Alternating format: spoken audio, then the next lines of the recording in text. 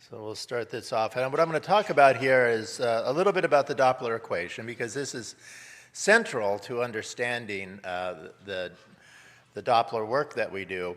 Then a little bit about some pitfalls, and then a couple of artifacts that arise when you use color power Doppler. You know, I would argue that if there's any one equation in all of radiology that you might want to remember, this is the one, because this actually has a lot of practical utility. What this tells you is how to tweak your machine if you're having trouble getting Doppler signal. So the sensitivity for the Doppler shift is directly proportional to the fundamental frequency. So if you go up in frequency, you should be able to detect slower flow. And it's directly proportional to the cosine theta. And to remind you that the cosine of 0 is 1, and the cosine of 90 is 0. So if you want that maximal Doppler experience, you want to be at 0 degrees incidence. You want to be on the train tracks while the train is coming at you. You will have the maximal Doppler experience before it hits you. And it's all over this speed of sound, which is a constant. So of all those things that you might remember, this one is worth remembering. And to remind you, the angle theta is the angle of incidence to the blood flow, and the F on the right side of that equation has to do with the fundamental frequency of the transducer. So a consequence of that is that the Doppler shift increases with increased incident frequency, increased reflector speed, which is of course what you're trying to measure, and decreased incident angle. You probably all know by now that the optimal angle is somewhat less than 60, because above 60 the variability of the measurement really becomes quite high. So let's talk about some of the pitfalls. And these I've selected really to talk about how Doppler can be improved if you're having trouble. So there is an inherent variability of Doppler measurements. Most of it's related to technique, I suppose, but there are instrument variabilities. People have looked at different machines and shown that you can get slightly different values with different machines. There are certainly physiologic differences in patients. Then vessel and plaque morphology can contribute to some of the variability that you see. So things as simple as gain setting can change what you will see, record, and measure. So here's an example of that. This is a gain setting that was changed from this one here to something much less, and you can see that if you took these at face value, and obviously this one is starting to get a little bit on the weak side, you could get a measurement difference of 15 or more centimeters per second. So optimal gain settings has consequences in spectral Doppler and those measurements, but also within color Doppler. And here I've changed 3 things. And again, I did this perhaps in an exaggerated way to make a point, but you can see that if you undergain, you will miss some of the flow around the wall. If you overgain, you can bleed out into the adjacent tissues, and this would be more optimally gained. So there are real consequences to all that. Here again, gain settings at 3 different settings, and you can see how radically that can change. So if you have a new sonographer and they're not getting flow, say in the portal vein, one of the things to be alert to is have they optimally gained, is the gain setting appropriate? And the way that I tend to do that is to turn up the color gain until you get those flurries like this down here, and then back off until you no longer have those. So another consequence of that would be, here's this in B mode. You can see that there's a lot of echoes in this, and the plaque here is somewhat obscured within this background of echoes. And here, this is the color Doppler, which I have turned to high, and I've actually obscured a good portion of that plaque. So it does have consequences. Here's another color gain settings that are changed, and you can see that the peak systolic velocity is measured in this sample here, somewhere around 54, and when you turn up the gain, you can get a change to 129. So I think that makes the point that gain settings are important and can be a source of interpretive error. Center stream sampling. Well, we know when we sample in the carotid artery, it's important to sample in the center stream, not too close to the wall, because then you'll pick up a lot of wonky wall movement. Here I put the Doppler cursor right against the wall, which of course you wouldn't do if you were paying attention. And you can see you start to get really unusual waveforms when you place the cursor, or the range gate rather, closer to the wall. You pick up that wall motion, whereas in center stream you get something quite different, so that even the appearance of the waveform changes. You can, if you open the range gate too high, and this again is sort of ridiculously high, but you know it makes the point. I've opened the range gate to encompass the entire carotid artery, and you get something that shows, well, I guess you could argue spectral broadening and an unusual waveform, because you're picking up that wall motion. Well, the way that the machine handles wall motion is there is a wall filter, and you can change that too. So you can filter too much out if you're so inclined. Here is the wall filter here, which you'll see representationally you'll see it as this band of blackness at the baseline. And here I've turned it up a little farther, and here even farther yet, and you can start to see how you can really remove essential parts of the waveform if the wall filter is set too high. Anybody who does Doppler knows of the importance of setting the Doppler angle correctly and how much that can change things. You may not be aware of just the magnitude of the change that even a relatively minor Doppler angle difference can be. So here's the Doppler angle appropriately set, and I'm getting a measurement at 144 centimeters per second. Here, this is really not far off. You know, it's not right, but it's not so terribly far off. And you can see that it's nearly 200 centimeters per second. So even relatively small maladjustments of the Doppler angle can lead to relatively large changes in the measured velocity. And here's a time-honored graph to how the accuracy of the measured waveform degrades above 60 degrees, and it does so rather rapidly. All right. Oh, one thing I might point out with this is if you are at 90 degrees, you often get these very strange triangular waveforms or diamond-shaped waveforms where you get representation above and below the baseline. And I think that's caused by probably one of two mechanisms. One, the machine doesn't know whether the blood flow is going towards or away from it, and so it will represent it on both sides. And secondly, remember that there is spread of the beam on both sides. So it is picking up some elements that are coming towards it, some blood elements that are leaving away from it. So this sort of diamond shape, if you get that waveform, you know you've got an angle problem. So keep that in mind. Here's a couple more examples of how important angle is. This is a measurement of the carotid without any angle adjustment. And you can see this is over 1,000 centimeters per second, which would certainly get anyone's attention. But if you put the angle correction on, it is something closer to 100, which is much more reasonable. But you can see why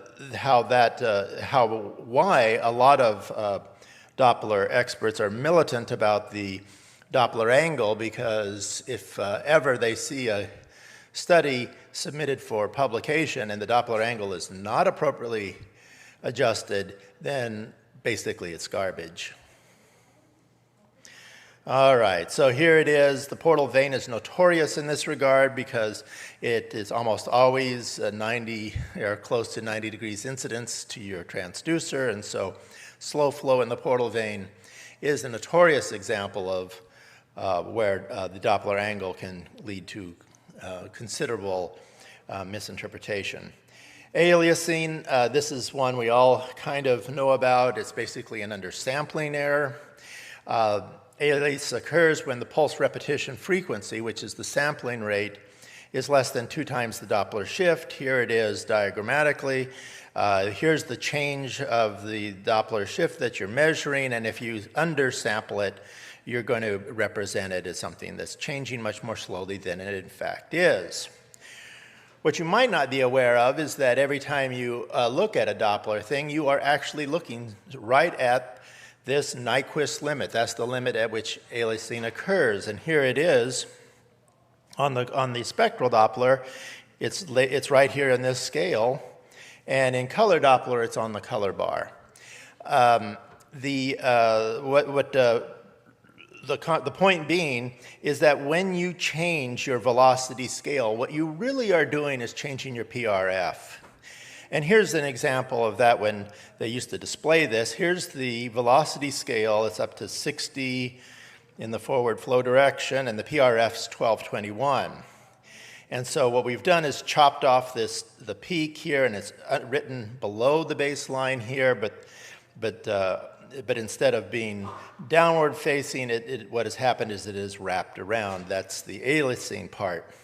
So if you change your velocity scale, which I've done here, suddenly I no longer get that truncation of the waveform, but rather I have it fully upright. But look at the pulse repetition frequency.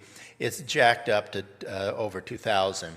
So what you're doing when you adjust that velocity scale is not just changing a scale, but you're actually changing your pulse repetition frequency. So how do you correct for aliasing? Well, there's a couple of ways. You can change the baseline, which assigns more of that scale to the forward flow. You can change the velocity scale, in which case you're changing the PRF. Or you could use a lower Doppler frequency or adjust your angle to a higher angle.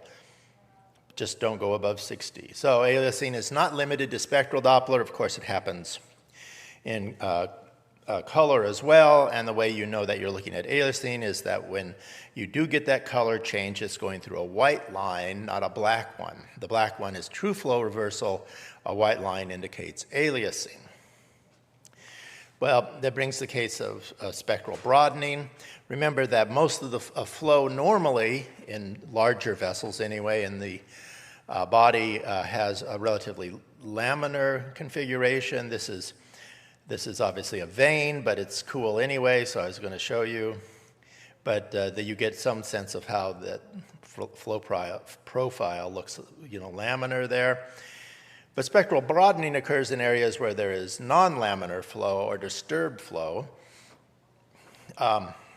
It's seen in areas where there are bifurcations, where there's disease, and it's also seen in smaller vessels. So this spectral broadening that we talk about is represented in the spectral Doppler waveform as this filling in of velocities underneath the envelope of peak systolic velocities, and so you get that sometimes called the acoustic window filling in.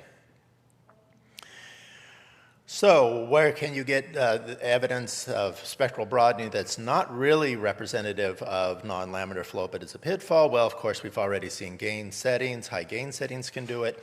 If you pick up wall motion, if you're not in the center stream, you can get a waveform that demonstrates spectral broadening, or when the vessel abruptly changes caliber or direction.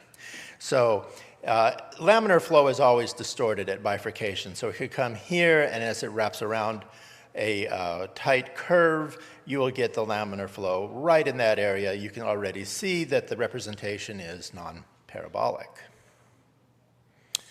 And in fact, the velocity in the outer portion of the vessel will be higher if you measure it than on the inner portion, and that's just good old physics, but the consequence of it is that measuring around an abrupt curvature is problematic for our machines. And as we all know, some of the vessels are extraordinarily tortuous, as they are in this case, and it gets very hard to know how to adjust your Doppler angle in a vessel that tortuous. One phenomenon that you may not be aware of, you might have seen, is something called helical flow. This happens around areas of bifurcation, sometimes areas of disease. And it's a really cool phenomenon. What you'll see is, if you're 90 degrees on it in transverse, you'll get a red and a blue. You'll get two different colors because this is flow that is spiraling. It is helical, like a barber pole. And if you angle your transducer radically up or back, you'll get a solid color because there's two vectors of movement here. There's the vector that, of course, is down longitudinally, the length of the vessel, but there's also the part that's spinning. So there's part of it that's coming at you and part of it that's going away from you in a true transverse. And what's really interesting about this is that if you go from side to side, you can get that color change from red to blue and red to blue, even in longitudinal, because it is, in fact, spiraling or spinning flow. Now, what you want to be sure of is that that's not a dissection, and it could be really confusing because here's a dissection here, here's a little thin band, and in a similar way you get different flow profiles, but it's not simply a change of direction. Usually in the setting of a dissection, the flow profiles will look radically different from side to side. So here's an example of it here in the false lumen. There's no way that that's a normal waveform in the ICA. So it's worth looking at the character of the waveform because that will help you distinguish helical flow, which is normal in some cases, and dissection, which is, of course, abnormal. Closely related to helical flow is something called boundary layer separation. And what that means in the world of hemodynamics is that when you get areas of laminar flow, but then you have an abrupt change either in direction or behind some sort of obstacle, you can get eddy currents behind it. And the slower boundary layer can in fact reverse. So here it is. Here's the parabolic or laminar flow that we spoke of. It's slower close to the wall. It's faster in the center stream. So any point where this bulk flow is going to slow, like say it reaches the capacious ICA bulb, then all the elements of that flow are going to slow down, and that portion of the flow, the boundary layer, can in fact reverse. And this was described fairly early on in the world of Doppler, but you get up to the bulb, and if you sample at the edge of the bulb, you'll get true flow reversal. That's not aliasing, because look, it's going through a black line. So that's true flow reversal that you can see at the edges of capacious or widening areas or behind disease. So boundary layer separation is a real phenomenon. You will see it. Don't sample. You will not get meaningful results in that area. Here's an example of a very similar sort of eddy current around an ulceration. A couple more things to say about pitfalls, and that one would be abnormalities that come from measurements.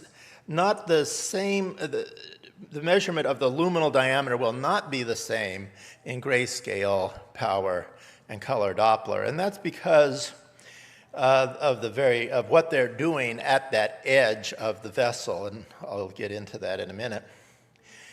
We don't tend to measure diameters of stenosis, but there has been some enthusiasm for what's something called a minimal residual lumen, or measuring how much there is left. And if I remember correctly, if it was 0.6 or below, that indicated critical stenosis.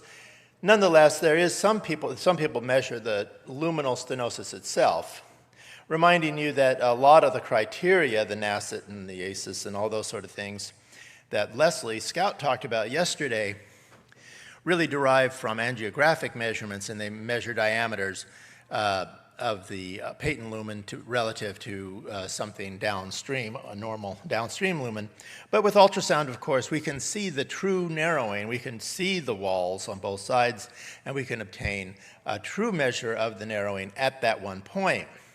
Well, if you're a fan of that sort of thing, you have to be a little bit careful. One we have already alluded to is that's the wall filter. If you set that too high, you will narrow your estimate of the patent lumen. But also, if you choose color or power or grayscale, you'll get different numbers. And here's an example of that. This is color Doppler, this is power Doppler. And you can see that the color Doppler looks wider. You would measure this would be wider than if you measured it in power. Well, which one is the more accurate? Well, the answer is the power is more accurate. And the reason for that is that power Doppler, which measures the intensity of the returning signal, is what's known as a continuous boundary discriminator. It can show you, the intensity of the representation decreases as you approach the boundary.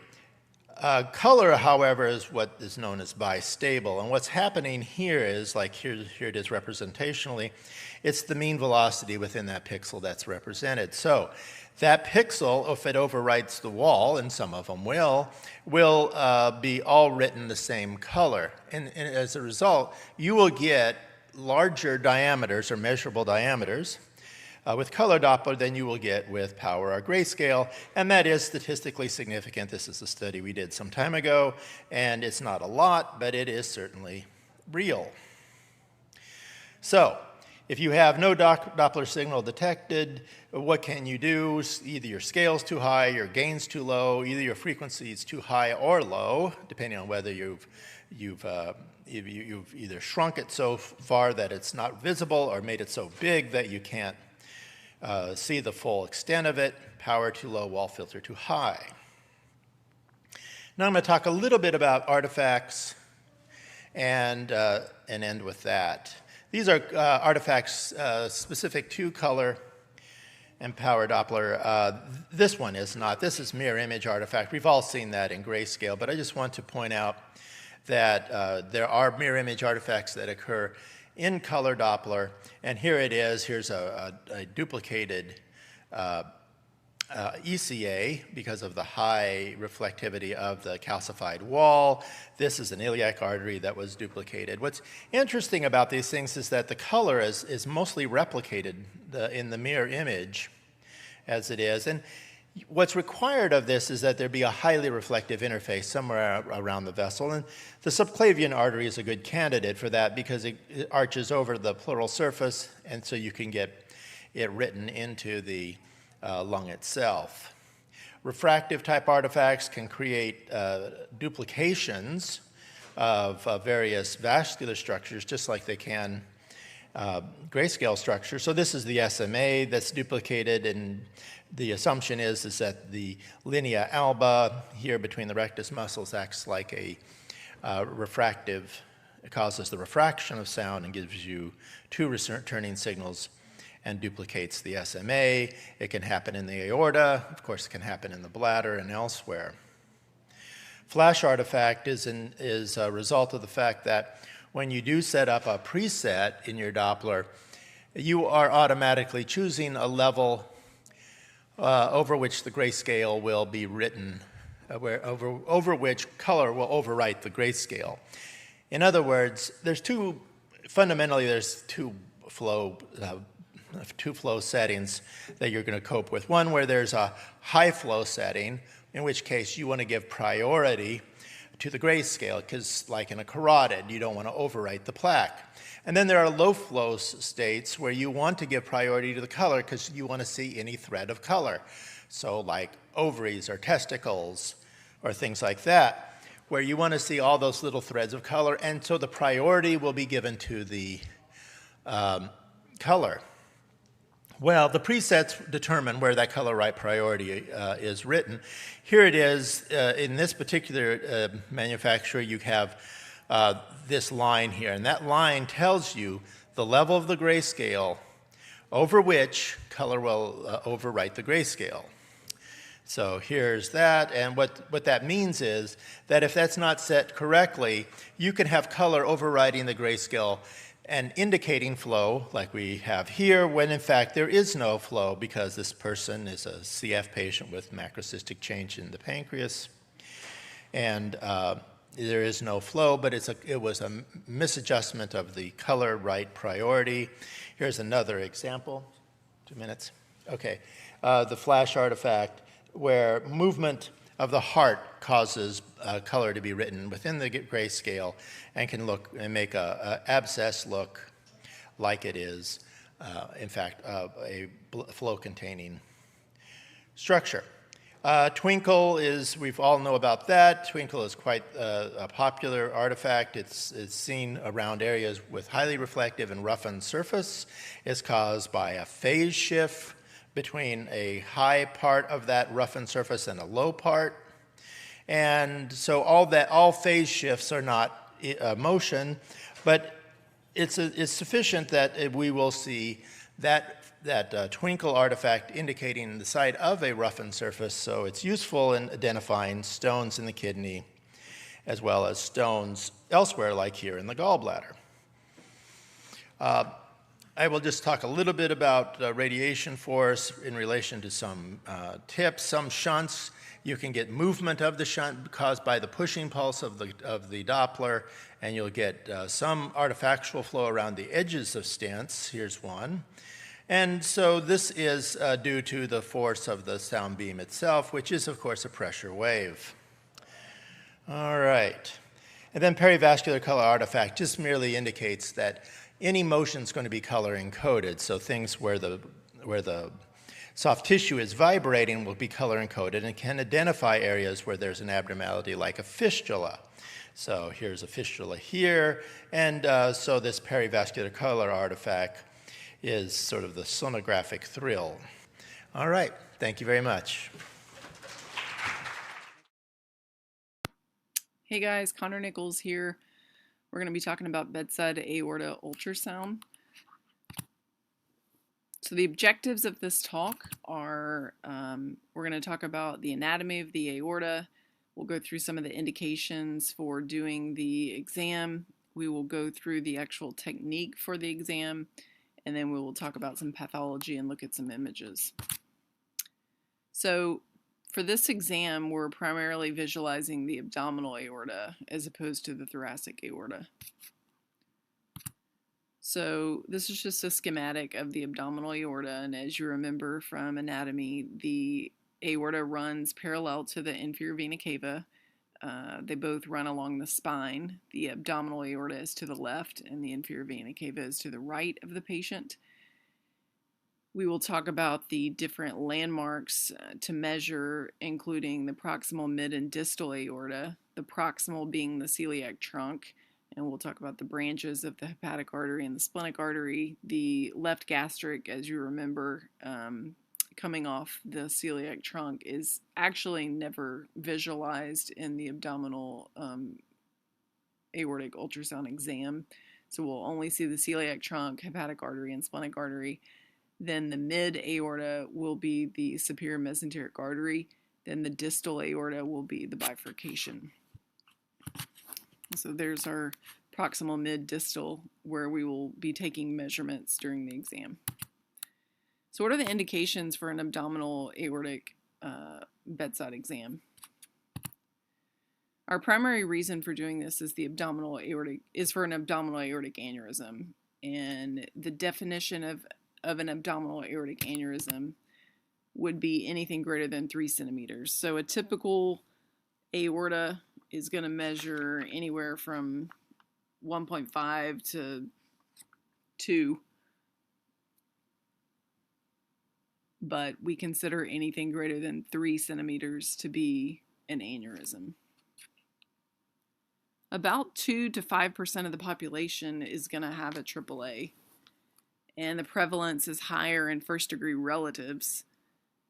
It's also about 4 times higher in men than in women, and there are other risk factors like smoking, hypertension, high cholesterol, atherosclerotic disease. And the a AAA rupture is directly related to the largest diameter of the aneurysm, and it increases each year or as the aneurysm gets larger. Women usually are at higher risk of rupture than men are, even with the same size aneurysm. And unfortunately, most people are completely asymptomatic until the aneurysm ruptures. So it's not like they come in with this diagnosis telling you, oh, by the way, doctor, I have, an enlarged aorta and I'm concerned about it. They just come in with their symptoms and you have to figure out what's going on from there. So different types of aneurysms. We have our normal intima media adventitia, which are the layers of the aorta, and then we have our true aneurysm, which involves all three layers, and then a false aneurysm would only involve the outer layers. And then a dissection obviously is not what we're talking about, but that's when you create two lumens, and this can be picked up on ultrasound, but it's not the definitive test for that. And then there's also fusiform aneurysms and saccular aneurysms. Fusiform would be the entire three layers, dilating the entire diameter circumferentially of the aorta, whereas a saccular aneurysm would be like an outpouching, like a grape on the side of the aorta. So if you remember from medical school, the classic triad of abdominal aortic aneurysm: abdominal pain or flank pain, palpable abdominal mass, and hypotension. So anybody have any idea about how often this occurs? How often do patients present with all three of these symptoms who actually have an abdominal aortic aneurysm? It's going to be very minimal. Less than 25% of the time, people are going to present with all three of these symptoms. About 50% of the time, people will have hypotension. Even less palpable mass. I think it's less than 20% would have a palpable mass. And even I've had people come in saying they have a palpable mass. I mean, I can feel my own aorta lying in bed, and it's definitely palpable. So depends on the body habitus of the patient as well. And it doesn't necessarily mean that they have an aneurysm.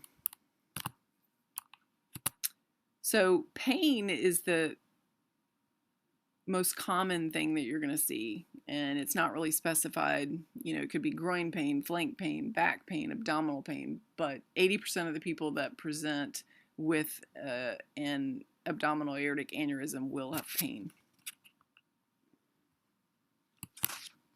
So what are some of the other indications for doing this exam, other than those three things in the classic triad?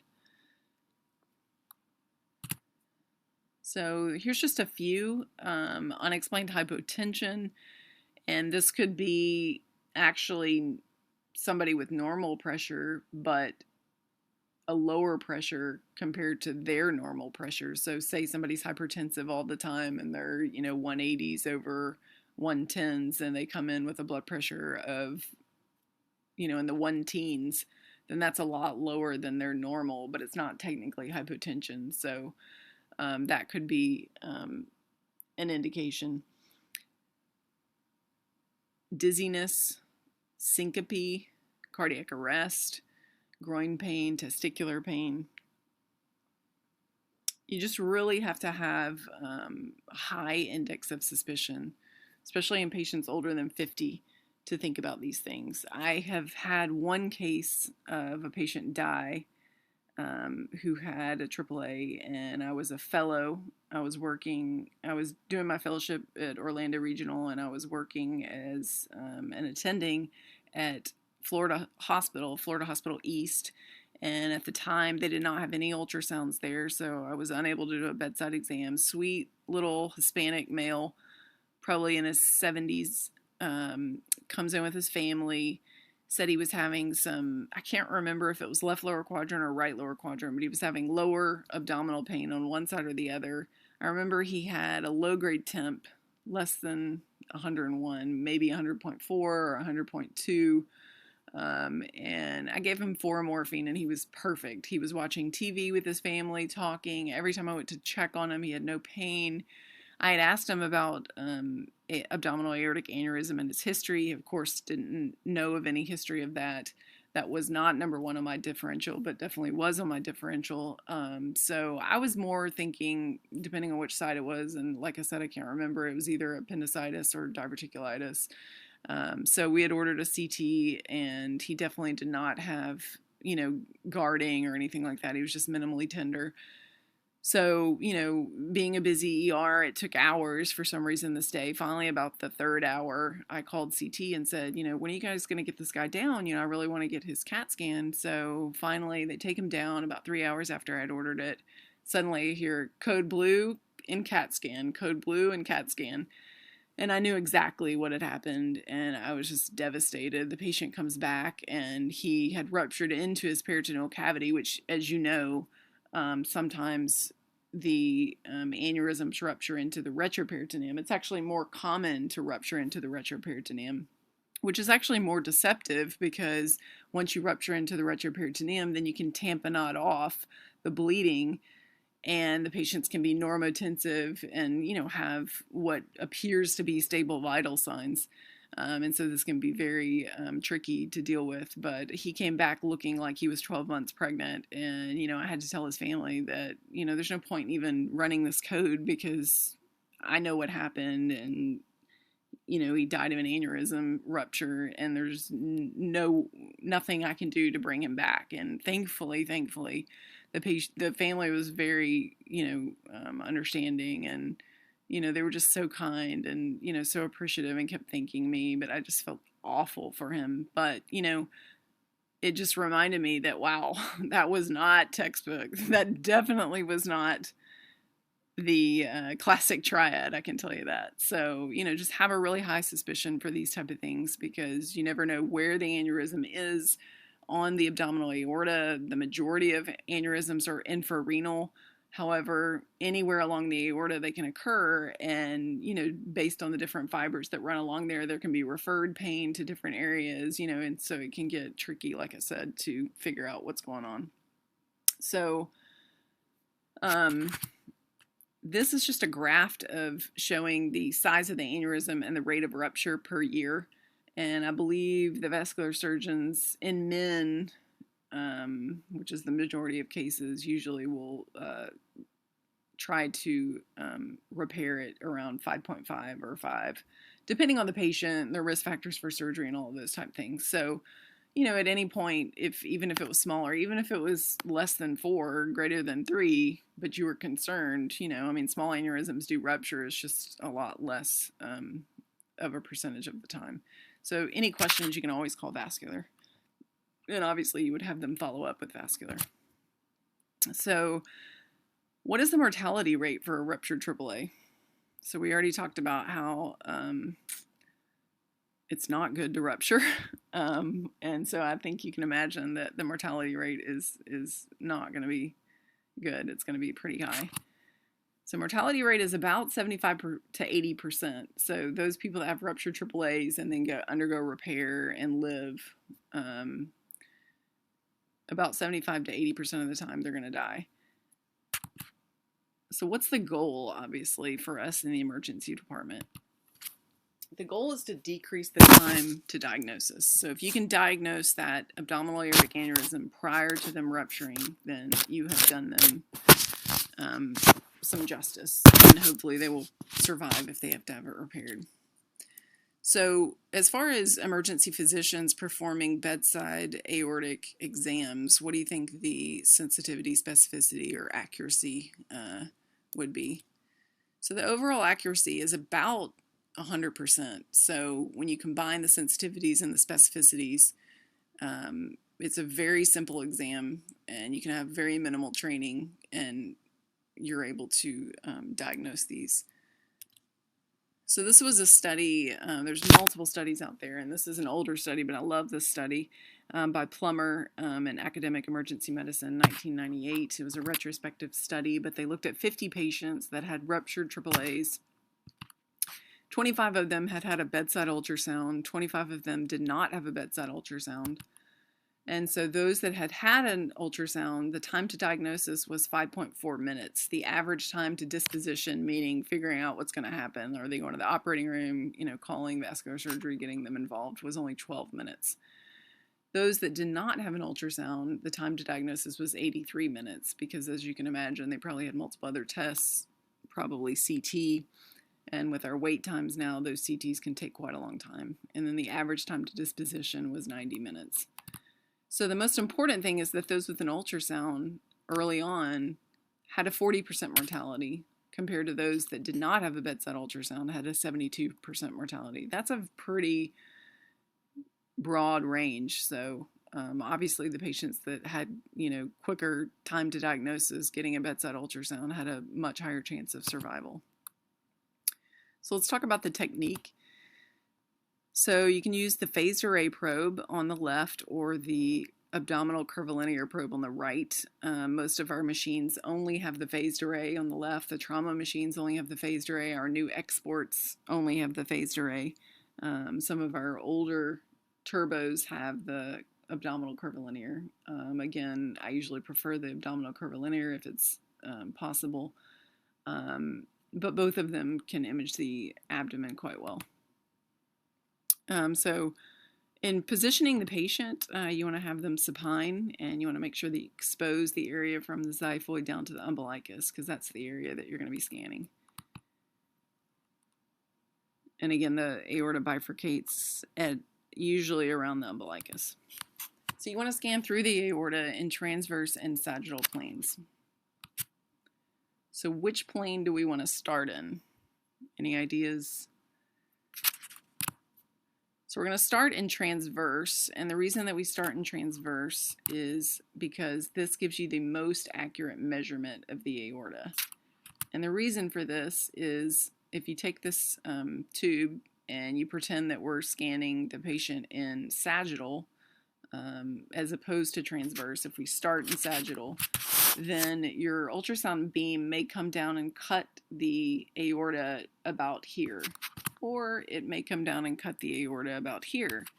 If you take these diameters and measuring them, they're obviously quite different. So this is called cylinder tangent error, and you don't want to make this mistake. So in order to get the most accurate, quickest measurement of the aorta, especially when you're worried that the patient has an abdominal aortic aneurysm, we start with transverse because it gives you a face-on view of all the diameters of the aorta, or entire circumference of the aorta, I should say. So starting in transverse, we're going to be all the way up into the xiphoid area as high as we can go, while keeping the transducer perpendicular to the patient, your indicators to the patient's right. And so what is the landmark for finding the aorta? I talked about it at the beginning when we talked about where the IVC and the aorta ran. So the spine is our landmark. So you want to find the spine first, and that will allow you to better find the aorta and the IVC. So again, we have our patient supine, we're up in the subxiphoid area, and then this would be the image that you're getting on the right. So just to zoom in on that, we'll look at spine, which gives you a clean shadow because it's a bone. The IVC is on the left side, and then the aorta is right above that. And you can see all of the edges of the aorta, and that would give you the most accurate measurement. So you want to visualize and measure the aorta at each segment. So like we talked about, the proximal, mid, and distal. So when you do a measurement in transverse, you're going to measure perpendicular, two measurements perpendicular to each other, and you want to make sure that you measure on the outside of the calcification. So you look for the bright white, and you measure on the outside of that. And as you can see down here, A and B, it's not greater than 3 centimeters in this particular case. So our first, or proximal aorta, is the celiac trunk. So again, we are in transverse. The only difference in this one is a lot of times when you have the transducer exactly like it's being held in this picture, you're looking at the SMA. So in order to look at the celiac axis, sometimes you have to tilt the probe up slightly like this. So this would be a great view of the celiac axis with our hepatic artery and splenic artery. This is beautiful. This is not what you're going to see every time, but I at least want you to have the picture in your mind. You can see over to the right side of the image that twinkling. That's a great example of bowel gas and dirty shadows, unlike what you see behind the spine. So spine, aorta, celiac trunk, hepatic. On the left, the green is hepatic, and then the right is splenic. And the hepatic and splenic just make something called the seagull sign that looks like a bird. This is just an example of a more real life, not pretty celiac trunk. And as you can see right by the liver to the left right there, it's kind of leaning over to the side. So here would be the example of that. So celiac, and you can see the spine below with the bright white, and then the aorta is not, all the walls are not visible in the aorta, but you can see where it starts there, right above the spine. So our mid-aorta would be superior mesenteric artery. So again, pretty much we just stand it straight up rather than looking up, and it's just remarkable how close the celiac axis and the SMA are. So it almost looks like they share the same trunk in some instances, although they don't, but they're very, very close in approximation. You can sometimes get them in the same cut. So looking there,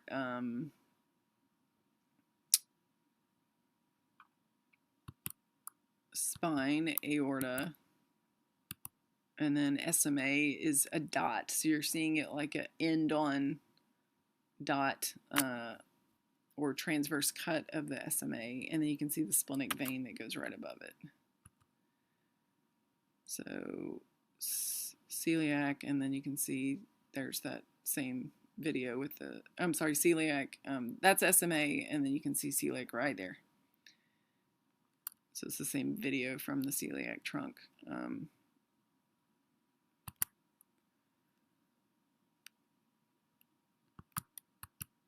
So I just want to show you a lot of images so you're able to kind of get in your mind where everything is. And the good thing about us doing these voiceovers is that these lectures will be available to you at all times. So that'll be nice because then you can go back and review them. And, you know, it's not like you've only seen it one time and then don't have access to it.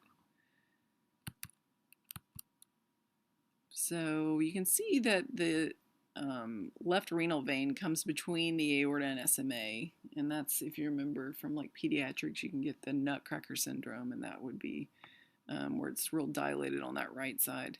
I guess the left side of the patient, right side of the image. But you can see it's definitely a vein. It's attached to the IVC, and then you can see the splenic vein, and I just drew that little tiny line because it looks like it's compressed on that side, but I wanted you to realize that those green things are all one vessel. So dirty shadow from bowel, again, another image. Pancreas lies right above the splenic vein, so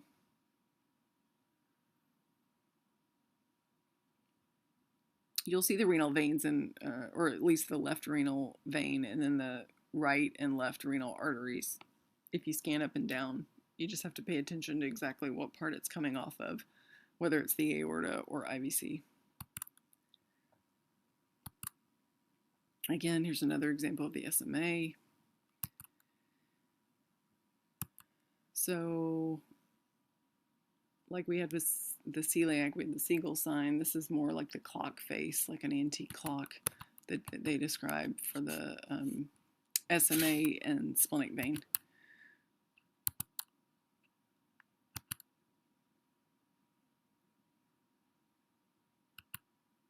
And then the bifurcation is the distal aorta.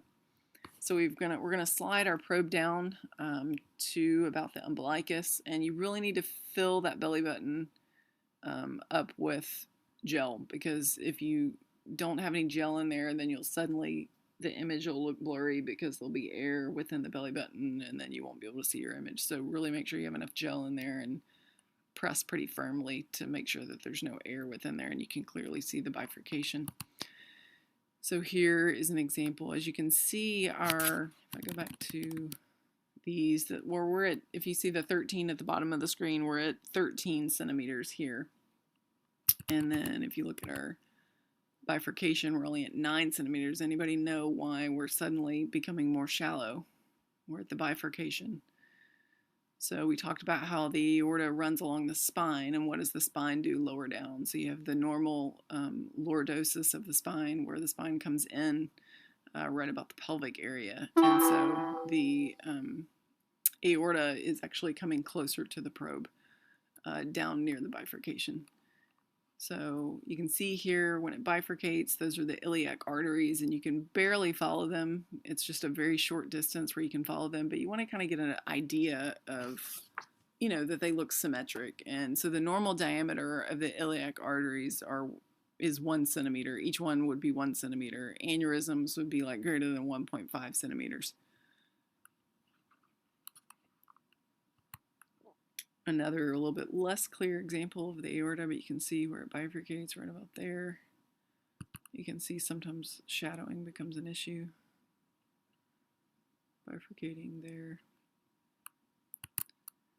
Okay, so now that we have scanned the aorta and transverse, we're going to go back and scan the aorta and sagittal. So we go back to the subxiphoid area, indicators towards the head, rock up into the subxiphoid area, and you're going to get a great view of the aorta.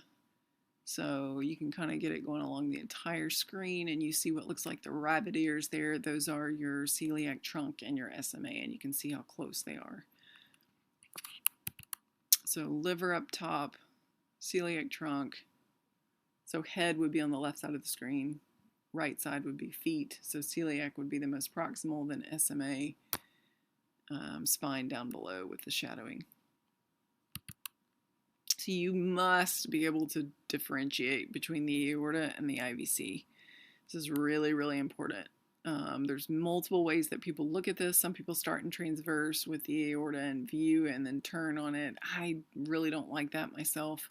I think Dr. Flock does that, but I just seem to lose my orientation. So for me, I usually rock up in the epigastric area. I find what I believe is the aorta or IVC, either one. I try to find what I believe is the aorta, and then I just look to the patient's right to visualize the IVC, which is going to be more floppy and compressible, and you should see liver on both sides of it initially up, towards the heart. And then if you rotate or fan more towards the patient's left side, then you'll again look at the aorta. And so you can differentiate between the two. They're both going to pulsate. It's just the IVC is a floppier pulse than the aorta. You just don't want to lose it as you're scanning down because you don't want to be measuring the IVC instead of the aorta. So I know this is a grainy image, but let me try to orient you. So the heart is kind of at the right bottom of the screen beating. And then the anechoic area line kind of coming off to the left of that is the IVC, and you can see liver on both sides. And then right there is aorta, back to IVC. You can see the first hepatic branch coming off. And I just barely show you aorta for a few seconds, but you can see how floppy the IVC is. There's aorta, IVC. So this is the IVC. So you can see liver on both sides. So this is the same image, but I'm just focusing on IVC, and you can see how floppy it is and compressible. And then this is an image.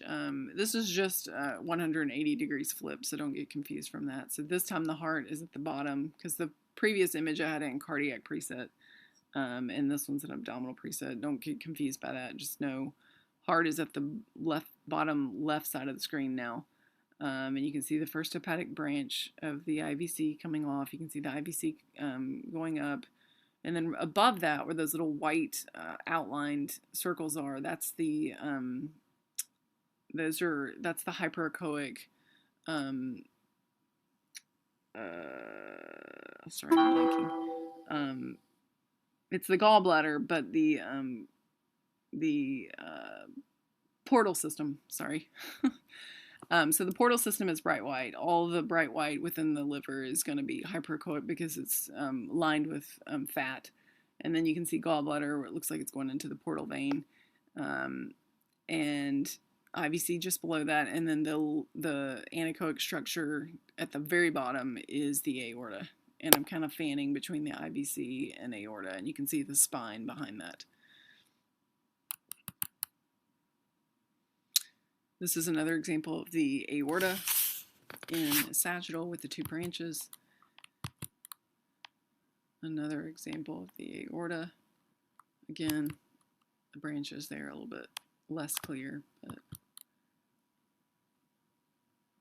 again, this is the aorta. You can see the branches coming in and out. So you want to slide down following it and keeping it in view, just kind of fanning right to left while always keeping it in view as you go down to the umbilicus. You can take measurements along the way, and you want to kind of keep them, in diagonal. Again, remember how we said that the aorta becomes more shallow, so you can see that's why it's diagonal, head being at the left side of the screen, feet being at the right side, and it's coming closer to the top of the screen, which would be where the probe is touching. Just another example of the sagittal aorta and coming down to the bifurcation. And this is a beautiful example of a bifurcation. It definitely does not always look like this, but I just wanted to show you how you can see the bifurcation there. Normally you will just see the aorta coming, and then it just kind of disappears.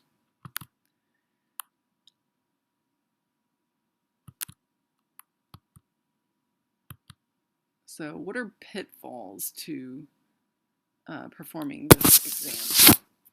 So there's a few, and we've kind of talked about them, but bowel gas. Bowel gas is definitely an issue, especially in more obese patients when you have, kind of a longer distance to get to the aorta. So there's a couple of remedies. One is firm pressure, firm, steady pressure in the exact same position and just waiting. Or you can turn the patient in the left lateral or right lateral decubitus and try to find the aorta from there, and that might help the bowel gas get out of the way. But a lot of our patients are unable to turn. Obesity, again, firm pressure. And there are different, like on the new export, there's two bodies to the bottom right of the screen. One is a fat-looking body and one's a skinny-looking body. And those are just the different body habituses, whatever the term is. But so if you're doing an exam on a fluffy patient, then you want to choose the fatter image, and that just changes the penetration on the screen. And you can do the same thing with the turbo, just changing the residual to like general penetrating. It's up on the bottom of the screen on the left, we'll be toggling through the buttons. But sometimes that will help you get a better view. And then IVC versus aorta, which is what we just talked about. And then obviously faulty measurements. So faulty measurements is a pretty serious thing, something you don't want to do. And we're going to look at a few of those in the next cases. But when you have an abdominal aortic aneurysm, when it gets really large, you tend to get a mural thrombus. And the mural thrombus is hypoechoic, and as opposed to the lumen is anechoic, like where the blood is actually flowing, and then you have this mural thrombus, both obviously within the aorta.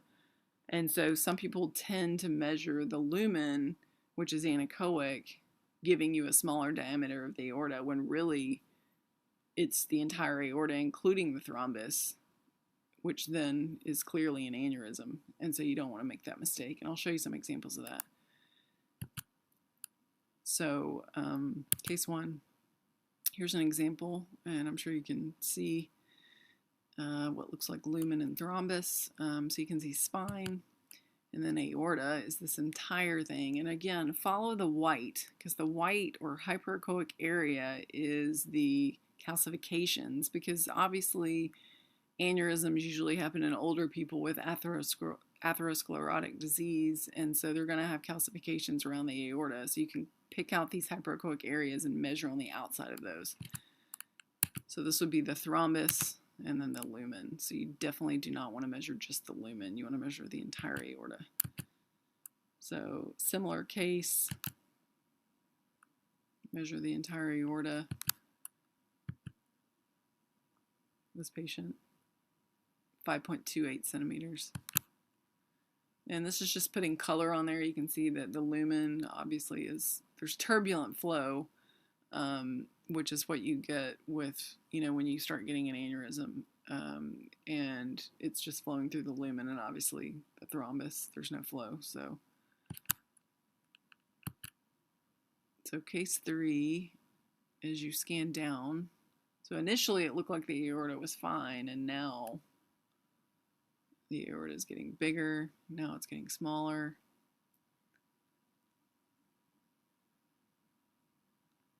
And you can see the calcifications. And then there's a thrombus right there at the top.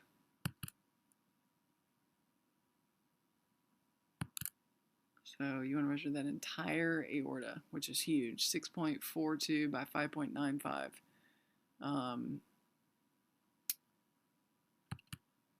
And then this would be measuring the same patient in longitudinal. So we're scanning through in long, and it gets difficult when they get older because the aorta can become very tortuous. So it's hard to stay right in the center. But in scanning through, you can see that mural thrombus and then the lumen there. And then another example of an enlarged aorta. Again, thrombus and lumen, very irregularly shaped. This is just a CT cut where you can see the entire aorta, and then you see the lumen, which could be very deceptive because you would want to measure that lumen, which is where that dye is, that's perfectly circular there, which looks normal. But if you look back behind it, that's thrombus, and then you want to measure all the calcification. So you don't want to miss that. That's a huge aneurysm. Again, same thing, thrombus circumferentially with lumen in the middle, but you want to measure the entire aorta. Same thing. How many times can we go over this? But it's the most important part of doing an abdominal aortic scan, because this is what you're looking for is an aneurysm, and then you don't want to not be able to measure it correctly. This again is longitudinal. You can see that fusiform aneurysm, and then it becomes small again, and it's normal diameter, kind of on either right and left of the screen, but it's large in the center. And this is kind of a crazy case. You can see the Siegel sign right there, celiac axis, and then you also see the SMA right below it. And then aorta down with the little floppy thing in the middle. So what's the floppy thing in the middle? So the aorta sitting on top of the spine.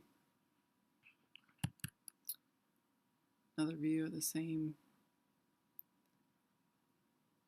You can see those calcifications at the top of that big thrombus.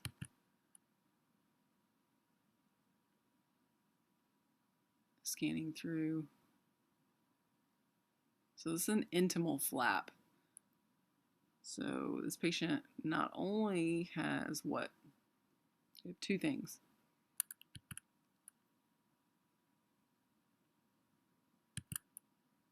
This is in longitudinal. Again, you see that floppy thing in the middle. Measuring in longitudinal in different areas. You can tell the measurements change. So this patient has a dissection and a AAA, which is pretty uncommon, but thought it was a pretty cool case. I wanted to include. So again, you can pick up dissections, but it's not really the indicated reason that we do the study. It's not the gold standard for picking up dissections, but you can pick them up. The gold standard would be CT. So hope you guys aren't asleep by now, but this is my Truman Oliver Nichols, aka Ton. If you have any questions on aorta, email me, cnichols@ufl.edu. Thanks.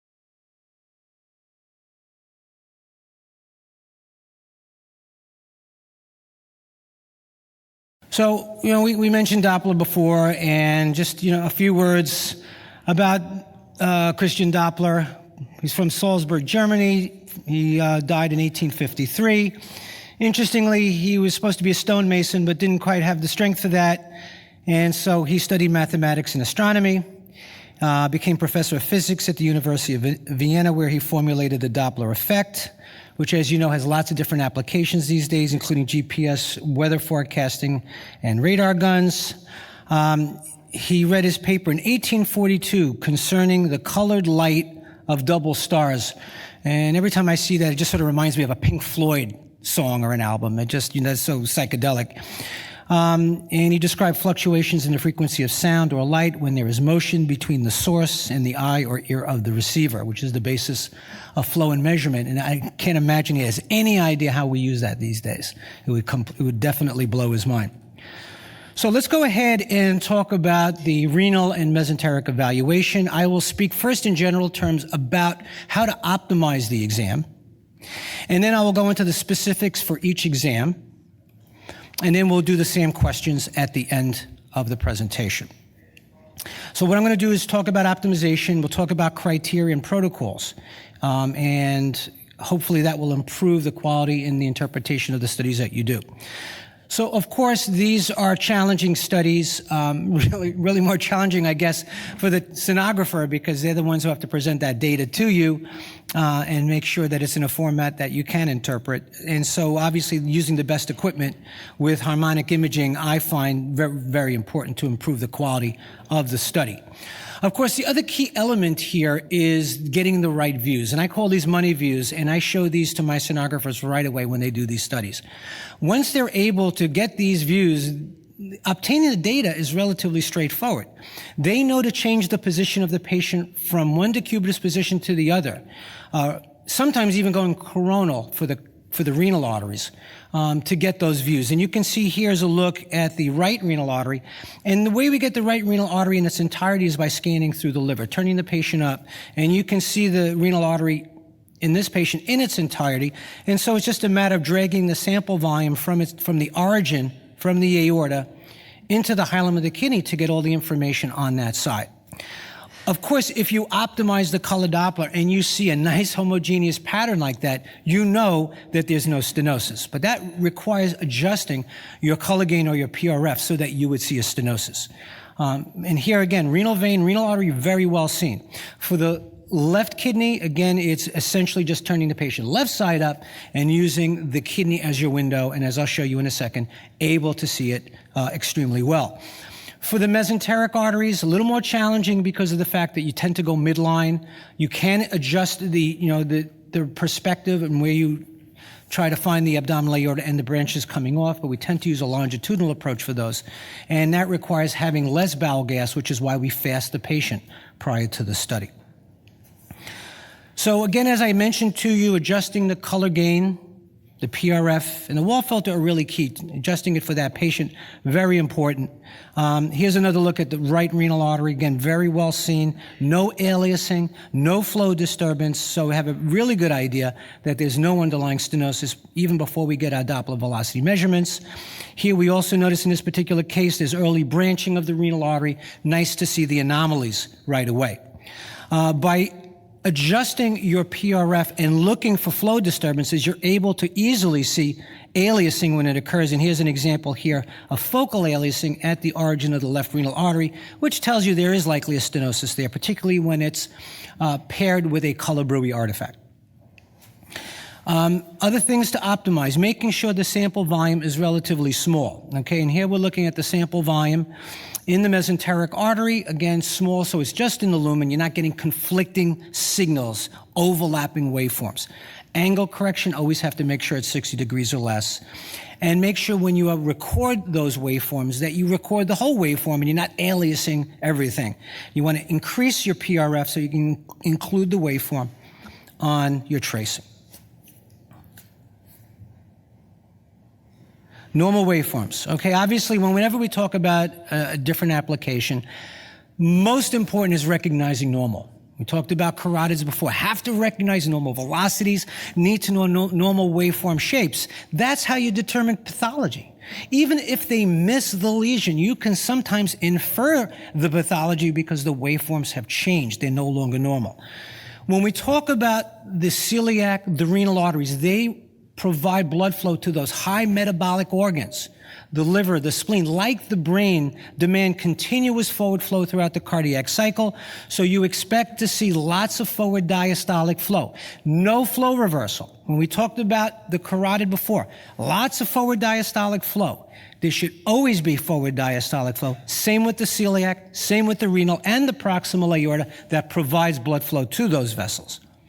And we contrast that with the mesenteric arteries, the SMA and the IMA, which are high resistance in the fasting state.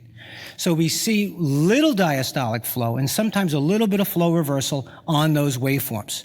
And that's exactly what we see in the distal aorta, because distal aorta is providing blood flow to the extremities. And as we'll see in some of our other cases today, high resistance flow, triphasic waveforms are the normal flow pattern in the peripheral arteries.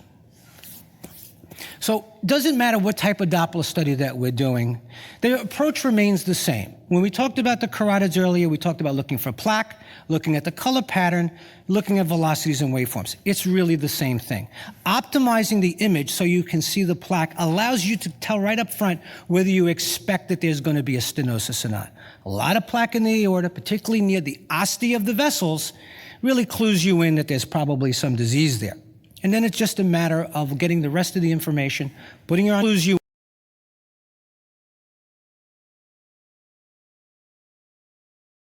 in that there's probably some disease there.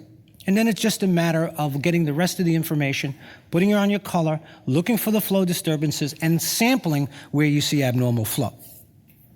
Some quick examples here, looking at the renal artery, seeing plaque. Even here, it's relatively hypoechoic plaque, good resolution. Seeing the plaque, seeing the narrowing, even before you put the color on, allows you to make a determination there's going to be something there. And also looking for other things, looking for evidence of dissection, looking for a flap, looking for fluid around the aorta, looking for other things that are abnormal, like an aneurysm, all important parts of the exam. Turn the color on. And here in this case here, we can see that there's stenosis in the celiac artery, there's narrowing, there's aliasing. Like I said, with a high-grade stenosis, you'll see color bruit artifact, and it allows you to be fairly certain you have an abnormality, usually flow-reducing lesion. If it's occluded, you optimize it, look for the absence of flow, and you can also look for collateral vessels, which confirms to you, again, that there's a problem there. When you see the collaterals and no flow in the main vessel, clearly then that means that it's occluded. The criteria, just like with the carotid, we say the main velocity criterion, the peak systolic velocity, is where we start. But we augment that by looking at the ratio and by looking at the waveforms. And I find that by combining those, you really have a high accuracy. It's the same principle. Don't rely just on the numbers. Put the whole picture together. You've looked at the grayscale, you've looked at the color. Now you have these other features that will confirm for you that it's a significant stenosis. By combining that information, you're going to have a very high accuracy. In general, for the celiac, for the IMA, for the renal, we use a velocity cutoff of 200 centimeters per second. The only exception is the SMA, where 275 works better. Bear in mind, as we said before, velocity cutoffs don't work for all patients, particularly very old patients or very young patients. As we said before, younger patients typically have normally high velocities that may be surpassing the threshold. Very old patients with cardiac disease may have relatively low velocities, which may not make the cutoff for you to decide it's a significant lesion. Which is why we like to incorporate velocity ratios. When you have very high flow or very low flow, the ratios can help you in those situations. And when that ratio is greater than 3-to-1 or 4-to-1, then you can now start to be very suspicious. It's flow reducing. And the icing on the cake are these post-stenotic waveforms. This shaggy waveform, that sort of picket fence appearance that you get in the post-stenotic area, is the confirmation that it's flow reducing. We see these distal to just about every significant stenosis. We say it's bidirectional because, as I mentioned before, when those red blood cells come spilling out of the stenosis, they're moving at different velocities in different directions, giving you that chaotic appearance. So, some people call it shaggy picket fence. My friends at Cleveland Clinic call it Bart Simpson hair. It all looks the same. And in general, they tend to have very low velocities because as they shoot out, not only are they losing energy, they're losing pressure and they're losing velocity. So you can go from a very high velocity waveform in a stenosis to this turbulent low velocity waveform in the poststenotic space. Now, we also mentioned tardus parvus waveforms, and that's that slow rise to systole that we see in the poststenotic area. Now, this is typically a little bit further down from that poststenotic signal. The poststenotic signal is that shaggy one. And if you go further downstream, then you start to see that the red blood cells start to reform that flow pattern, but it has that slow rise to systole. And you learn to recognize that. You can do that by calculating acceleration time or acceleration index. But in general, I just have my sonographers and my docs look at the waveforms. I want them to look for that TP shape, and when they see that, then they know that it's a tardus parvus waveform. They can calculate it, but I don't find that that's necessarily reproducible, and I want to train their eyes to look for those waveforms. Here I borrowed from an article from ultrasound clinics, and you can see that with increasing severity of disease, you can see that there's prolongation of that delay. So the first waveform is the normal one, the rapid systolic upstroke, perpendicular to the baseline. And as you get with increasing stenosis, you start to see delay until it's finally completely rounded with a very tight stenosis. Okay, and here's just another example. Here's a patient with a celiac stenosis. The velocity is very high in the stenosis, and as I move it just a couple of millimeters downstream, you can see now it's a disorganized flow pattern. The velocities have come right down. I've got a bidirectional signal with a shaggy pattern. Always look for that. Always make sure your sonographers continue to move the sample volume, because if you get a borderline velocity, say you're looking at a celiac and they give you 210, it's right at the borderline. So you're not going to be sure. So you say, well, what's the velocity in the aorta? So you can compare it. Well, if that's 180, that's probably not a stenosis.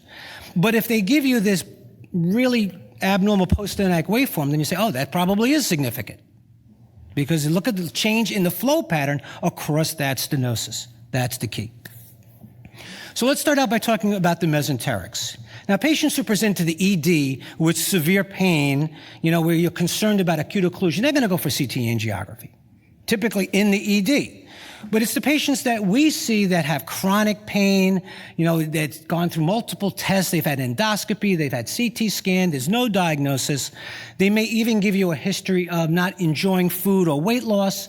Then those are the patients that have come to you for the mesenteric exam. And, some will give you the classic history, some will just give you this history of chronic pain.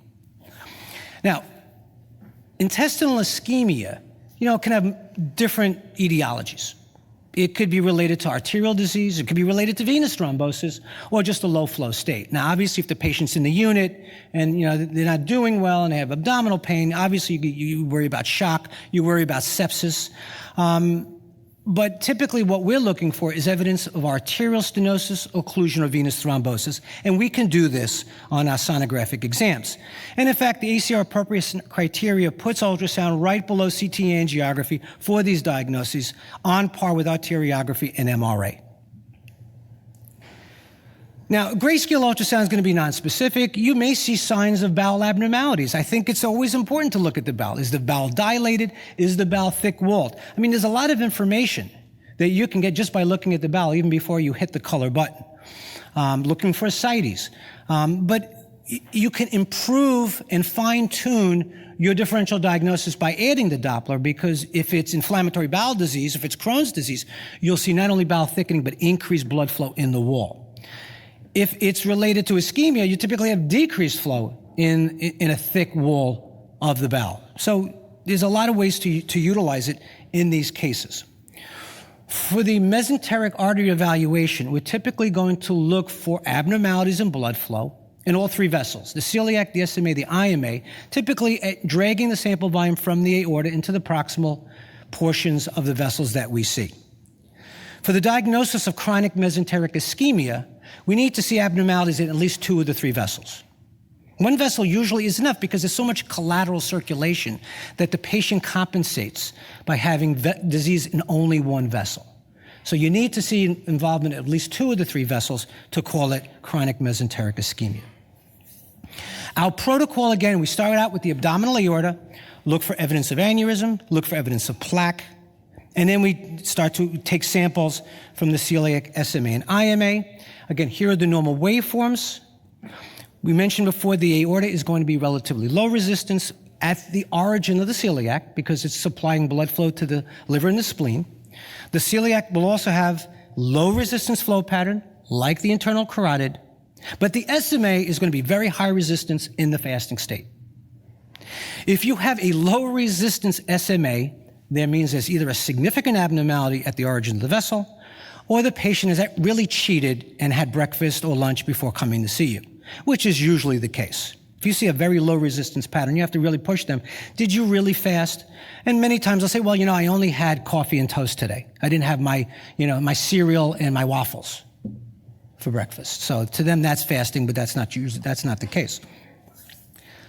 Normal velocity measurements, okay? So we said for the ICA, it's 60 to 100 centimeters per second, and we tend to be in the same range, maybe a little bit higher for the mesenteric artery. So the celiac is about 100 centimeters per second, a little bit higher for the SMA and the IMA, which is why we have that higher cutoff of 275 for the SMA. So for a flow-reducing lesion, we say the velocity cutoffs are 200 for the celiac and the IMA, 275 from the SMA. That comes from work that was done long ago by Greg Mineta from the University of Oregon, and that work has held up. Now, I did some work looking at the IMA because I felt the IMA was neglected, and yet you can see the IMA. The IMA is not hard to find if you look for it. The way you find the IMA is by going in a transverse plane down from the celiac, and the SMA, and then you see the renals coming off, and if you continue down inferiorly, you'll see the IMA coming off to the left. It's right there. And if there's significant mesenteric disease, the IMA is hypertrophied and even easier to see. And we came up with the velocity cutoff of 200 centimeters per second. So some years ago, we did a Doppler review of 205 patients, trying to see which of the Doppler criteria worked the best in this examination. So we looked at the peak systolic velocity, we looked at the mesenteric aortic ratio, and we looked at the end diastolic velocity because these are the criteria that are out in the literature. And we found that the best measurement, as we would suspect, just like from our other Doppler studies, is the peak systolic velocity. It performs the best. And that the ratio has a higher specificity, but then it has a sensitivity. So we start out with the velocity, and then we look at some of the other parameters that we talked about. And in terms of diagnosing chronic mesenteric ischemia, the peak systolic velocity performs the best, and we had a 93% accuracy for that diagnosis. So these are the recommended criteria that we use, which we've already mentioned. Look at the velocity, do the ratio in your head, and then look at the waveforms to see if there is a flow-reducing lesion there. And by combining these features, you should have a pretty high accuracy with this diagnosis. Color Doppler will show you the aliasing, the Bruy artifacts. The pulse Doppler will give you the high velocities, abnormal ratio, and the poststenotic turbulence with the tardus parvus waveforms. Here's a 68-year-old presenting with abdominal pain. The celiac has a velocity of 131, so that's in the normal range. The SMA is elevated at 400. And here you can see the Bruy artifact right at the origin of the SMA. And then we go to the IMA. That velocity is also elevated, and you can see here the abnormal flow in the IMA compared to the aorta, which is in the normal range. So you have 2-vessel disease. It's classic chronic mesenteric ischemia. Now, there are a number of pitfalls, just like with any study, and I already mentioned the postprandial state.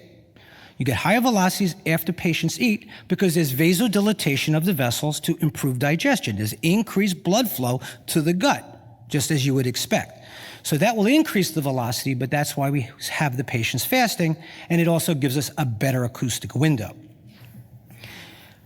Other things to think about: vessel tortuosity, aneurysmal dilatation. aortic stenosis. These will all be confounding elements. And there's ways to sort through all of these things. The one I want to focus on here is the median arcuate ligament syndrome. I'm sure most of you heard of this before.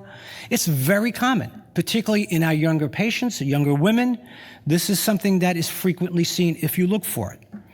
This is caused by a leaflet of the diaphragm that compresses the celiac at expiration. You can see here on the MRA, the indentation that occurs across the top of the celiac near its origin, which obviously will elevate the velocity. But that's only seen in expiration. If you have the patient breathe normally or take in a breath, you see that that velocity is usually relieved and the velocities come back into the normal range.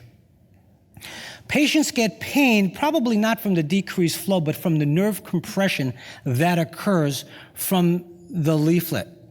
And over time, you can get scarring in that area, and I've actually seen fixed defects in patients with median arcuate ligament, particularly in those older patients. And so going to surgery may not necessarily correct the abnormality. So we see elevated velocities in expiration or at rest, relieved with inspiration. Here's my fish hook appearance of the celiac. You can see it's tugged down, and you can appreciate that in real time. You could see the celiac being tugged down as the patient breathes out. And here's the examples, with expiration, the velocity is 450, which you'd call a stenosis, but have the patient taking a breath and the velocities come all the way down to 176 centimeters per second. Other things to keep in mind, sometimes you'll just pick up another abnormality. Here's a case of a dissection. I've got a number of dissections in my collection. Most of them incidentally picked up. Now, some of them have had a dissection that was known on a prior CT scan, usually an extension of a thoracic dissection that's moved into the abdomen. And sometimes they're picked up incidentally, as this case was. And here you can clearly see a dissection. Even if, the best way to see the dissection is to turn the color off, and you can see the flap. But if you have the color on already, you can see that there's a double lumen there, and you could see the delayed fill-in of the false lumen in diastole. And here you can see pretty well on the CT scan. You can also evaluate patients post-stent. I find Doppler is the best way to look at renal and mesenteric stents. They're very small. It's very hard to tell on MR, which sometimes has so much artifact, or on CT, the luminal reduction of a stent, whereas we actually can calculate the velocities pre and post-stent. And I'll show you again with renal stents. It's really easy to do if you find the stent. And again, turning the color off, you can see the stent pretty well. And here again, comparing it to the other modalities can be very tough. And we're certainly not sending patients to angiography just to confirm patency of the stent. In my last few minutes, I'll talk a little bit about renal arterial disease. Most commonly these patients are atherosclerotic. Every once in a while you get a patient that has another etiology, such as FMD. They can both produce hypertension and ischemic nephropathy. Our protocol, again, we look at the kidneys first, and then we look at the aorta. We get peak systolic velocity measurements from the renal arteries, and then we take waveforms from inside each kidney at the level of the segmental arteries to look at the waveforms. Looking at the kidney first, we look for evidence of atrophy, right? Scarring, look for hydronephrosis, look for stones, and we look for masses. Here's a patient that has a large mass incidentally picked up from the upper pole of the right kidney. And what I do for those is to make sure that it's solid. I put the color on. I could see tumor vascularity within it. If it has high velocity flow, then I get concerned it's renal cell carcinoma, as was the case here, incidentally picked up. We do the direct examination of the renal arteries, getting samples origin, proximal, mid, and distal, making sure angle corrected, easy to review from each side. And then we're going to take waveforms from the segmental branches inside the kidney to look for changes in the waveform that may suggest that there was an occult stenosis that we missed. And sometimes there are duplicated arteries, which you may not have picked up, may have a stenosis. You'll pick it up with the indirect exam. Or even less commonly, you can have a segmental artery stenosis you'll pick up with this test. So again, we talked about this earlier. Turning the patient allows you to get the views that you can see the artery in the vein. Here's the left renal artery scanning through the kidney. That's our window. We see it in its entirety. The criteria for the renal exam, Again, peak systolic velocity greater than 200, coupled with an elevated ratio. The renal aortic ratio has been around a long time, pretty well established, greater than 3.5, and looking at the high-low waveforms. Here's a stenosis in the proximal right renal artery. You can see the aliasing there. The velocity is almost 400. And you can see here the TARDIS waveforms inside the kidney. So this is an easy one because everything's there. Same thing, here's the left renal artery. We see turbulence, aliasing at the origin of the left. The velocity is over 700 centimeters per second, more than 3 times the velocity in the aorta. Classic TARDIS parvus in the left kidney. And if you compare, if you're not sure, you say, is that really TARDIS parvus? Bring up the right side. And the right side has a perfect upstroke with an early systolic compliance peak. See that little peak there? That you see in normal waveforms. So big difference between the waveforms when you're not sure if there's TARDIS. Here's a patient with FMD, and we see it on this MRA involving the iliacs. You can see the beaded appearance. And we also had FMD in the renal artery. Again, FMD occurs in younger patients. It occurs in the mid and distal portions of the artery, unlike atherosclerosis, which likes the origin. So when you have a younger patient, hypertension, when you want to evaluate for renal vascular disease, you need to make sure you see the whole artery really well. And here we have another example of FMD, mid-portion of the vessel, elevated velocities there. Looking at our series, we again found that, like the carotids, complementary findings, the peak systolic velocity very sensitive, the ratio very specific. TARDIS waveforms, not very sensitive. We do not rely on the indirect exam, but when you see them, very specific. So by incorporating this information, you can have pretty high accuracy. People mention the resistive index. I usually don't, because it's like flipping a coin. The resistive index plays no part in trying to determine if the patient has an underlying stenosis. I mentioned about the value in renal stents. Obviously, we can see through the stent, see the high velocities before and after successful stent placement. Also, you can also assess the high-low waveforms. Here they're abnormal pre-stent, and they go back to a normal appearance after successful stenting. In our study, we came up with a peak systolic velocity of 240 and a ratio of 3.2 to evaluate for in-stent restenosis in our renal arteries. Finally, in my last minute or so, there's lots of other things we see incidentally in the kidneys. We can see aneurysms. We can see occlusion. We can see pseudoaneurysms. And like I mentioned before, we can see tumors. So that's why we include an evaluation of the kidney when we look at the vessels. Here's a patient that has a renal artery occlusion. The kidney is small. It's atrophic. You can see there's barely any parenchyma surrounding the echogenic hilum. We just see a nubbin at the origin of the right renal artery. You don't see the artery at all, correlating very well with the MRA. And you may see flow inside the kidney. But if you do see flow inside a kidney with an occluded artery, it's typically very abnormal, very low velocity, in a very rounded appearance, because this flow is coming in via collaterals. Here's an example of a renal artery aneurysm with the angiographic correlation. Not very common, but you will see them once in a while. They occur more often in women than men, typically middle age. 90% of them are extrarenal. They can be, usually the true aneurysms are related to some connective tissue disease like Ehlers-Danlos, and you typically wait for 2 to 3 centimeters before considering intervention.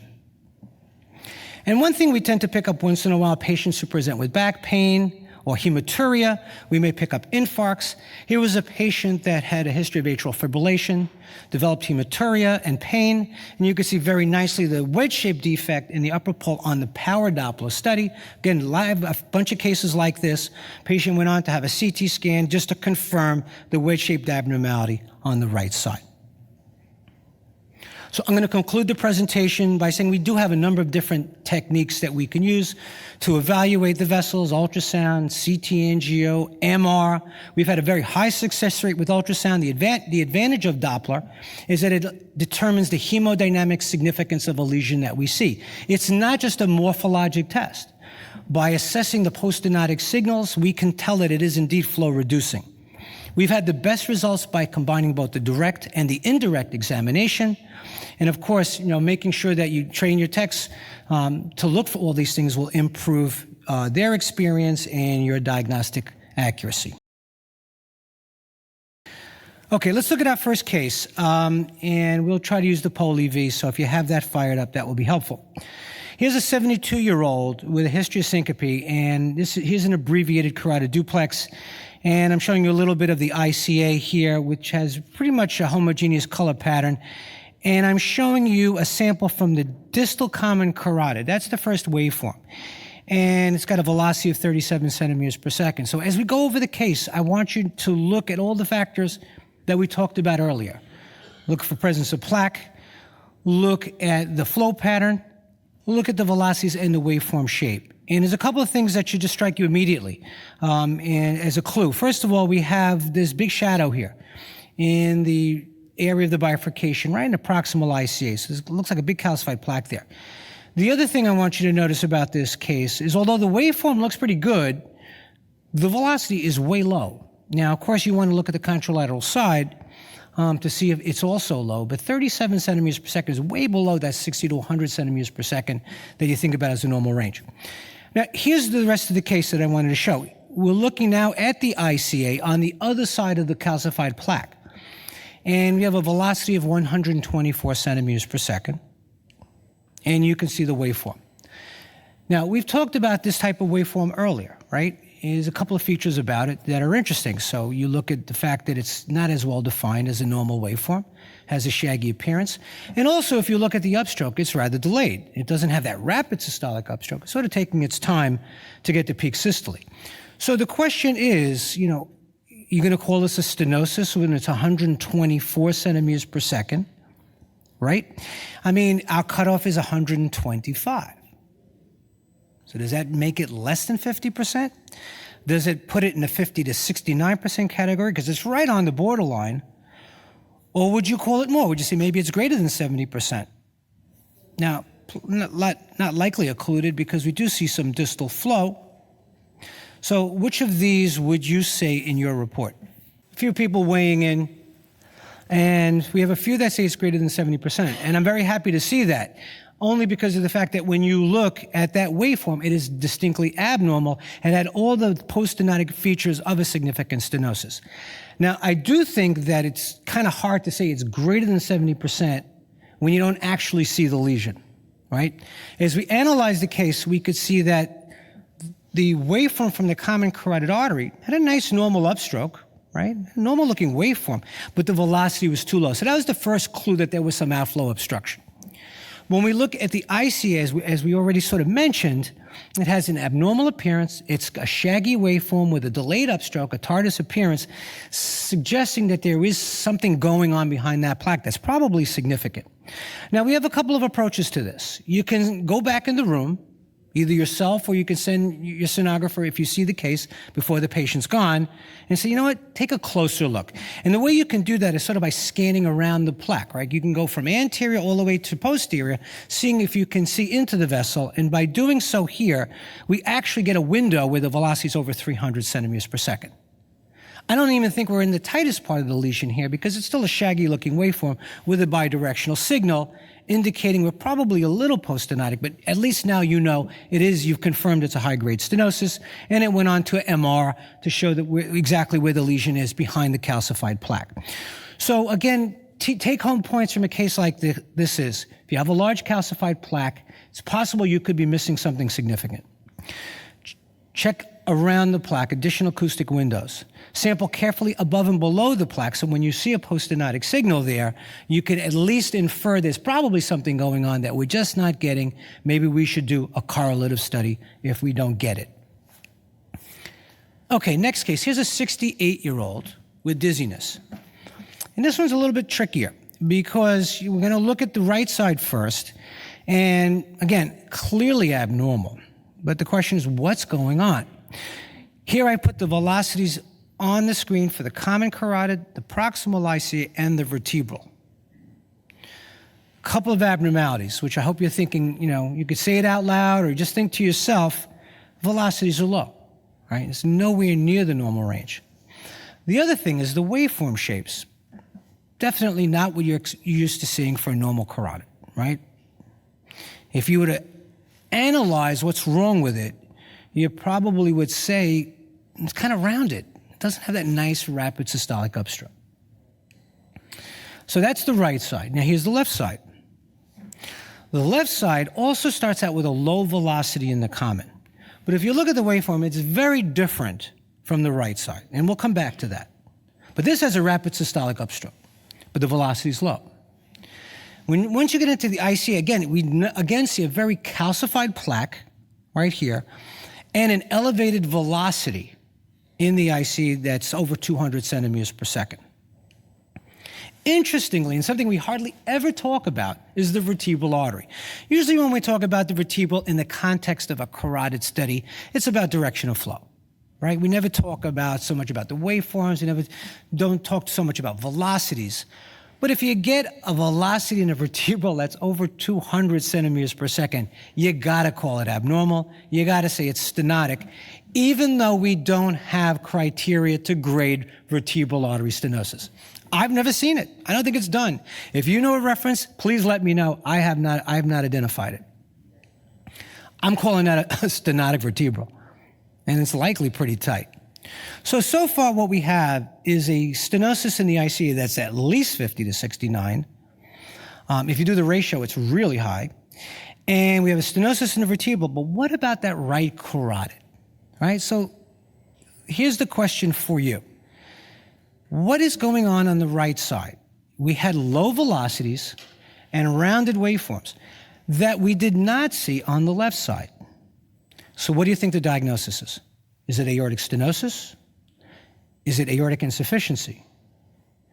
Is it a common carotid artery stenosis? Or is it an innominate artery disease? Now, you have all the information you need to make the correct diagnosis here. And this also goes back, and please go ahead and vote.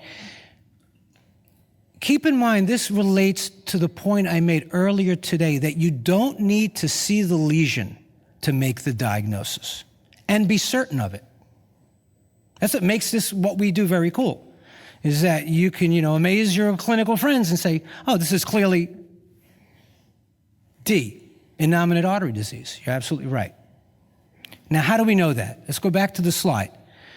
This is a lesion that's affecting not only the carotid artery, but it's also affecting the vertebral and only on the right. So it's not aortic stenosis that would have affected the left side. Certainly not aortic insufficiency. That gives you reversal of flow. It can't be common carotid artery because it's also affecting the vertebral. So it has to be the innominate. There's no other choice.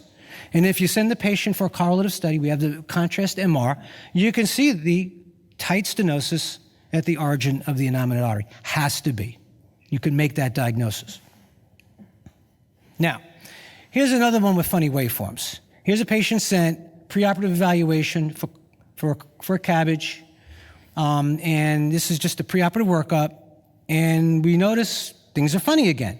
Very low velocity flow in the distal common, and a funny looking waveform. This is an Ant Mini. Anybody know what this is from?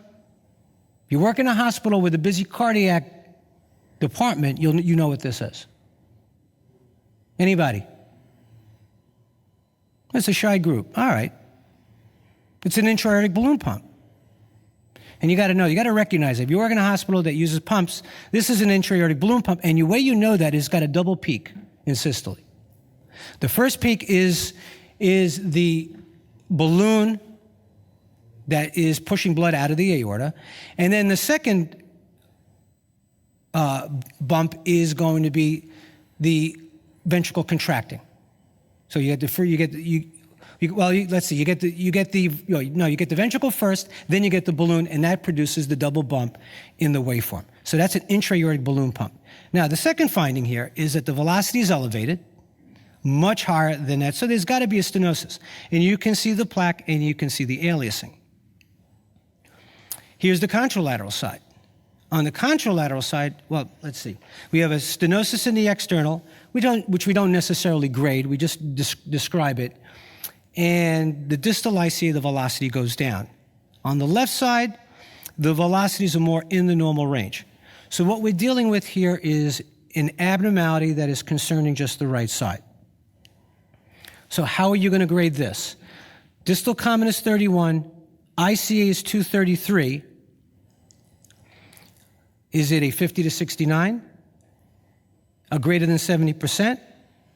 Do you think there's something else going on, like it could be a fistula? Or you can't determine it, you need to get a correlative study.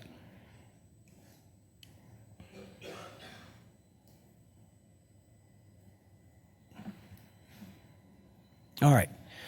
So most of you would call it severe, and that could be based on a couple of things. Number one, you just hit the threshold for greater than 70%, right? We use 230 according to the SRU consensus criteria, so it's right at the threshold, fair enough to call it greater than 70%. I think the other thing, though, is that that ratio is extremely high. The ratio is 7.5. So you have such a high ratio, even in the setting of an intra-aortic balloon pump, you have to be concerned that you have a very severe stenosis. But the caveats here, you have marked variability. You can't really rely on the velocity measurements themselves because of the intra-aortic balloon pump, which produces that variability. It's not a true velocity estimate. And because the velocity criteria are not reliable, you can infer that it's a tight stenosis based on the ratio, which you probably should get a correlative study in this case. The other thing that's helpful here is that the distal ICA has sort of a rounded waveform, a TARDIS appearance, which would also go along with a significant stenosis. So let's switch gears for a second. And, when we're in the neck, sometimes we see other things that are going on besides carotid disease. He was a 56-year-old male who came for a thyroid sonogram. And he had just had removal of a central line. And this is what we see when examining the neck. And so we see this little swirling pattern right in here. And to orient you, I've put this still image on the side showing this is the internal jugular, and that's the common carotid. All right? And so if we want to sample what type of flow is, notice that we're going to probably place the sample volume right in here where we see the swirling. And this is the pattern that we get. And you can see here sort of a very turbulent pattern. It's a little bit more pulsatile than you expect from just the usual flow pattern in the jugular vein. So you go back into the PACS and you say, well, wait a minute, the patient had a catheter in the area. You can see that the patient had a catheter in the neck at that level. So the diagnosis? Fistula? So it's a fistula between what? Well, the carotid is down here. The carotid is separate from the swirling. This is the carotid.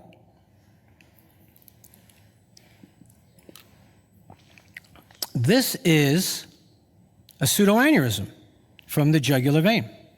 The carotid is not involved. This is a hole in the jugular, which blood is escaping.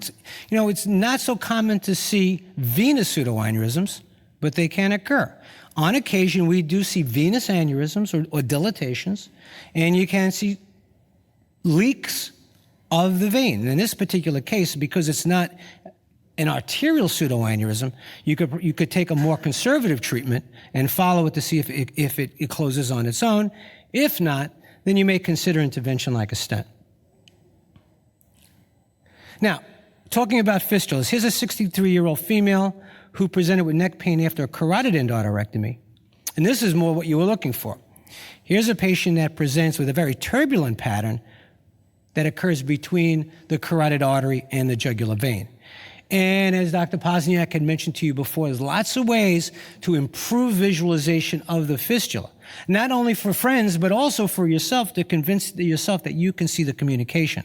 So by increasing that scale, you can reduce some of the noise or that brewy artifact that can occur with an AV fistula and find that communication more readily. Another way to prove it to yourself, of course, is to move the sample volume from the artery into the fistula, and you could see here that very high velocity, low resistance shunt pattern from the artery to the vein, because again, there's no resistance to flow into the venous circulation. And then you can drag the sample volume then into the vein and get that arterialized pattern. So fistulas, fairly uncommon. Can't say that I've seen more than a few. And they're typically, the ones that I've seen have been iatrogenic, but they can be related to any kind of trauma. Even less frequently, they can be related to tumors, or they can be congenital. And as similar to fistulas that you see in the groin, you're going to have the same findings. And again, one of the ways that they'll consider treating that if they don't want to intervene surgically is to put in a stent. Another thing you can see is a carotid pseudoaneurysm. Again, those are also usually related to some type of trauma, and that can be iatrogenic. Here we see a large pseudoaneurysm projecting from the carotid artery, and you can see that it is partially thrombosed. And again, similar to what we talked about with groin pseudoaneurysms, you try to see the swirling or yin-yang pattern. When you freeze the image, you'll see the swirling that occurs that Dr. Pozniak calls sort of that scouring effect, because the blood flow is going in, wrapping around, and then coming back out again. And you can sometimes demonstrate that to and fro pattern depending on the size of the neck. Here's a patient who's a 28-year-old IV drug abuser that had a partially thrombosed pseudoaneurysm. Here you can see it here on the side of this image, and here's the neck and the partial filling of the pseudoaneurysm arising from the common carotid artery.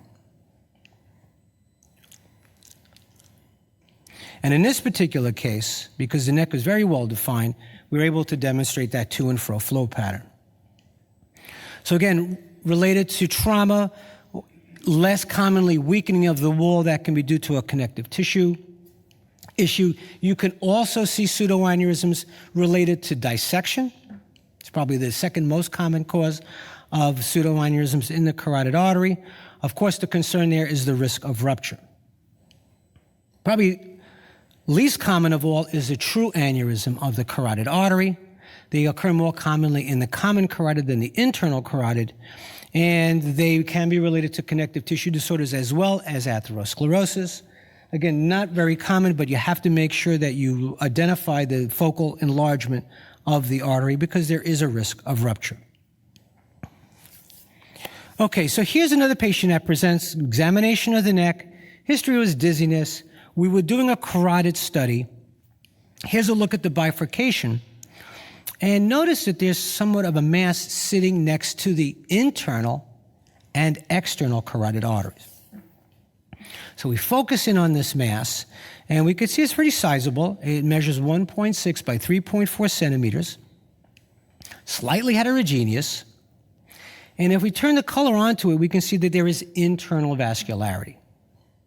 And the velocity is about 20 centimeters per second. There's no angle correction on it because these are just tiny vessels. There's nothing really to follow. So looking at the mass, what do you think is the most likely diagnosis here? Is it going to be hematoma, a lymph node, a glomus tumor, a sarcoma, or a DVT? Okay. So again, A was hematoma, B was lymph node, C was glomus, D sarcoma, E DVT. Okay, so I think the key to the diagnosis in this case is the location. Think about where lymph nodes occur. Lymph nodes typically don't sit at the bifurcation of the carotid arteries, right? Lymph nodes are typically the cervical in location. They tend to be lower in the neck, less commonly up by the branching of the carotid arteries. So when we see a mass that is at the bifurcation, the diagnosis to consider is the carotid body tumor or the glomus tumor. And in this, here's another example. You can see it sits in the crotch, right at the bifurcation, typically very vascular. So they're located within the adventitia of the carotid bifurcation. They have low malignant potential, but the problem is they locally invade, and they're very stubborn. So they can be treated locally, but they're treated surgically, but they invade locally. So again, the key is they sit in the crotch of the bifurcation. They can encase and surround the carotid vessels. If they go on to continue to grow, they will cause stenosis or occlusion, and they tend to recur if they're not completely removed. All right.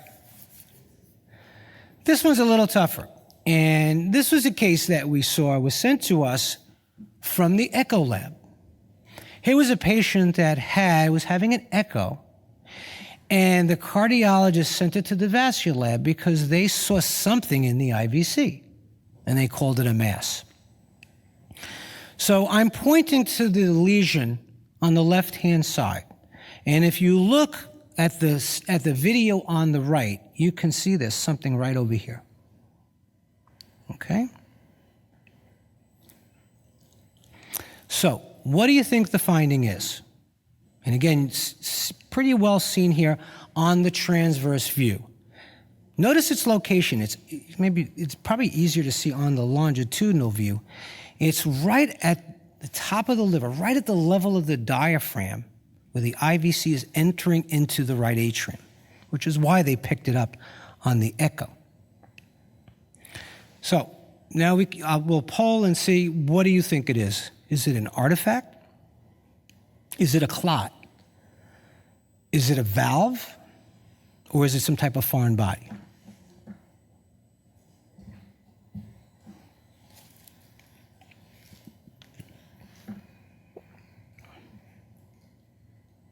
Okay. So let's see what the responses are. Okay, so majority call it a valve. So if it's a valve, what kind of valve is it? Are there typically valves in the IVC? How often do you see valves in the IVC? Almost never, right? Most of the valves are lower down. Lots of valves in the calf, right, to propel blood up back toward the heart. You get less valves in the thigh at the femoral vessels. And as you move up through the iliacs, in the IVC, you practically lose all your valves. But you're right, it is a valve. It's called the Eustachian valve. And the Eustachian valve is located right there, right at the end of the IVC as the IVC empties into the right atrium. And you can see the heart right here at the top of the image. And this is a valve that's basically a congenital remnant. It lies at the junction of the IVC and the right atrium. In embryonic life, it directs oxygen-rich blood through the right atrium toward the left atrium in fetal life, and it's variable and can persist into adulthood. So it's interesting, that case that I just showed was the first time I really found one, and now that if you look for it, you can see smaller remnants if you pay attention to that area. So let me show you a bread and butter case, because I wasn't planning on showing much in the way of peripheral arterial, but we do a lot of peripheral artery studies. I mean, this is bread and butter for our lab. And the way we approach peripheral arterial studies is we start out with the indirect exam. We don't duplex everybody. It's very time-consuming, particularly diabetic patients, patients with question claudication. You start doing bilateral lower extremity arterial Dopplers, it's a drain on the lab, particularly when you're very busy. So we start out with the indirect studies. We do ABIs, and frequently we'll add on the segmental pressures, which you see on the diagram next to the cuffs. I know you can't read the numbers, but that's where they are. And we also augment those with the pulse volume recordings, and those are the waveforms on the side. So there's three components to our indirect study: ABI, segmental pressures, PVRs. And between these three tests, you get a lot of information. And our strategy is, if this is a normal test, then there's really little reason to do duplex examination unless the patient truly has claudication, in which case they should be exercised and rescanned. Because patients who have structural and functional obstructive disease will have an abnormal study, as is the case here. So here's a 49-year-old diabetic, smoker, history of MI, it's a great history for atherosclerosis, and 1 block claudication. So how do we analyze this? Very quickly. The ABIs should be close to 1. 1 and above is clearly normal. 0.9 to 1 is borderline. Anything below 0.9 is definitely abnormal. You see on the right side, he's got some mild disease, but on the left side, very significant. As you get close to 0.4, you're talking about tissue loss and gangrene. So 0.4 is really the bottom where you really get concerned about losing the leg, and you want to make sure that you figure out that level of disease so you could plan the appropriate intervention. So just looking at this in a little bit more detail, you can now start to see the numbers, and you can see that there's a big pressure drop from the high thigh to the low thigh. We lose about 60 millimeters of mercury, and anything over 20 millimeters of mercury is considered significant. The other thing we notice here is on the pulse volume recordings, we're losing amplitude as we get to that calf area. And you can see normal amplitude at the thigh, and then we get to the left calf, it starts to decrease. And notice, tardus parvus. It's interesting how the waveforms are consistent through different studies. And you know it's abnormal when you compare to the contralateral side that has a normal amplitude. So we know from this study that what we're dealing with is a significant lesion at that femoral popliteal level. If I'm going to do a duplex, I can tailor it to the left femoral popliteal level because I know that's where the disease is from this exam. So that's what I'm going to show you. So we start out at the level of the left common femoral artery near the groin, and it looks pretty good. There's maybe a little bit of thickening of the wall, but it's wide open. The velocity is in the normal range. For the common femoral artery, again, close to 60 to 100 centimeters per second. And it's a triphasic waveform.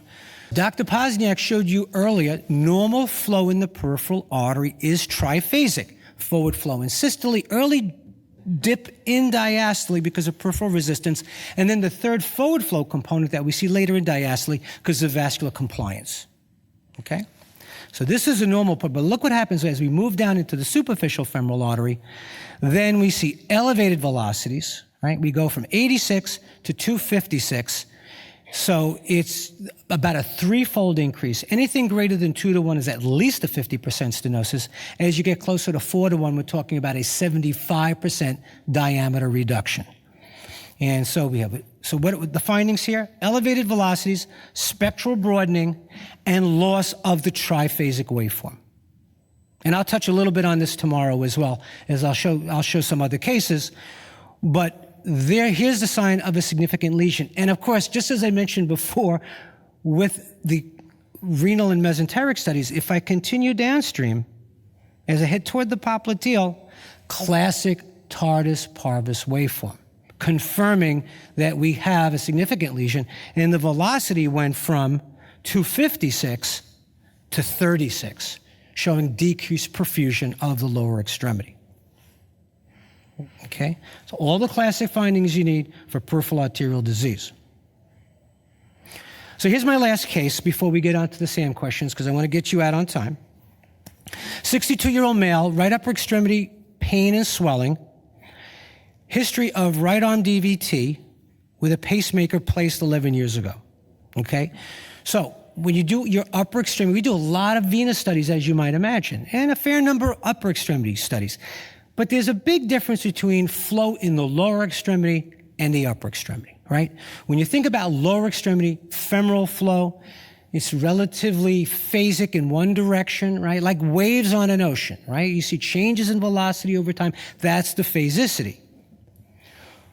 But when you do an upper extremity venous study, because you're closer to the heart and there's regurgitation from the right atrium, it's way more pulsatile, and sometimes, frankly, biphasic.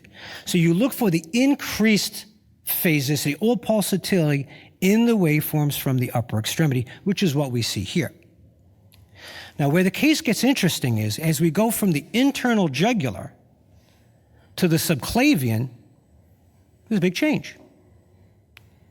Now, if you look at that waveform, I guess you could say it's somewhat phasic because the flow sort of stops and then starts again, but it doesn't have any of the pulsatility in the internal jugular. And this is the same side.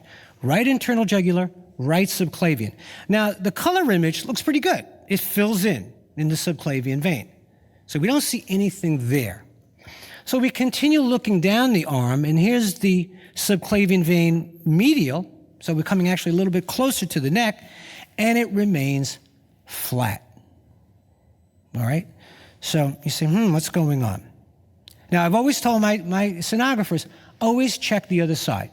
It's good practice always to compare the contralateral side. And here's the left subclavian.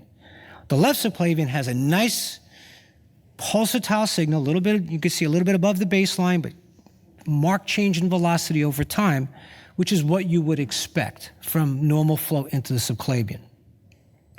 So the left side looks good, but the right side is the problem. And we see that although we have good flow in the internal jugular, we have abnormal flow in the subclavian on the right, and the left side is okay.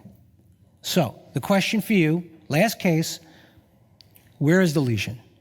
Is it in the right subclavian, right innominate, SVC, or axillary vein?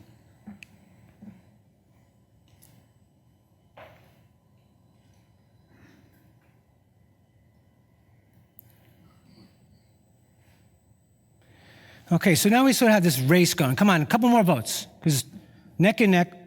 All right, so now the innominate is pulling ahead. Now think about the innominate. This is very similar to the case with what I showed you before with the carotid. If it involves the innominate, wouldn't that affect the internal jugular? And I showed you the internal jugular on that side is fine. So it's not going to be the innominate. So, and it's not going to be the SVC because the contralateral side was fine. And it can't be the axillary because that's distal to all of this. That's not going to affect the flow coming back toward the heart if it's further down, if there's an obstruction centrally. So the only choice that makes any sense is the subclavian vein. But I showed you views of the subclavian, I didn't see the lesion. I looked lateral to the subclavian, I looked medial in the subclavian, I didn't see a clot, and I didn't see compression or a mass. So what do you do next? And you don't have to poll on this one. Just think about it. What would be the next test to try to figure out what the heck is going on with the obstruction to flow in that right arm? You do CT, you could do MR, I don't know, you could do something more invasive, or you don't know. I mean, I did everything I could in the vascular lab. So we opted for CT, and here is a look at what's going on. Patient had a history of pacemaker, and you can see here there's a very, very tight stenosis at the most medial aspect of the subclavian as it's emptying into the innominate. And if you look at the axial view, it's practically a pinhole. You can see very little contrast getting in, and it's markedly narrowed. So this is extreme narrowing of the most medial portion of the subclavian. And although we're not going to see that, the most important point of this case is to recognize that abnormal flow pattern, and that even if you don't see the level of obstruction, you know it's there, and to pursue it.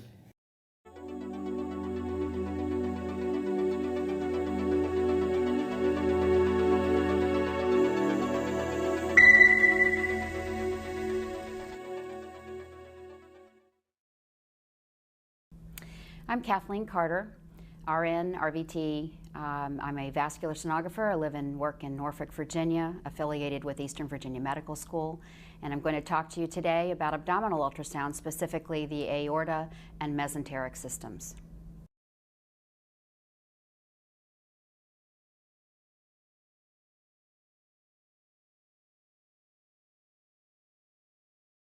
I'm going to talk about the abdominal Doppler, protocols and tips, specifically about the abdominal aorta and the mesenteric system.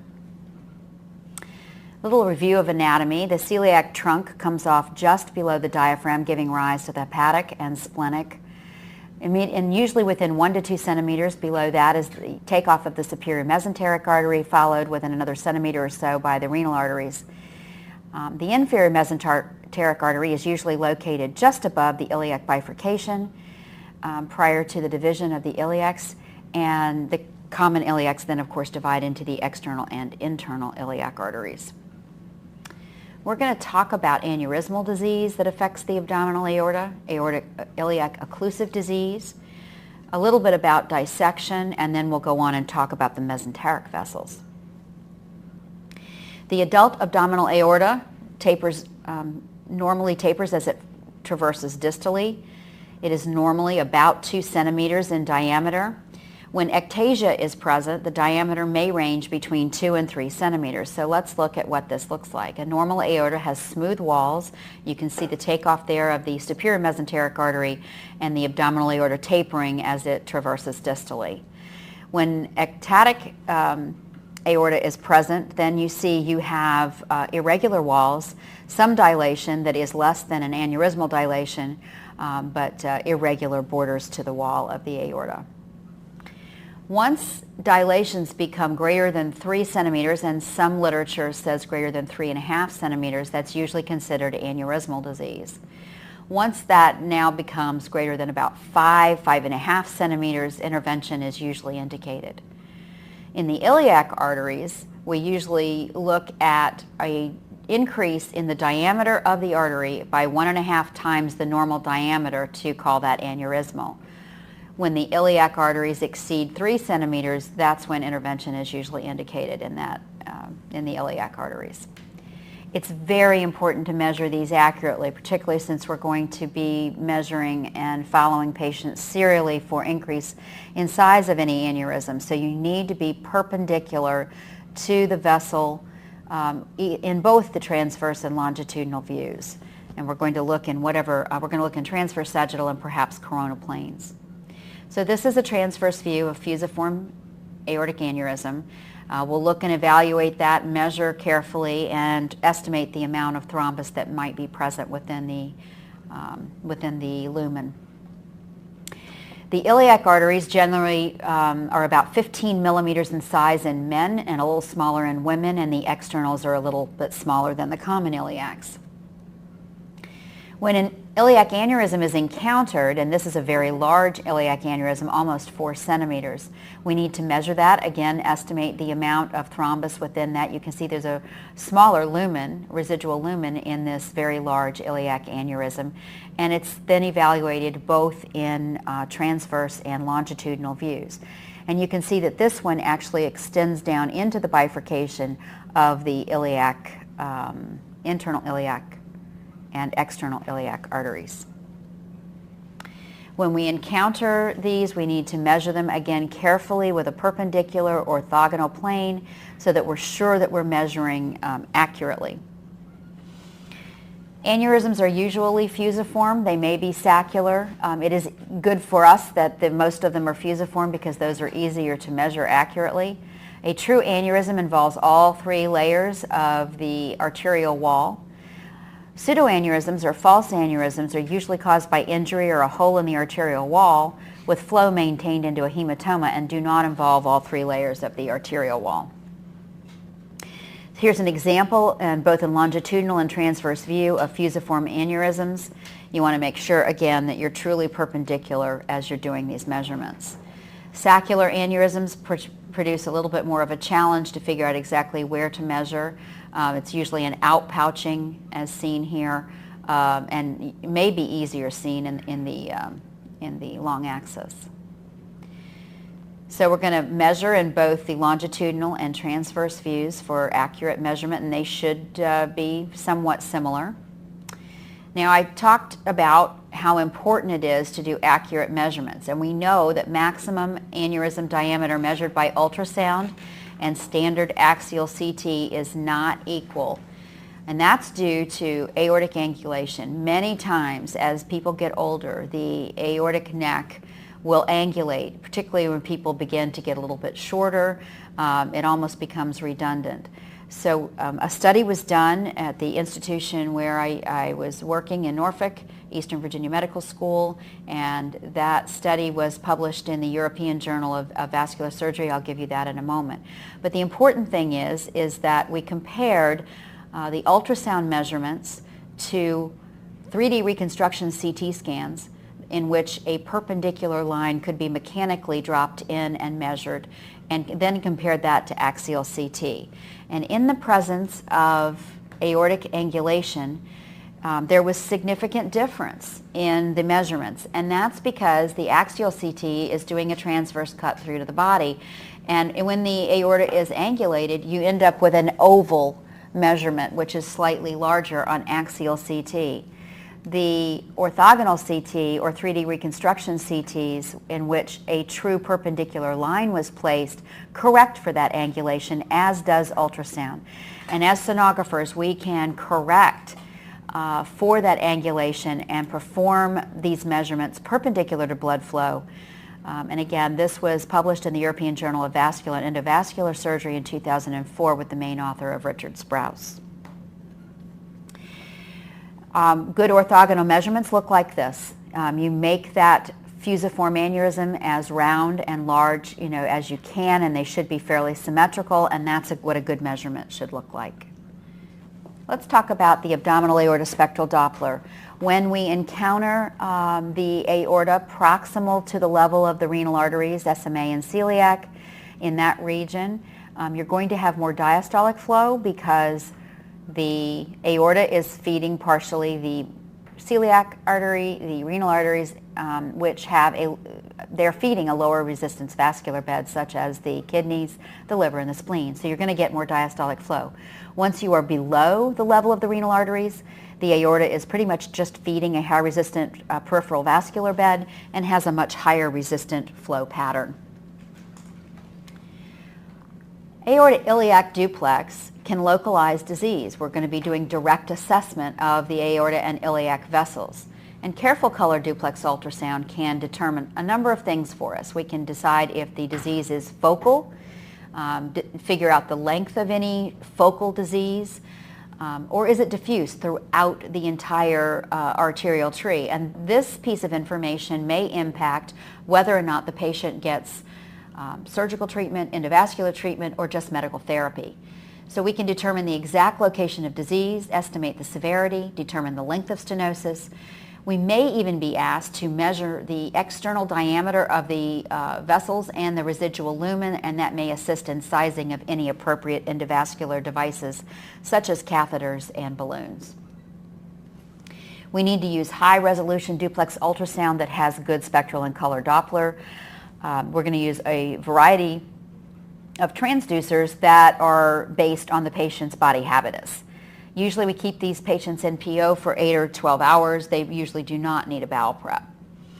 So the crux of the protocol is going to include examination of the aorta-iliac segments in transverse and sagittal planes, the entire abdominal aorta, and the iliacs. And the iliacs are usually best imaged in the long axis. And I include a picture here of a 3D reconstruction CT just so that you can see how tortuous these iliac arteries can be in many of these patients. And it is very difficult to maintain a 60-degree angle around a lot of the bends that you're going to encounter. So it becomes a bit of a challenge. Color flow can really be helpful in these exams. Because the iliacs are tortuous, they're deep. You may have overlying bowel gas. So you may need to use different approaches, and the lateral decubitus approach can be very helpful sometimes to change the approach and lay the vessels out in a more opportune approach for achieving that under 60-degree angle for spectral Doppler waveform collection. Need to recognize that there are some limitations and challenges to this exam, which would include patients who are obese, poor patient cooperation, and the ever-present abdominal bowel gas. We're going to look at the aorta-iliac, or the aorta first in proximal, mid, and distal and collect samples there. And then the iliac, we'll look at the common iliac, the external iliac, the hypogastric or internal iliac in both transverse and longitudinal views using imaging, color flow, and Doppler. Special attention can be paid when there are changes. If you have your scale and your PRF set correctly, the color flow can give you a clue to where there are areas of increased velocity that you might need to investigate. Sample at less than 60 degrees with your spectral Doppler being parallel to the vessel wall at proximal, mid, and distal in each segment of the artery as you go all the way down to the groin. When we evaluate the abdominal aorta, here you can see this is the proximal aorta sample being taken parallel to the wall, and you would do proximal, mid, and distal. If there are any increases in size in the aorta as you go down, obviously we're going to measure those. We want to be, as in this example of the external iliac artery, parallel to flow at an opportune Doppler angle to get the optimum waveform. When you do encounter a stenosis as seen here in a common iliac artery, we want to sample prior to the stenosis, within the stenosis, and document the peak systolic velocity, and then also document the post-stenotic turbulence that's present. In order to call a 50% diameter reduction that you might encounter across the course of an iliac artery, you need to have at least 100% increase in the peak systolic velocity from the adjacent segment and document the post-stenotic turbulence. There are some other criteria in the literature for if you want to break down anything between 50 and 99% stenosis, and sometimes a ratio greater than 4.1 is used to suggest a greater than 75% diameter reduction, or a peak systolic velocity greater than 400 centimeters per second. The severity of lesions distal to a high-grade stenosis may be underestimated, so that may be a limitation of the exam as you go through. So if you have a high-grade stenosis and then encounter further stenoses downstream, those stenoses may be underestimated in their severity because the head of pressure isn't going to be enough. Another sort of hampering of this exam is that in the aortoiliac segments, you can have a very severe stenosis in the iliac, or even a short segment occlusion, and if it's really well compensated with collaterals, at rest, the ABI may be normal and the common femoral artery be near normal. And the only way you'd really uncover that is with exercise or reactive hyperemia. So that may be a limitation of looking at this exam. This is an example of when it is clear that there is not good compensatory flow. This is a common femoral distal to severe iliac disease. You can see that there's a very delayed rise to peak. There's a lot of diastolic flow when you normally would see no diastolic flow, and a dampened waveform where the peak systolic velocity is only in the 30s. Occasionally we will identify aortic occlusion. When that is done, you want to see where the runoff is, where the collaterals are coming out, document the occlusion with spectral Doppler, and follow down. Here you can see this is occluded all the way to the terminal aorta and no flow present within that segment by spectral Doppler. When we talk about dissections, sometimes you can identify new dissections or even old, more healed dissections. You can see the intima here in both transverse and longitudinal views is lifted away from the wall. You may or may not get 2 channels of flow within this. It just depends on whether or not the dissection has begun to heal down or not. But this should be documented in its length. And if there are 2 channels of flow, certainly should be documented with spectral Doppler in both areas. The extent of the aortic dissection should be determined. These can spiral up and dissect into the visceral vessels as well. Here's other examples of where plaque was present, and there is a short segment dissection that is curling up in certain portions of the cardiac cycle and then laying down in certain portions of the cardiac cycle. And in transverse here, you can clearly see where the aortic dissection is. You want to have your PRF or your scale set so that if you do have any cavitations into the wall of the aorta, as in this case where you have a short dissection that became aneurysmal, if there's a small amount of flow going into this cavitation, then you want to be able to pick that up, and so make sure that the color scale is set appropriately. You can have pseudoaneurysms, and in this case a multilobular pseudoaneurysm associated with the aorta. Does not involve the layers of the wall of the aorta, as you can see, and that should be measured. Color Doppler and spectral Doppler can identify where there's any flow within those pseudoaneurysms. Also should be measured in size and what the residual lumen is that is still patent. We're going to go on now and talk about the mesenteric arteries that come off of the aorta. We're going to talk about the celiac. We're going to talk about the superior mesenteric as well as the inferior mesenteric arteries. Again, the review of the anatomy. The celiac trunk is the first branch off of the aorta after the diaphragm, followed within 1 to 2 centimeters by the superior mesenteric artery, and then the inferior mesenteric artery is located just above the common iliac bifurcation. The celiac axis is the first abdominal branch off of the aorta. It is about 2 to 3 centimeters in length and gives rise to the splenic, common hepatic, and left gastric branches. This can be evaluated in either longitudinal or transverse views.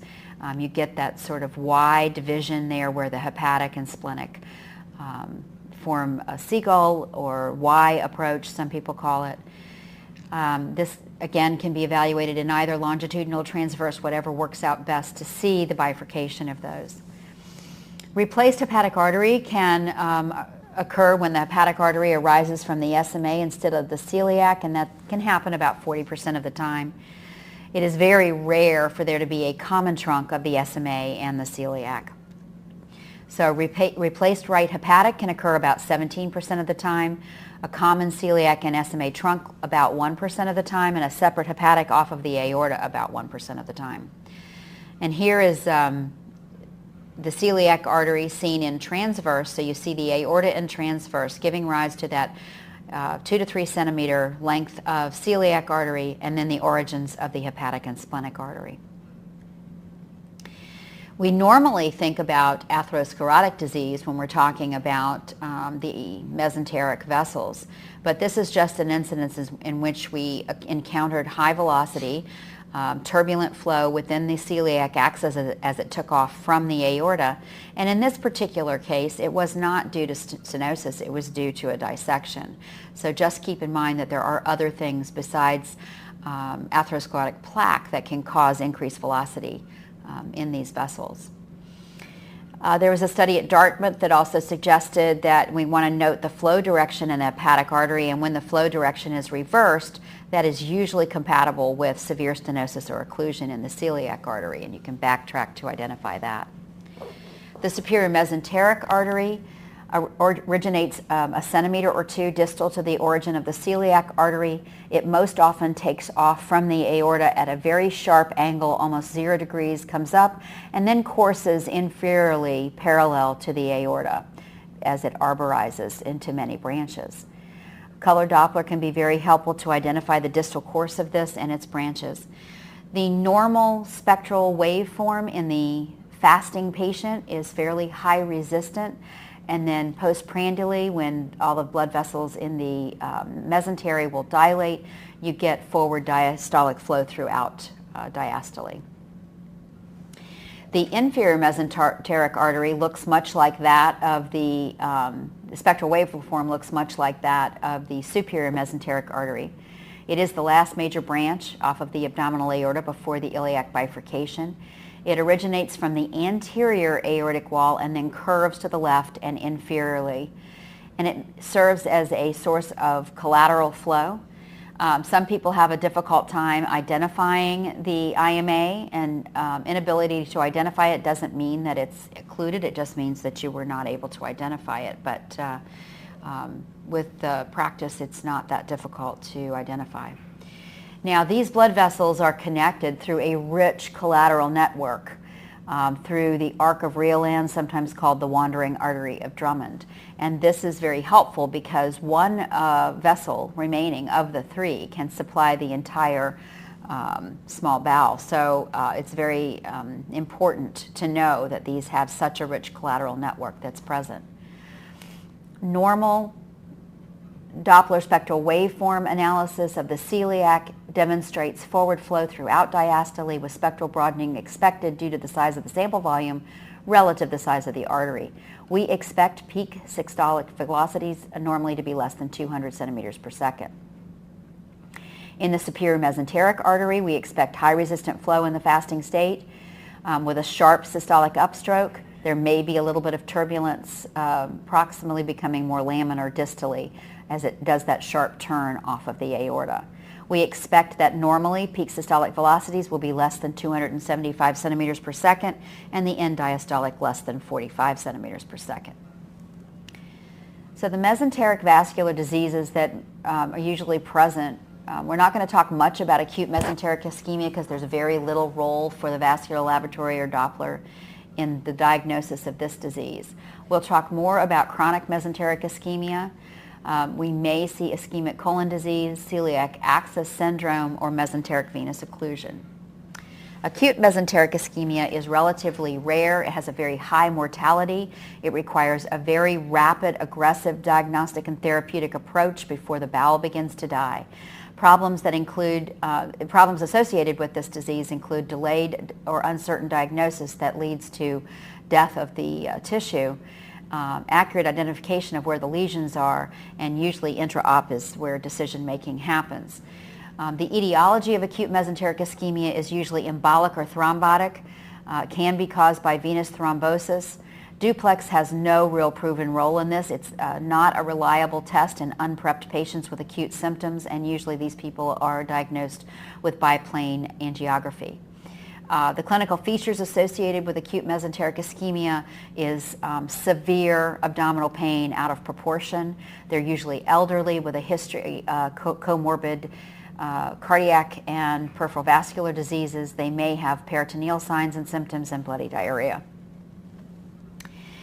Atherosclerosis is about the main cause of chronic mesenteric ischemia. About 95% of chronic mesenteric ischemia is caused by atherosclerosis, and it usually involves the orificial portions, first 1 to 2 centimeters of the major visceral vessels. When we talk about the other 5% of things that can cause mesenteric ischemia, it can be arteritis, radiation, the autoimmune disorders, fibromuscular intimal hyperplasia, arcuate ligament compression, or coarctation of the abdominal aorta. 2 of the 3 mesenteric vessels, celiac, SMA, and IMA, must be abnormal for that patient to be symptomatic. If one is abnormal, you have to really try hard to find that IMA and look for any disease, especially if the patient is symptomatic. A single patent visceral artery is capable of supplying the entire small bowel. So if that occlusive disease develops slowly, patients can be asymptomatic with only one vessel really supplying it. Remember, though, that if one vessel is diseased, there may be elevated velocities throughout the remainder of the vessels due to compensation. So that piece of documenting peak systolic turbulence or post-stenotic turbulence to rule out compensatory flow as the main cause for increased velocity is very important. All 3 vessels are usually involved when there is disease present. One of the 3 vessels may occlude, and that's usually the celiac axis if it does.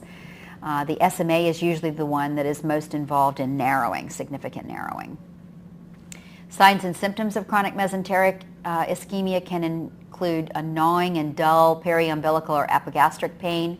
It usually is occurring postprandially after meals and may persist for 1 to 4 hours. These patients develop a food aversion because food is what is causing their pain. They don't want to eat. They have significant weight loss and may get cramps in the abdomen that radiates to their back. Many times they have an epigastric bruit. The diagnosis can be made for this disease with either duplex ultrasound or angiography.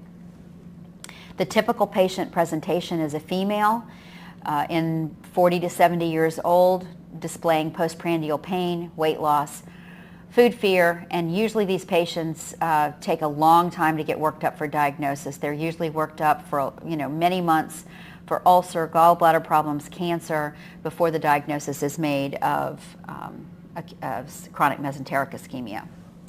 So here are some examples of celiac and mesenteric stenosis where you can see that the velocity is so high, over 700 centimeters per second in the celiac here, that in its aliasing you can see a bruit associated with it, particularly in the SMA where the velocity is almost certainly over 500 centimeters per second.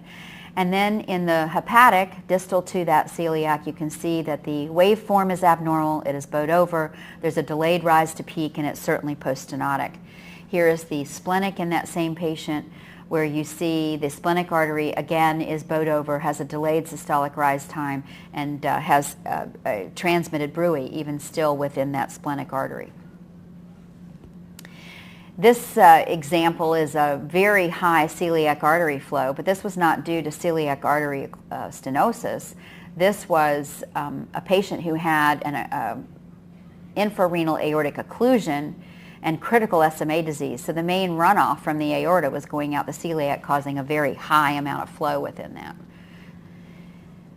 Stents. So many times these patients are treated with stents. And when we're looking at patients after the stent is placed, we need to walk the Doppler throughout the course of the stent. You may get higher velocities throughout the course of the stent as long as there's no focal increase.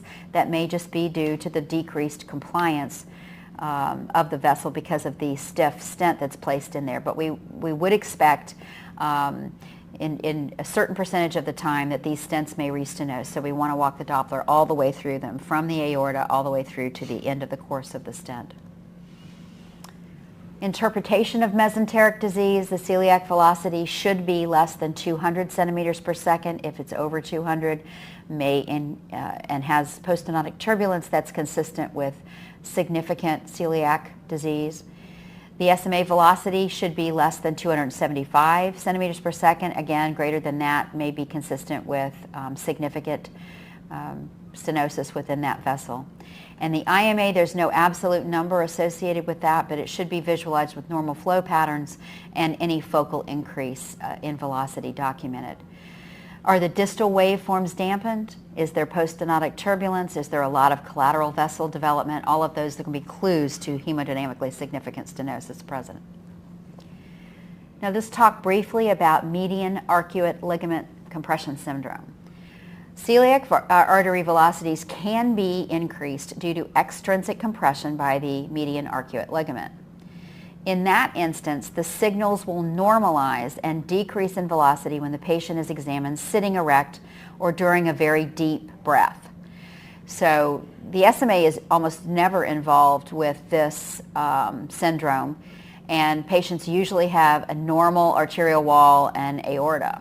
So we want to evaluate these patients both in the supine and sitting position, and if you can normalize the waveform and velocity, then it's not due to intraluminal problems, it's due to extraluminal compression by this median arcuate ligament.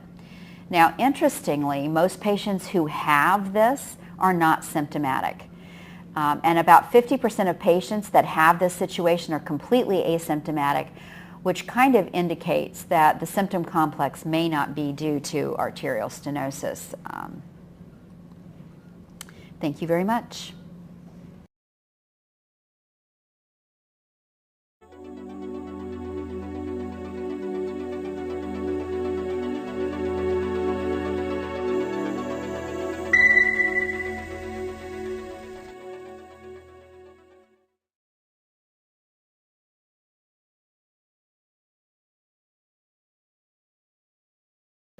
Hello, my name is Anne Marie Kopinski. I'm from Albany, New York, and we are going to demonstrate the basics of a lower extremity venous ultrasound examination for DVT.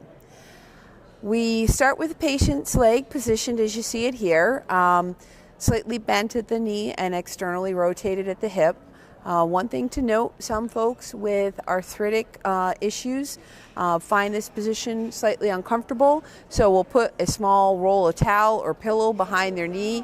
It gives their knee a little bit of support, so it takes pressure off of their hip here. I usually begin with a transverse orientation, and we start at the top of the leg, just about at the groin crease. And what I try to do is just sort of get oriented first to see what's what. And at this level here, what we're seeing is the common femoral vein and common femoral artery. Here's the common femoral vein, common femoral artery. We position this always, of course, so the patient's right is on the left side of the screen here. If I come down slowly, you can start to see some changing taking place, both with the artery as well as over here. We see the terminus of the great saphenous vein, and we see the common femoral artery branch into the superficial femoral and deep femoral or profunda femoral. So basically, we begin at this point, and I'm going to sort of take us through really evaluating this just on grayscale image. That is the important part of venous ultrasound, is being able to look for thrombus and make sure that there's nothing going on in that vein, anything subtle. So at this point, basically I'll just do a slight compression, and it won't take much pressure. With your patient supine like this, the pressure at the femoral vein at this point at the top of the leg is probably between 5 and 10 millimeters of mercury, so it doesn't take much to compress. In terms of documentation, we can use a split screen feature where we have the non-compressed image on the left, and then we'll switch to the right and then just compress and freeze, and then we can label that as common femoral. You can add in more compressed and non-compressed, but most physicians realize the proper documentation is non-compressed over here and compressed here. So we'll just come back to the full screen here, and we would probably document at this level here where it's just common femoral, and then come down and also document right here to show the terminus of the GSV. And you can actually see his terminal valve right here. But everything's nice and fully compressible. We don't have any pathology. And we would, again, either record this as a loop or as a still image. Now, and other than taking a look at those last couple of centimeters of the GSV, we're pretty much done at that point unless a patient's presenting with any kind of symptoms suggestive of superficial thrombophlebitis. So we'll return back to the deep system here. The artery branches first, as I said, and here's the vein. And we can see that the vein is starting to change. It's moved its position a little bit. We were basically almost even laterally with the artery. And as I've moved down the leg, it's come deeper and underneath it. And now we can see that it's gone from just a circle to an oval to now 2. And we're just going to increase our depth here. Nope, other way, there we go. Increase the depth a little bit so we can visualize. This is the profundifemoral artery or deep femoral artery, and profundifemoral vein or deep femoral vein. And again, press, and we get everybody to compress. We know that there's no thrombus there. Now, because we've got the superficial femoral artery, femoral vein, and profundifemoral vein, to get this vein down here to compress fully may take a little bit more pressure because we're kind of going through the other couple of vessels. So we'll want to be able to vary our position a little bit.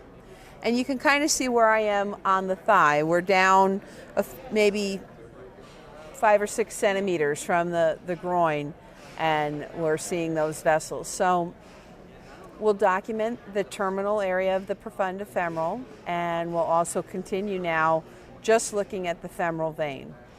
So here we have the superficial femoral artery and the companion vein, and this is probably an adequate point where we would document again if we wanted the right and left side by side, showing good compression, and that would be obviously labeled. However you prefer, you could say just prox, femoral vein, or whatever kind of short nomenclature you'd like to use. Of course, all the systems have, preset labels as well that you can use if you don't like to type. So it's press and release every couple of centimeters. Now, interestingly, perhaps you've noticed here, I'm just going to come back up a little bit. Here's the artery, there's the vein, and down a little bit, and we see this other vessel over here. And obviously with a little bit of a pressure, it's collapsing away. Oftentimes there are multiple femoral veins. Some people say half the time, a third of the time. It's fairly variable. Just know that they can occur and to look for them, and you want to just get full pressure. And there's no magic place, but somewhere when you're about halfway down the thigh is again where you'd want to document your mid-femoral vein again with a split, and then go to the other screen and compress and freeze and label it accordingly. So further documentation, We did the common femoral, we did the great saphenous, we did the termination of the profunda, we did the upper thigh femoral, mid thigh femoral, and we'll continue on down and we'll look at the distal thigh. Now you can see the vessels are getting deep and they're coming on down, and we'll be going through the adductor canal. We can see muscle here and muscle here. And our model today is a pretty easy subject, so it's pretty easy to compress. But another thing you can try is with your free hand is to come up behind the leg, and you can actually press from behind and do the same thing in terms of collapsing that vein. So somewhere, again, just as far down as you can see, we'll document that one more time, compressed and non-compressed. And remember, you know, you're by yourself, you've got your cine feature, you can scroll back to capture where the compression is. Okay, before we turn our attention to the lower part of the leg, let's look at some Doppler. That would be the other thing that we'd want to record. You can record the whole thing in color as well. I don't think transverse color is all that helpful because it's difficult to get good filling. So if I want to look at color, I will use a sagittal view or a longitudinal view. But we'll come back up here at the groin, and we're gonna bring up this image again.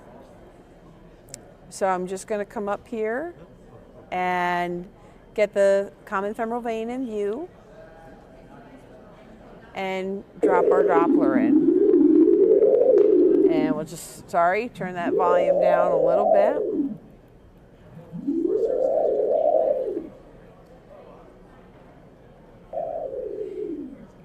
And we'll want to adjust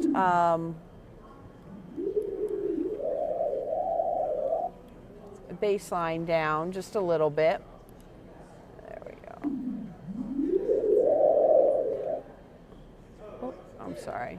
Can we just move that baseline down? Oh, I see, it's just a toggle down. There we go, sorry. I like to make sure that I can, and I'll just drop that volume a second. I like to make sure I can see a little bit on both sides of the baseline, particularly obviously if we're gonna do reflex study. We're not gonna do a reflex study in the supine position because the results are gonna be inaccurate. So let's just bring the Doppler back up, and I'm just going to come back to my live screen. Some folks like to be able to have full simultaneous duplex where we're seeing the live image and live spectral Doppler. And I think that that is helpful, particularly if you're following down, to make sure that you don't fall out of the vessel.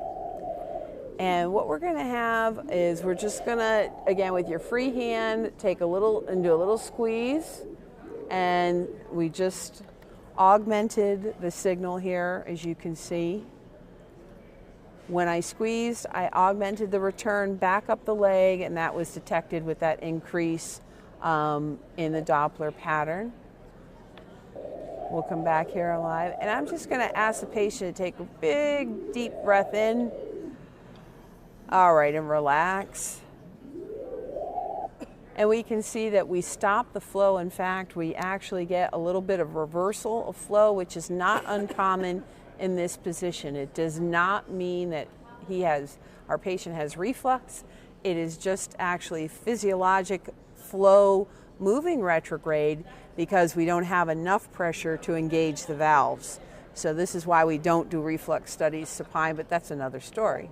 So we've augmented the flow with Valsalva and distal compression, and we've documented our venous Doppler pattern.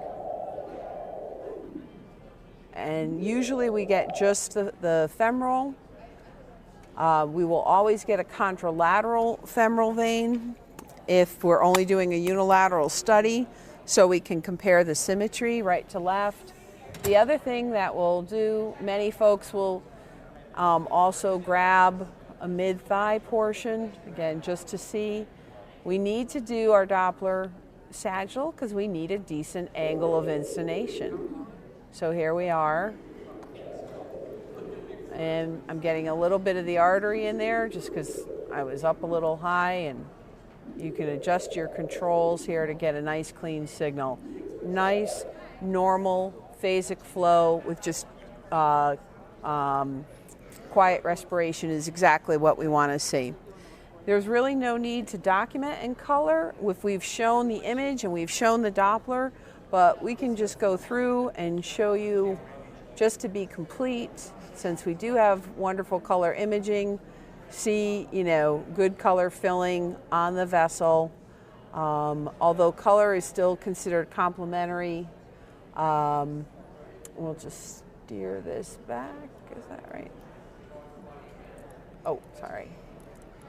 There we go.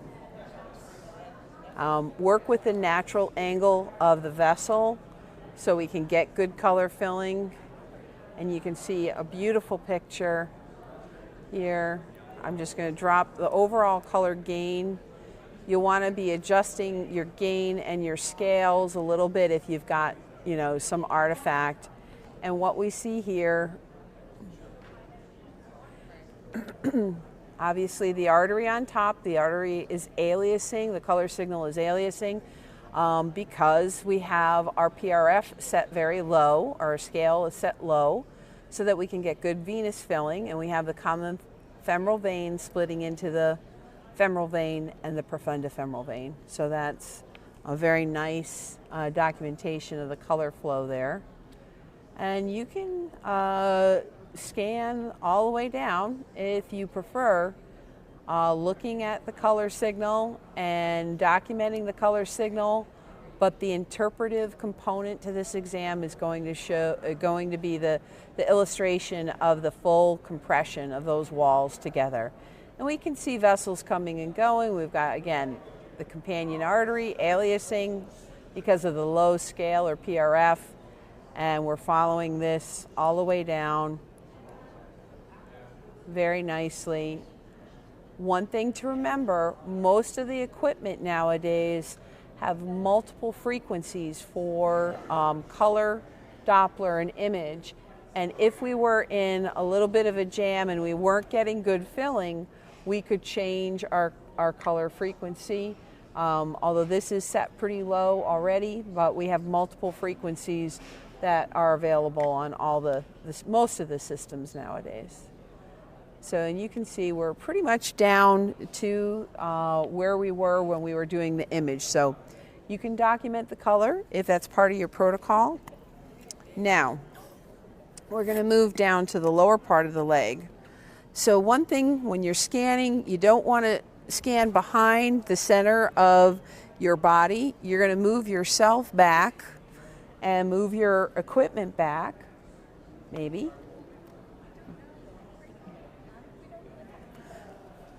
That'll be good enough. And from this view, we can actually see pretty well. If you needed to, you could turn the patient over, but it works pretty well. We're going to come up where we left off, and I'm moving up onto his lower thigh, and we're visualizing here the vein and the artery, and I'm just going to press a little bit, make sure we still got a nice compressible vein. Okay, and we're just going to come down. I'm basically even with the knee joint here, and we would want to record the same left-right compression, non-compression of the popliteal vein. While I'm also here, because this is the last point that I routinely record a venous Doppler, I'm going to go into a sagittal mode and obviously fix the Doppler angle and grab a Doppler, do a little augmentation, and record that for our popliteal vein. So at this point, I'm done with the amount of Doppler I need to record, and the rest is based on image. So we come down here and we start to see, I'm just going to zoom up for a second here. we start to see a lot of vessels. If I come back up to the popliteal, we see a lot of branching coming off. We've got the small saphenous way up at the top. We've got a bunch of veins and arteries right here. Those are the gastrocnemius. They're staying within the muscle. And there are paired lateral and medial gastrocs. And other than taking a look here, I don't really follow them much more. Let me come back and let up on the leg a little bit. And then compress. And I like to actually record a little loop of this data versus a still image. But you could do the same thing as we've done before. You could do the right, left, still, compress, and freeze that and store that. But with these small veins, I think loops are pretty helpful. So we'll just come down. It's important to look at the calf and look at an area if the patient's presenting with a focal pain. That's important because a lot of times it is one of the smaller gastrocnemius veins that are involved with a partial thrombus. So I'm going to come back up to the popliteal, which is in the center of view there. And I'm just going to see how well I can follow it without changing my view in terms of my approach onto our patient's leg here. And you can see it's a little deep, a little hard to follow, but now we're getting into the point where the calf is most muscular and the vessels are starting to branch. So you're going to try to follow from behind and kind of swing up forward. Okay, and now we're over where we see our tibial vessels. And from this point on down, then we can use a much more medial approach and follow all the tibial vessels.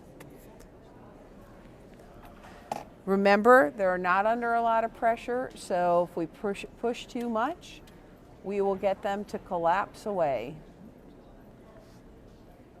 So let's just point out what we're looking at here on the image. I'm using a lot of gel here so we can reduce any artifact by any little bits of air that might be trapped in, by the skin as a result of hair on the leg, so it will get them nice and gooped up. We see some vessels here that are kind of deep, and we see some vessels up here that are a little more superficial. Okay, the tibia is over here, and actually the fibula is right here. These guys right here, vein, artery, vein, sitting right on top of this bone from this medial approach, those are the fibular vessels, or what we now call more commonly the perineal vessels, or peroneal if you're from the UK. But we've got the vein, artery, vein, and we can get good compression, and we'll follow them up a little bit. We lose them a little bit right up and through here, and that's when we're going to vary our approach and try to come around. And at this point in through here on the leg is probably the point where you're going to have to press the hardest. You might want to warn your patient or apologize in advance because they're so deep. They're deep to the muscle there. Okay, so we kind of follow them right on up, getting good compression, actually pretty much compressing them away. If you have very small veins that are difficult to visualize, you can sit the patient up and have them fill more. Now I'm going to look up here, and I'm going to look at these vessels up here. Here we have a large vein, well, large by tibial level standards, which is probably a soleal vein. It looks like it's coming right on in. Let's see if color will make things any more apparent.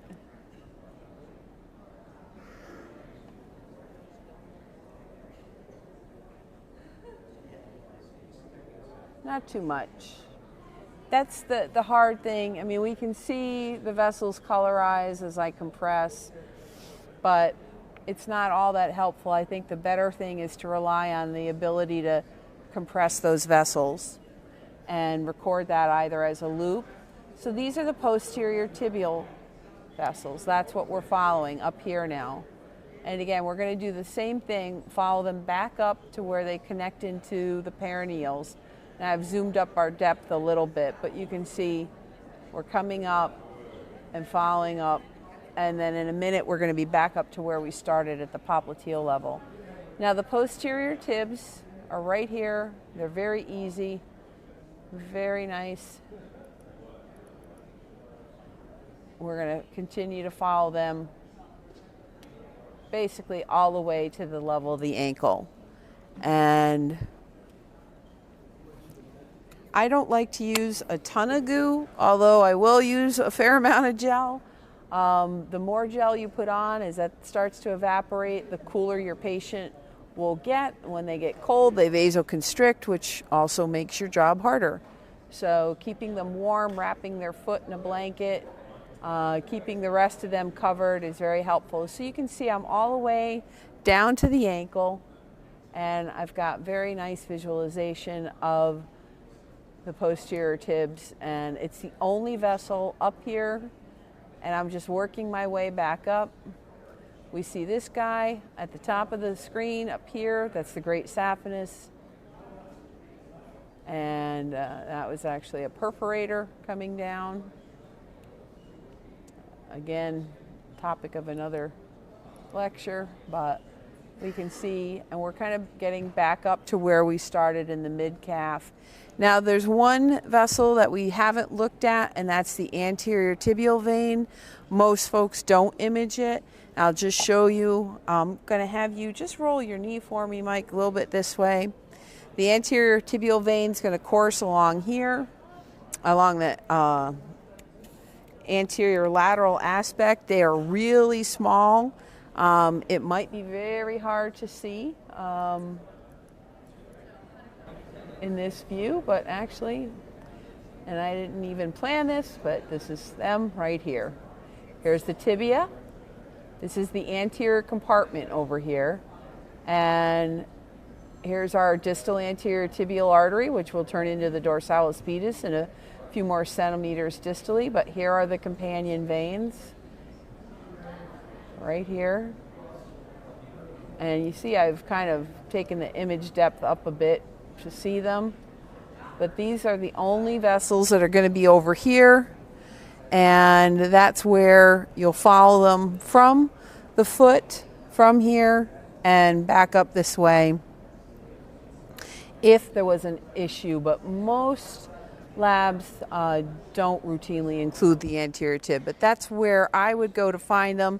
They're going to continue on up, and then about somewhere in here, dive deep to come back up and connect into the popliteal. So we've gone through the B-mode imaging, and we've gone through the required Doppler imaging and how we can use color if we want to help follow.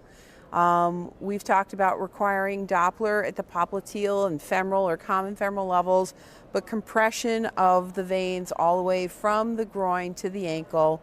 And that is the basic exam for lower extremity DVT. Thank you very much.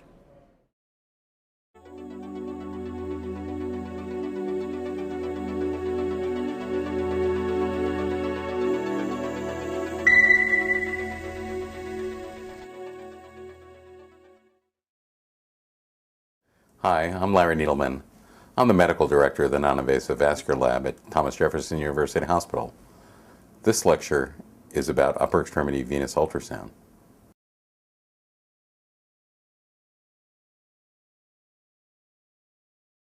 The upper extremity venous examination is being increasingly ordered for patients with indwelling catheters, prior to the placement of indwelling catheters, or patients with arm swelling.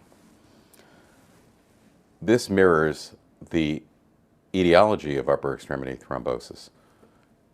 In prior years, before catheterization was so common, physical strain such as lifting, certain exercises such as weightlifting, were associated with this disease. These are all much rarer now. Today, the overwhelming presence of upper extremity thrombosis is associated with catheters, either in place or pre-existing catheters where there has been scarring of the vein. And in many cases, the presence of hypercoagulable states. As patients are living with their cancers longer, hypercoagulable states are present, and thrombosis in less usual spots than the lower extremity, such as now upper extremity, are also present in up to 15% of patients who have upper extremity thrombus. There are a variety of other etiologies for this, but they are far less common. The anatomy of the upper extremity veins is quite different than the lower extremity in that we have the bony thorax, which covers many of the veins, and the presence of numerous collateral vessels and numerous other vessels which are present besides the large veins that we evaluate. And these veins can grow quite large as collateral vessels and can mimic the veins that we typically study. In lower extremity venous examination, compression is the most useful part. Duplex and perhaps color are secondary players. In the upper extremity, because we can't compress many of the veins, and because blood flow is faster, we can utilize all of our modalities, and they're all very important for diagnosis. So grayscale imaging, color Doppler, and spectral evaluation are all used to evaluate these veins. In terms of technique, the patient should be lying supine and in a symmetrical posture because symmetry is going to be quite important for evaluation. We prefer a small footprint transducer. Oftentimes we use transducers which are appropriate for neonatal head ultrasound because it offers a vector scan and a small footprint from which we can see inside the thorax. As a general rule, a supraclavicular medial approach is used for the central veins. An infraclavicular approach is used for the peripheral subclavian and axillary veins. From our technique point of view, we typically are studying the jugular vein adjacent to the carotid, angling down or obliquely to evaluate the right and left innominate veins, scanning then out peripherally to evaluate the subclavian and axillary veins, and compressing the arm veins as needed. In some patients who have clear-cut arm abnormalities, such as patients who have arm swelling following an intravenous catheter placed peripherally, we might limit the study to the arm alone. But the vast majority of patients who are evaluated for this DVT, the central veins, are evaluated as well as the arm veins. Simplified view of the anatomy of the central veins is demonstrated here. We can see the jugular vein, the subclavian vein, and they join to form the innominate vein. On the right, the innominate vein has a coronal orientation. Here are the left jugular and left subclavian, and the left innominate vein is longer and has a more oblique orientation. The two innominate veins together join to form the superior vena cava. Small footprint transducers are quite important. The good news is the color Doppler and filling of the entire vessel is easier than in lower extremity. We can also use other tricks such as sniffing where compression is impossible. And again, bilateral studies are the usual in these patients. Here we are using a curved array transducer, and we can see that because of all the fat and material in the mediastinum, the veins are somewhat more filled in with echoes than perhaps we're used to. But we can see that even with this, with compression, the vein goes away completely, leaving just the artery. And so this is a normal collapsible vein.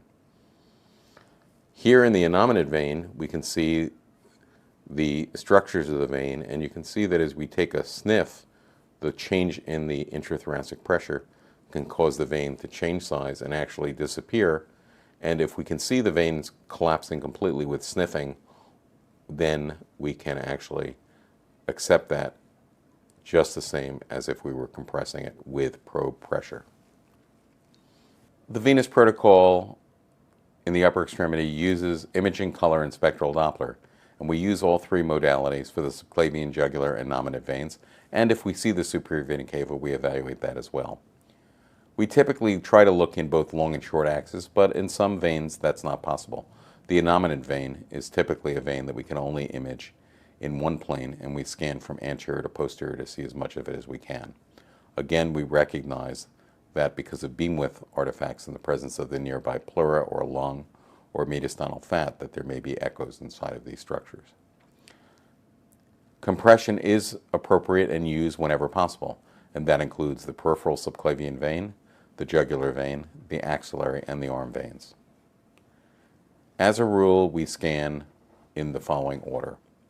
We start in the jugular vein, proceed to the innominate vein, then the central subclavian out to the mid-subclavian, peripheral subclavian, axillary, and arm veins.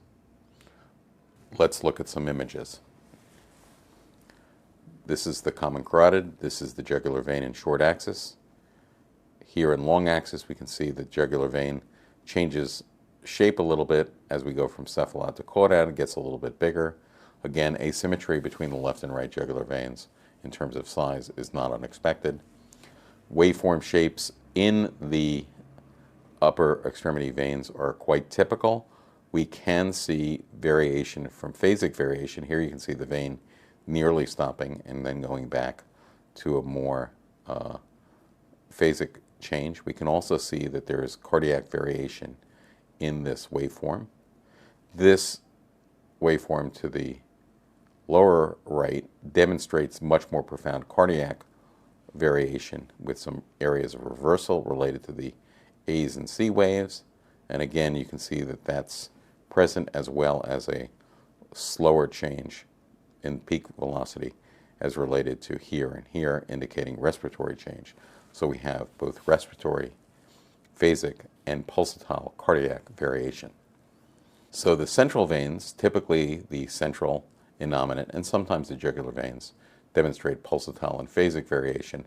Peripheral to the mid-subclavian, we will see phasic variation, and we may or may not see pulsatile variation. We do expect to see symmetry, so if one arm demonstrates pulsatile variation, we expect the other arm to show the same degree of pulsatility. We also expect to be able to fill the entire vein with color. Looking at some other waveforms, here the coronal orientation showing us the innominate vein. We can see the innominate vein here, the subclavian vein joining, and this structure is typically not the external jugular vein that we're used to seeing, but another vein, typically another anterior jugular vein. The innominate coming away from us, we see it filling completely in color, and our waveform shape showing again the difference in variation in velocity from respiratory change, as well as the superimposed greater changes indicating cardiac pulsation. Cardiac pulsation can be much more prominent and can cause aliasing because of the higher velocity, as we see here, and in the color we can also see the aliasing related to the higher velocities that are present in the upper extremity veins. And aliasing is much more common in the upper extremity compared to the lower extremity. As we proceed, we angle our transducer to bring in to view the central subclavian vein, here joining with the innominate vein, and the color filling in of that structure as well. And again, our normal pulsatile and phasic variation on our spectral Doppler. As we scan to the mid portion of the vein, we realize that the angle of the vein may make it impossible to see the vein completely, as it will travel through 90 degrees, and we need to therefore angle our transducer backward and forward, as demonstrated by the two right-hand slides here. Here we can see the mid-subclavian vein throughout its whole course, but not being able to be evaluated throughout with one image because some of the vein is at 90 degrees to our transducer. And we can see that we can evaluate this as well with our spectral Doppler indicating our pulsatile phasic variation.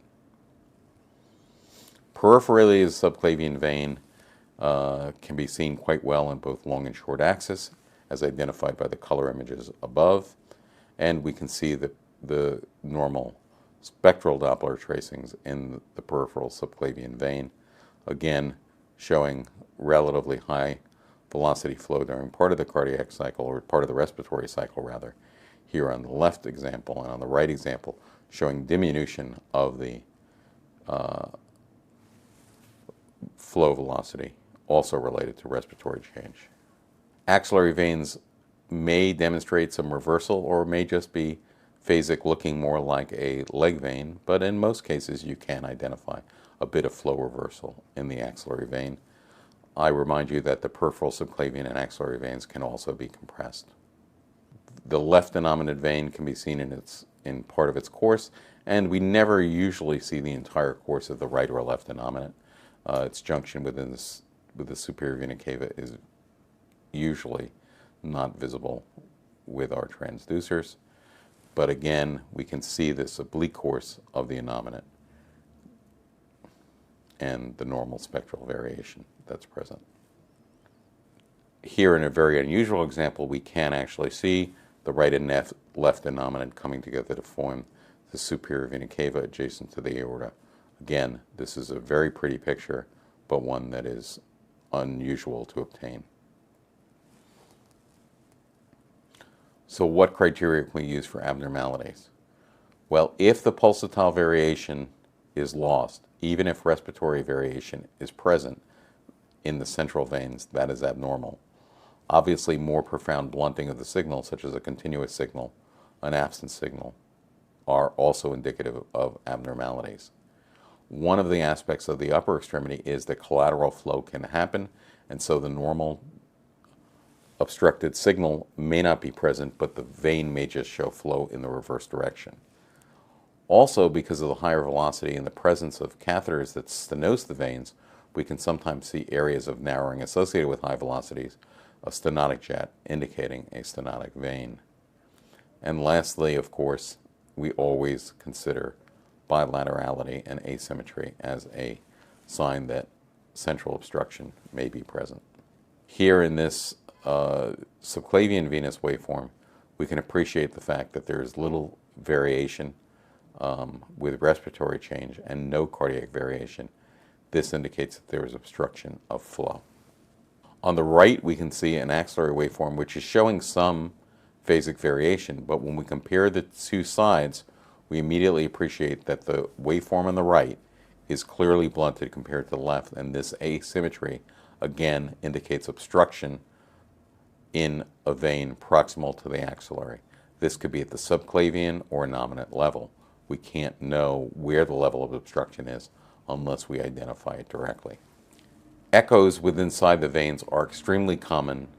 We want to look at the echoes inside the vein and see if they are fixed in position, which would indicate a fixed filling defects like a thrombus, or whether they are moving through the field, such as happens in rouleau, where the slow-moving flow moves through in one direction, or whether this simply represents noise from beam width artifact. And here, as we can identify in our color, the vein fills in completely, indicating that this is just normal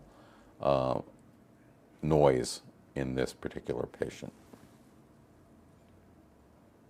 As I alluded to before, if there's obstruction, the flow can reverse. Here we can see actually a patient with acute deep venous thrombosis.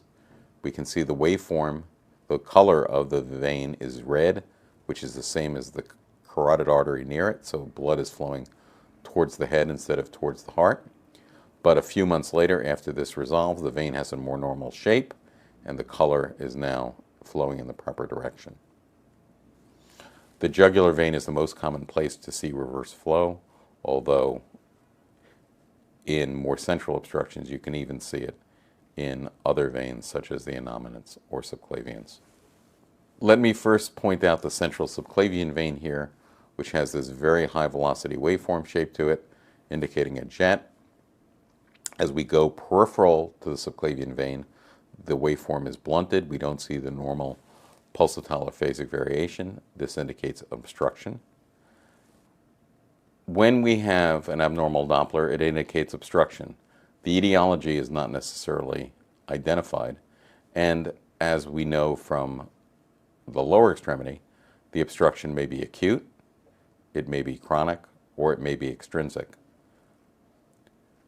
The site of the abnormality indicates the level of obstruction. So for instance, if all of your veins, the innominate, bilaterally, subclavians, and jugulars are all showing blunting, then the waveform and obstructions are created from the level of the superior vena cava.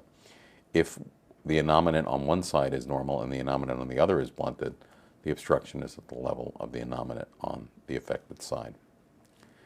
If you see an abnormality in the Doppler but can't figure out why it is being caused, the report should say that there is obstruction, and it should give a differential of the level of disease and the possible etiologies that are present, and to recommend perhaps other imaging such as CT or MRV, or rarely, or more and more rarely now, contrast venography. Not only is the Doppler important, but imaging is important. As I mentioned, grayscale is important for imaging the thrombus itself. Our ability to see the thrombus varies by its echogenicity. As we've seen, noise may occur in the vein which can obscure or mimic clot. And so color becomes very important to identify thrombus as a filling defect in the color column. And in veins that are compressible, non-compressibility or sniffing may be helpful. Here we have a catheter present within the vein, and we can see low-level echoes lying in the lower portion of this vein. This is not reverberation, as the echoes are not in the upper part of the vein, and you can see here on the short axis view that again the upper portion of the vein is anechoic, and this represents pericatheter thrombus. Color is not always helpful in identifying the filling defect if you're not careful, because as you see here, the color is overwriting the thrombus, and so you have to be very careful with your color gain to make sure that you're not overwriting the low-level echoes that may be present within the thrombus. The criteria for acute thrombus are that it expands the vein, that it's free-floating, that it's smooth, and when we can compress the vein, it can change shape because it's still rather soft. Here we can see a jugular vein thrombus, which is markedly enlarged compared to the corresponding carotid artery, and this indicates marked distension from acute deep venous thrombosis. In this case, we can see the thrombus, which is rather echogenic and heterogeneous, but what's striking is as we follow the edge of the vein wall, we can see that it distends out in this region. Again, the distension indicates acute axillary vein thrombosis. The echogenicity of a thrombus is not helpful to determine whether it is acute or whether it is chronic. Whenever we see catheters, we want to look around the walls of the catheters to see if there's echogenic material within them. And here you can see this echogenic heterogeneous material associated with this triple lumen catheter, indicating an acute pericatheter venous thrombosis. When we can compress in the mid-region, we can see the lines of the catheter. We can see that the catheter is sitting inside the middle of the vein, but there are many, many echoes within the vein. And when we compress, that those echoes don't disappear and that we can't make the catheter disappear, the vein disappear completely. Even in the presence of catheters, the vein should be completely coaptable around the catheter. And the presence of residual vein around the catheter indicates pericatheter acute deep venous thrombosis. Here, a slightly different image where we can see a catheter again, and this fine material which is sticking out of the vein, and this more linear material, which is kind of almost looks like a Q-tip hanging off the edge of the vein, is much more typical of fibrin sleeving as opposed to pericatheter thrombus. Let's look at some pitfalls. Again, we have to be careful that color may overwrite our image, and this again reiterates to us that grayscale is important. Similarly, if the thrombus is small, it may not cause distortion of the of the spectral Doppler. So here we can see the spectral Doppler is normal. The color is really not helpful, but when the color is turned off, we can see that there is some asymmetrical echoes on the wall of the vein here in the subclavian vein near the innominate junction. And as we change our orientation and scan back and forth across that vein, now we can see from a different plane the thrombus, which is now projecting in a different plane, again front to back, and we can now diagnose acute deep venous thrombosis. The same thrombus which we did find could be seen with a linear array probe, and so we can appreciate the fact that we can use a variety of probes that are helpful to us. In fact, here in the linear array probe, we can see that there is thrombus which is present inside the vein and extends down, and then as we go further peripherally we can actually now see the catheter and the echogenic pericatheter thrombus around it. You'll note, by the way, that the catheter isn't seen on either of the images on the above, and that's because unless you hit catheters at the proper angle, because they're specular reflectors, they may not be obvious. And so we do not always follow the catheters, even though we know they're present, and they can't always be seen throughout their entire course, even when we know they're in the vein. Another example of very echogenic looking veins, and it's very difficult to distinguish between noise and thrombus, but when we turn the color on, we can see that the vein changes caliber from rather large to rather small around a structure. Again, this is in power Doppler, here in the lower left. Here in the upper right, we can also see the filling defect with color Doppler. And now, as we angle and rotate our transducer from a different orientation, we can see the echogenic thrombus projecting from a different wall in the innominate vein. So the color, again, can overwrite the clot, but also can point to clot in other cases. In distinction between acute venous thrombosis, scarring is very frequently found in these patients because the catheters are sitting inside for long periods of time, and the veins will scar as a result. Scarred veins typically are normal or small. The material of the scar is firm, irregular. The vein may retract and be pulled in. We can also sometimes see circumferential narrowing or web-like changes, although circumferential narrowing, in my experience, is more common than synechiae in the upper extremity compared to lower extremity. And of course, stenosis, and we need to recognize that arm swelling may be caused by stenosis and not always by acute venous thrombosis. Here we can identify the vein. It's filled with middle-level echogenic material, and the lumen is reconstituted in a regular shape, smaller in this region, larger in this region. And this irregular lumen, again, indicates the recanalization, partial recanalization of the material and the scarring in the vein. So as we look at upper extremities, we realize that there are many, many more difficulties because of our inability to see the veins in all planes, and we can't compress all the veins that are present. In addition, we have to be very careful about echoes inside the veins either being caused by reverberation or noise. We always need to remember that the Doppler, the spectral Doppler, may not be altered if the thrombus is not large enough to obstruct the vein, and that collaterals may mimic a normal vein. Here we can see reverberation. As we scan down the middle of the vein, you can see the reverberation fills the lumen, and at the periphery where we're not striking the veins at the same angle, the vein lumen is anechoic. And then as we look with color, we can now fill the vein in quite adequately. And as we change the orientation of our image, in fact, we can see that the echoes move to different portions of the vein, up and down. And finally, we confirm that it's normal with both the presence of a normal spectral Doppler and the presence of a normal color Doppler, which fills the entire vein. So now a question. We have a short axis view in the subclavian area. We have an arterial signal and a venous signal and two echogenic structures. What do you think is going on? Is it breast cancer? Is it venous obstruction? Is it venous occlusion? or is it a combination?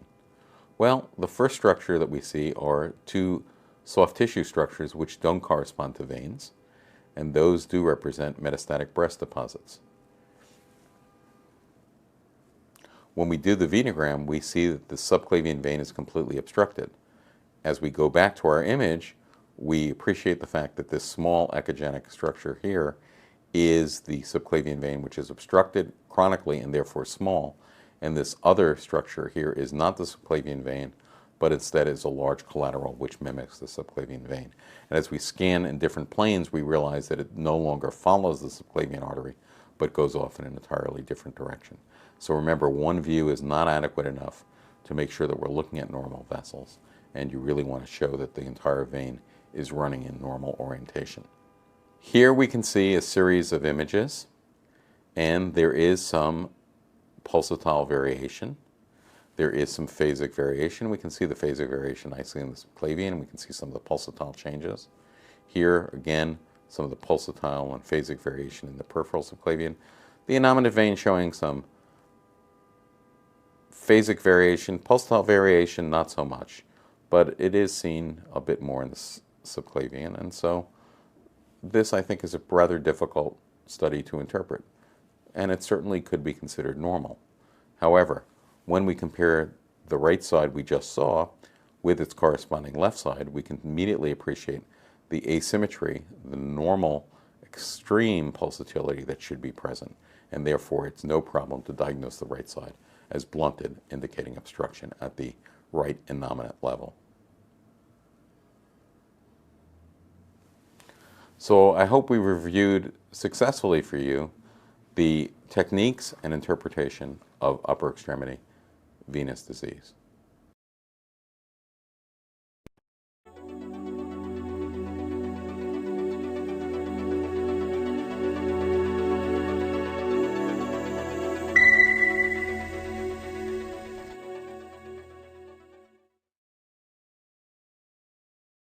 Hi, I'm Dr. Nitin Chaubal from Mumbai, India.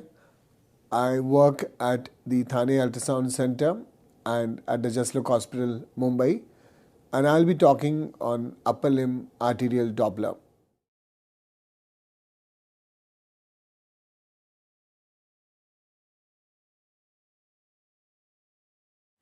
Generally, when we talk of arterial Doppler, we talk of lower limb arterial Doppler. Very rarely we talk of upper limb arterial Doppler. So what is so unusual about upper limb Doppler? First of all, ischemia, as far as ischemia is concerned, symptomatic arterial disease is less common in the upper limb as compared to the lower limb. Raynaud's phenomena is a common presentation. In lower limb, we always think of atherosclerosis, whereas in upper limb, we have to think of systemic disorders. Aortoarteritis is relatively a common occurrence in upper limb. We have to think of thoracic outlet syndrome, subclavian steel, embolic episodes. Another unusual thing about upper limb arteries is that we have excellent collaterals around the shoulder, elbow and wrist, and therefore very often these patients remain asymptomatic for quite some time. Here's an example. This patient has a complete occlusion of the subclavian artery. However, there is filling through the internal mammary artery, and if you look at the distal subclavian artery, it has got a very good lumen. So this patient was asymptomatic for quite many months. Another unusual thing about upper limb arteries is that trauma, especially vascular accidents, are more common in the upper limb as compared to the lower limb. And these accidents could be industrial or they could be electrocution injuries. Very often, of course, upper limb arteries are used for dialysis grafts and fistulas. And we also do the Palmer arch patency test prior to a coronary artery bypass surgery. So just like any other examination, we have to be very familiar with the anatomy. For example, on the right side, we have the innominate trunk, we have the common carotid, the vertebral artery, and of course the internal mammary artery, which is a very important branch of the innominate trunk. Then of course we have the subclavian artery, the axillary artery, the brachial artery dividing into the radial ulnar, and we have the superficial palmar arch and the deep palmar arch. So one has to be very familiar with the anatomy before we start doing the examination. Whenever I do an upper limb arterial Doppler, I always begin with the vertebral artery. So typically the patient is lying down supine with the head extended, and we look at the vertebral artery adjacent to the carotid artery and make sure that there is a forward flow in the vertebral artery. Then we look at the subclavian artery, which is just below the clavicle, and we can trace the entire subclavian artery. The normal subclavian artery shows a good flow, quick systolic upstroke, a downward flow, and almost a triphasic flow, suggesting that this is a normal waveform. Then we look at the axillary artery. The axillary artery is typically examined by asking the patient to elevate the arm upwards and then going through the axilla. The brachial artery is evaluated by asking the patient to rotate the arm medially, and we do a medial examination for the brachial artery in the upper arm. Then both the forearm arteries are evaluated, the radial artery and the ulnar artery. When we look at the radial artery, we always do the palmar arch patency test. So what we do here is, while examining the radial artery, we compress the ulnar artery and look out for this elevation in the velocity. Similarly, when we look at the ulnar artery, we compress the radial artery and look out for elevation in the velocity. If there is an increase in velocity, it tells us that the palmar arch is patent and that we can use these arteries for a bypass surgery. This is a very important test. When we look at the digital arteries, we like to use a higher frequency probe, and generally we like to go along the lateral aspects of the digits because we know that digital arteries go along the lateral aspects. Today, with good machines, we are able to look at almost all digital arteries. We can have normal variations, and one such normal variation in the upper limbs is a brachiocephalic trunk ectasia. This is more commonly seen in elderly females, and we have a dilatation of brachiocephalic trunk, and very often the patients are asymptomatic. One of the most common presenting feature in the upper limb is a Raynaud's syndrome, and we have to understand Raynaud's syndrome. Raynaud's syndrome is a symptom complex which is defined as an episodic digital color changes occurring in response to emotional upset or environmental cold. It's a presenting symptom in all patients with upper extremity ischemia. Results from a large variety of conditions varying from exaggerated but a benign vasospastic response to cooling to severe and extensive arterial obstructive disease. That means if the patient has a Raynaud's syndrome, it is just a symptom.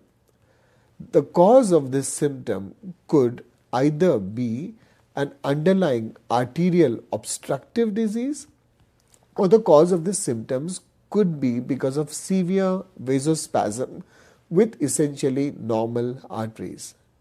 So when we look at upper limb ischemia, it is very important to differentiate between these two groups.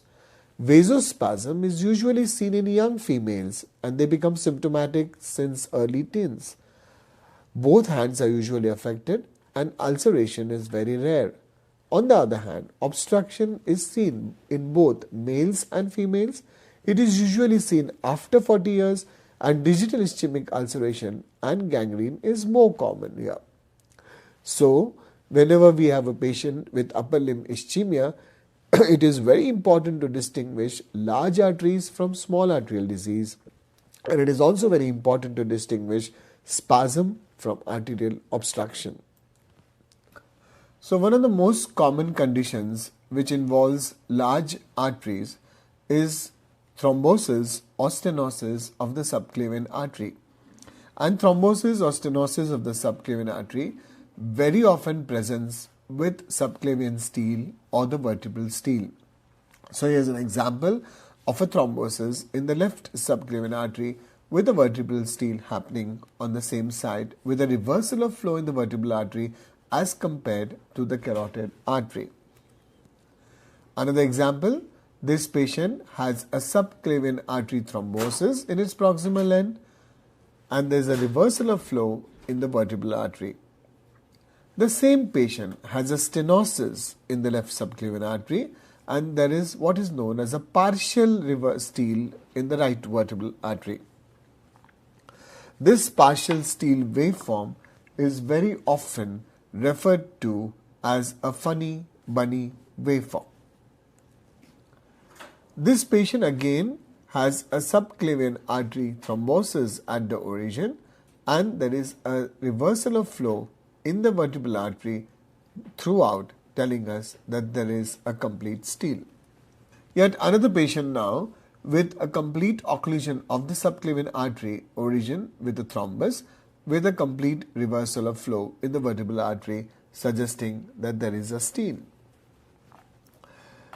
The subclavian artery may be affected not only at its origin but along its mid or distal portion, and here is a thrombus in the distal portion of the subclavian artery. But the diagnosis comes up in the mid or proximal portion of subclavian artery. What we see here is a quick systolic upstroke and multiple small peaks in the diastolic, telling us that this is a high resistance flow. And if you look at the distal waveform, there is a dampened waveform because of the thrombus in the distal subclavian artery. Thoracic outlet compression syndrome is another common thing we have to talk about in the upper limb arteries. It's a complex of signs and symptoms caused by compression of vital neurovascular structures at the thoracic outlet region. Pain, numbness, tingling, weakness, and other disorders in the upper extremity. The compressed neurovascular structures in descending frequency include the brachial plexus, subclavian vein, and the artery. Compression usually occurs as a result of congenital or acquired changes in the surrounding fibro-osseous and fibromuscular structures. Thoracic outlet syndrome is the most misunderstood, overlooked, and misdiagnosed condition. The thoracic outlet compression syndrome could potentially happen at three spaces. One is the Scalini triangle, second is the costoclavicular space, and the third is the pectoralis minor space. The etiological factors could be because of soft tissue lesions or bony lesions. Soft tissue lesions include Scalini muscle hypertrophy, costocoracoid ligament injuries or compression because of costocoracoid ligament, and at the level of the pectoralis minor muscle. The bony lesions could be a cervical rib, first rib abnormalities, long C7 transverse process, or clavicular abnormalities. So the symptoms in thoracic outlet could be neural, or they could be vascular, or very often we have a combination of neural and vascular symptoms. The neural symptom could be peripheral, or they can be symptomatic like Raynaud's phenomena. The vascular symptoms could be because of arterial problems like loss of pulsations, claudications, or they could be because of venous involvement like pain, edema, venous distension, collateral veins, or very often even thrombosis. See, the test which is commonly done for thoracic outlet syndrome is known as Adson's test. The Adson's test is basically a clinical test which is performed by holding the patient's arm down and checking the radial pulse while the patient inhales deeply and keeps his head extended and turned towards the involved extremity. If the patient has a thoracic outlet syndrome, this action results in obliteration or decrease of the radial pulse. As I said, this is a clinical test, but we can use it with Doppler, where we replace the hand which is holding the pulse with an ultrasound probe. We have another test which is known as neck tilting test. This is similar to Adson's test. However, here the patient tilts the head away from the affected side. We have other tests like costoclavicular compression test, where the examiner depresses the patient's shoulder, or we have an hyperabduction test where the patient is in a sitting position with the shoulders hyperabducted and rotated externally. This is one of my favorite tests to look out for thoracic outlet syndrome. We can modify this test by what is known as a Roos test, where we ask the patient to do exercises with the fingers. So what do we see? This is a subclavian artery at rest showing a triphasic waveform. After an hyperabduction maneuver, we see that there is no flow happening in the subclavian artery. So this is a positive screening test for thoracic outlet syndrome. Another patient on the left side, there is a good flow in the subclavian artery at rest. After hyperabduction, we see that there is no flow in the subclavian artery.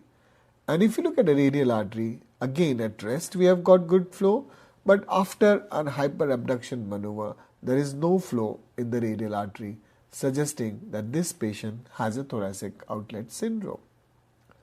As I said, sometimes the veins can get affected. This patient, for example, has normal flow in the artery, subclavian artery, but if you look at the subclavian vein, at rest we have normal velocities, but after doing the maneuver, there is narrowing of the vein, and this is shown on Doppler as very high velocities.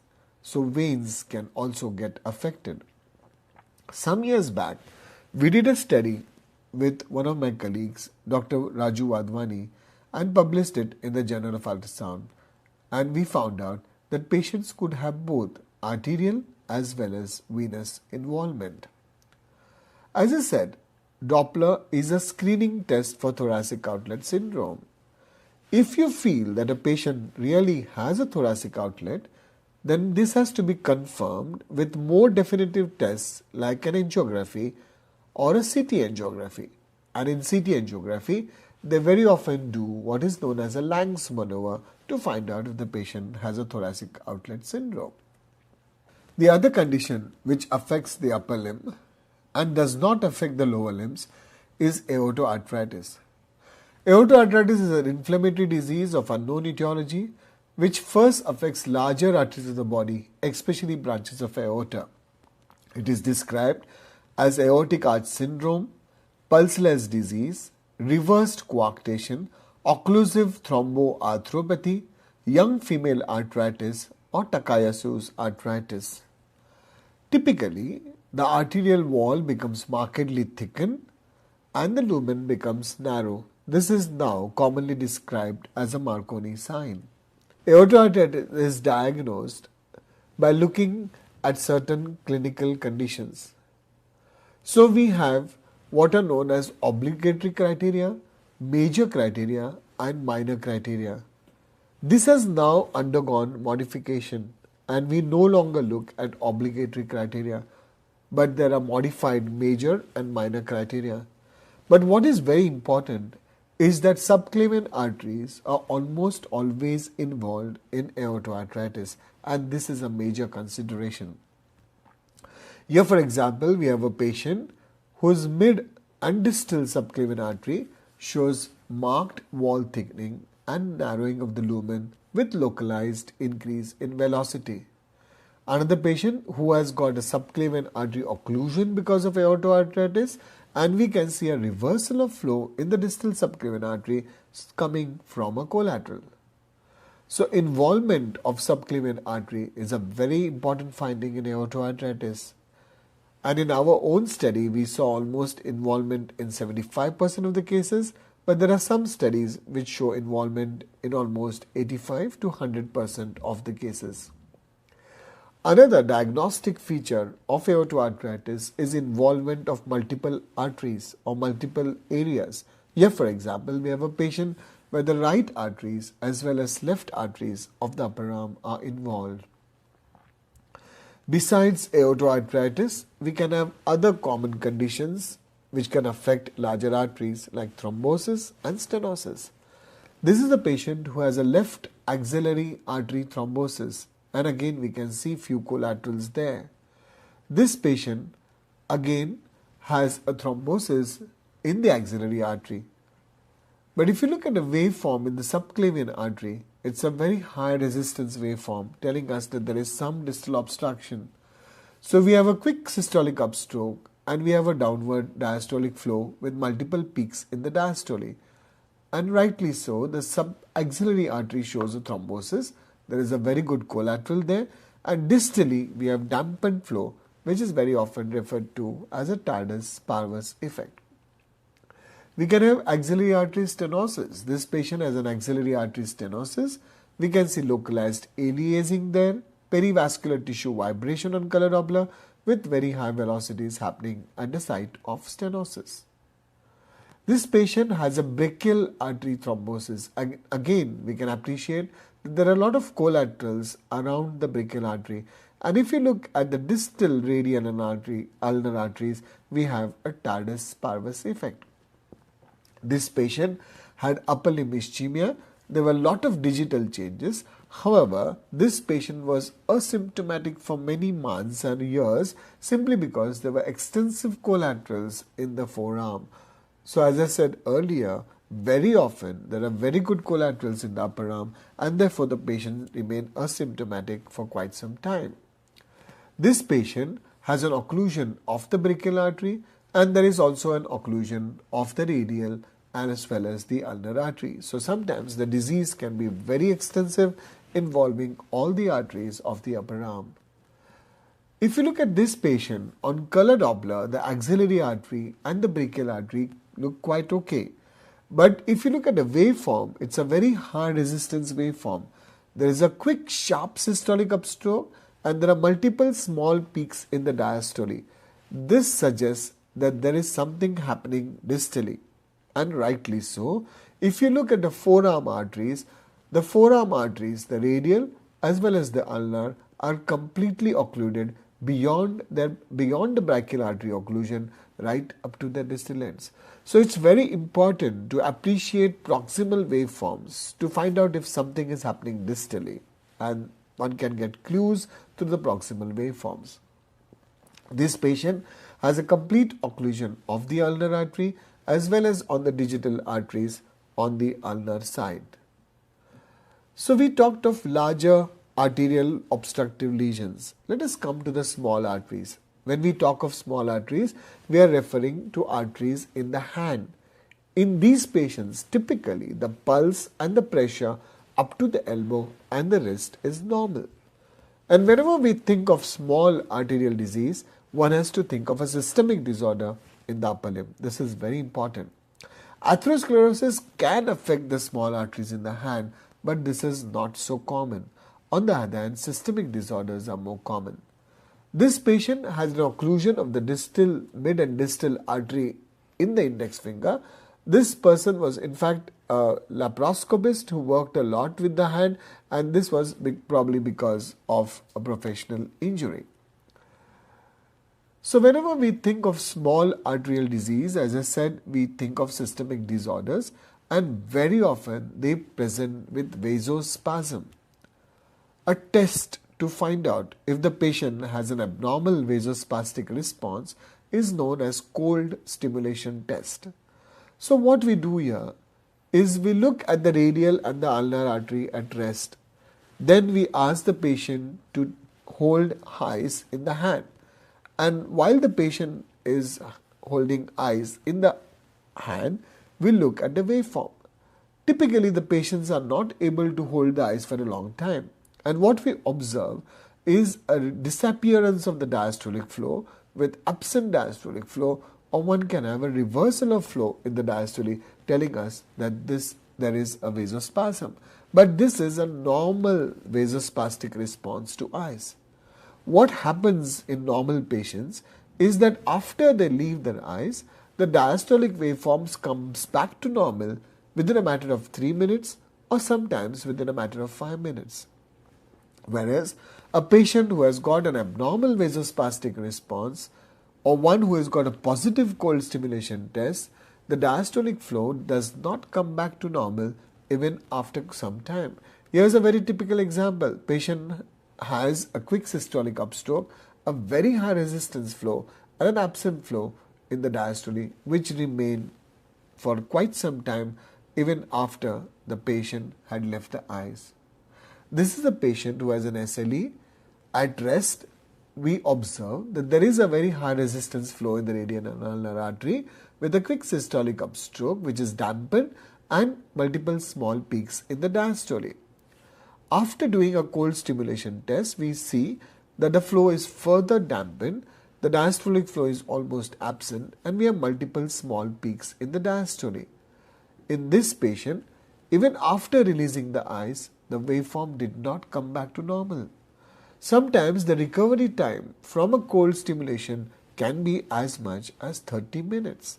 And this is a very good test to find out if the patient has an abnormal vasospastic response. The other common problem which can come up in the upper limb and cause ischemia is embolism. Embolism is more common in the upper limb as compared to lower limb. And one of the most common sites of embolism is the heart, the mitral valve. This is a patient who came with acute pain in the right upper arm, and we can see that there is a source of embolism at the level of mitral valve. Another patient who came with severe arm pain one fine morning. Again, we can see a fresh embolism in the axillary artery, and the cause is again a vegetation at the level of the mitral valve. Sometimes the embolism can affect the distal arteries. This is a patient who came with pain and in the hand, and typically what we see is that the digital arteries, namely the ring finger arteries, are occluded. This can sometimes be difficult to evaluate, but if one is very careful with the digital arteries, we can come to this diagnosis. So as far as upper limb artery ischemia is concerned, it is very important to have an organized and systemic approach. It is very important to find out if the patient has some underlying arterial disease or the patient has an abnormal vasospastic response. And this is very important to plan the therapeutic procedure. Trauma is very common in the upper limb, and we have a variety of causes of trauma. One of the most common cause of trauma is an industrial trauma. This is a patient actually who came with an industrial trauma. There is a large hematoma happening in the muscle and the brachial artery is totally occluded. Another patient who came early in the morning with industrial trauma, we can see there is a lot of soft tissue laceration there, and we can see a complete obstruction of the brachial artery involving the radial as well as the ulnar artery. This patient had quite an unusual agricultural trauma. So while he was working in the field and cutting the crops, one of the instruments happened to hit his elbow. He had laceration in the brachial artery, and we can see that there is no walls of the brachial artery and there is a huge thrombus there.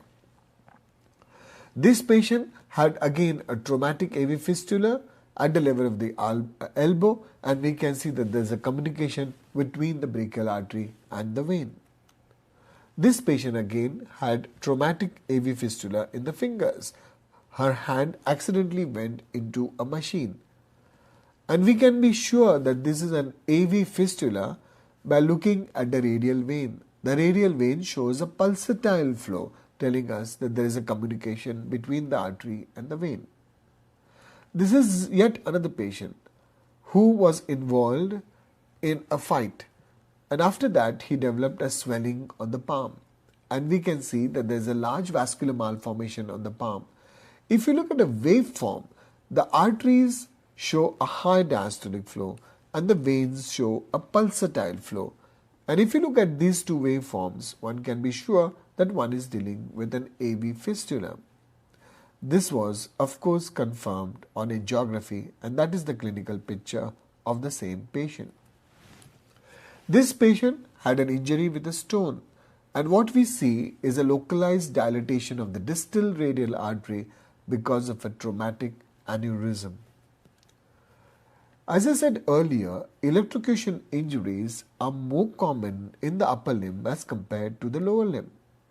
This is a patient who was actually working with one of the electrical companies and during his job accidentally touched a wire. He came to us with cyanosis and the entire forearm was black in color.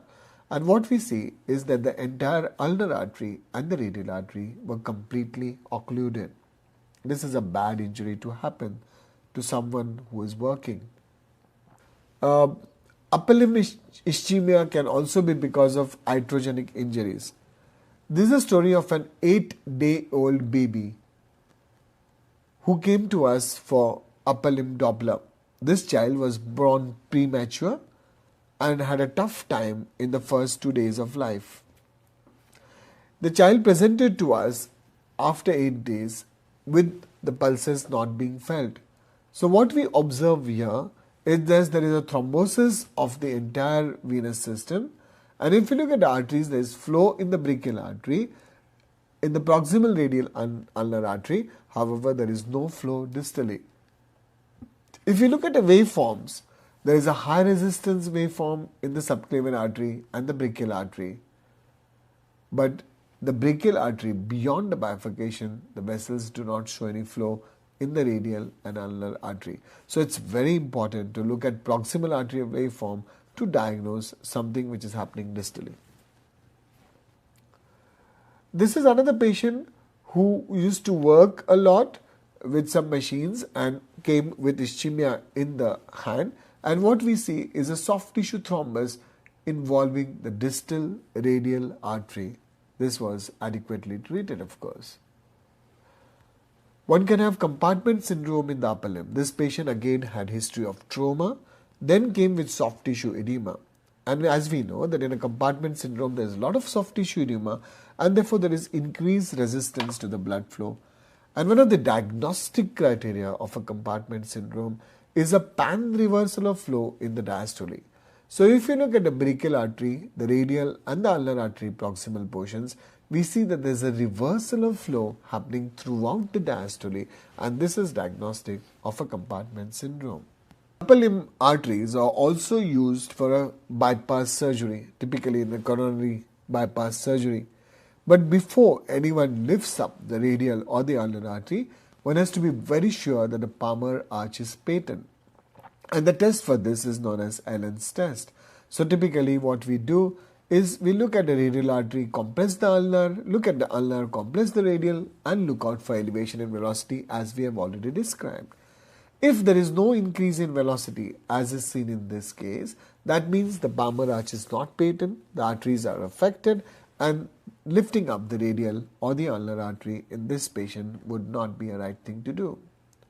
So overall, as far as ischemia is concerned, it's very important to differentiate between large arteries and small arteries. It is very important to differentiate between obstructive lesions and vasospastic, abnormal vasospastic response.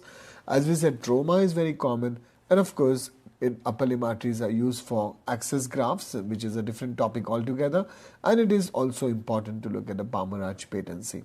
Thank you so much.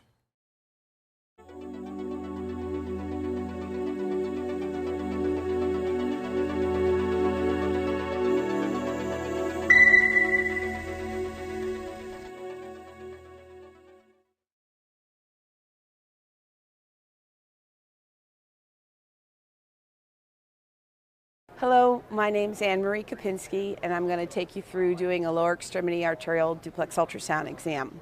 As you can see from the patient, this is how we would like to have folks position, having their hip slightly externally rotated and their knee slightly flexed. From this orientation, we can pretty much see from the common femoral artery up here, down through most of the superficial femoral. Then we'll come behind, more posterior approach here to look at the popliteal, and then continue on down the calf, and we can pretty much see everything from this view. We'll just have to turn the leg when we go and evaluate the anterior tib. But we'll start up here at the groin and orient. I usually just start with a transverse view, right pretty much as high up as I can, and try to find the saphenofemoral junction, which, let's see, let me just bring up a trackball, or the arrow, the cursor, right, yeah. Up here on the screen, you can see we have this oriented, obviously, so the patient's right is on your left, and the patient's left is on our right. We can see the common femoral vein in the center, the common femoral artery right here, and the great saphenous vein coming up here. And if I press down, I know I've got the veins where they are, as I just described. And that's really our starting point for most lower extremity evaluations.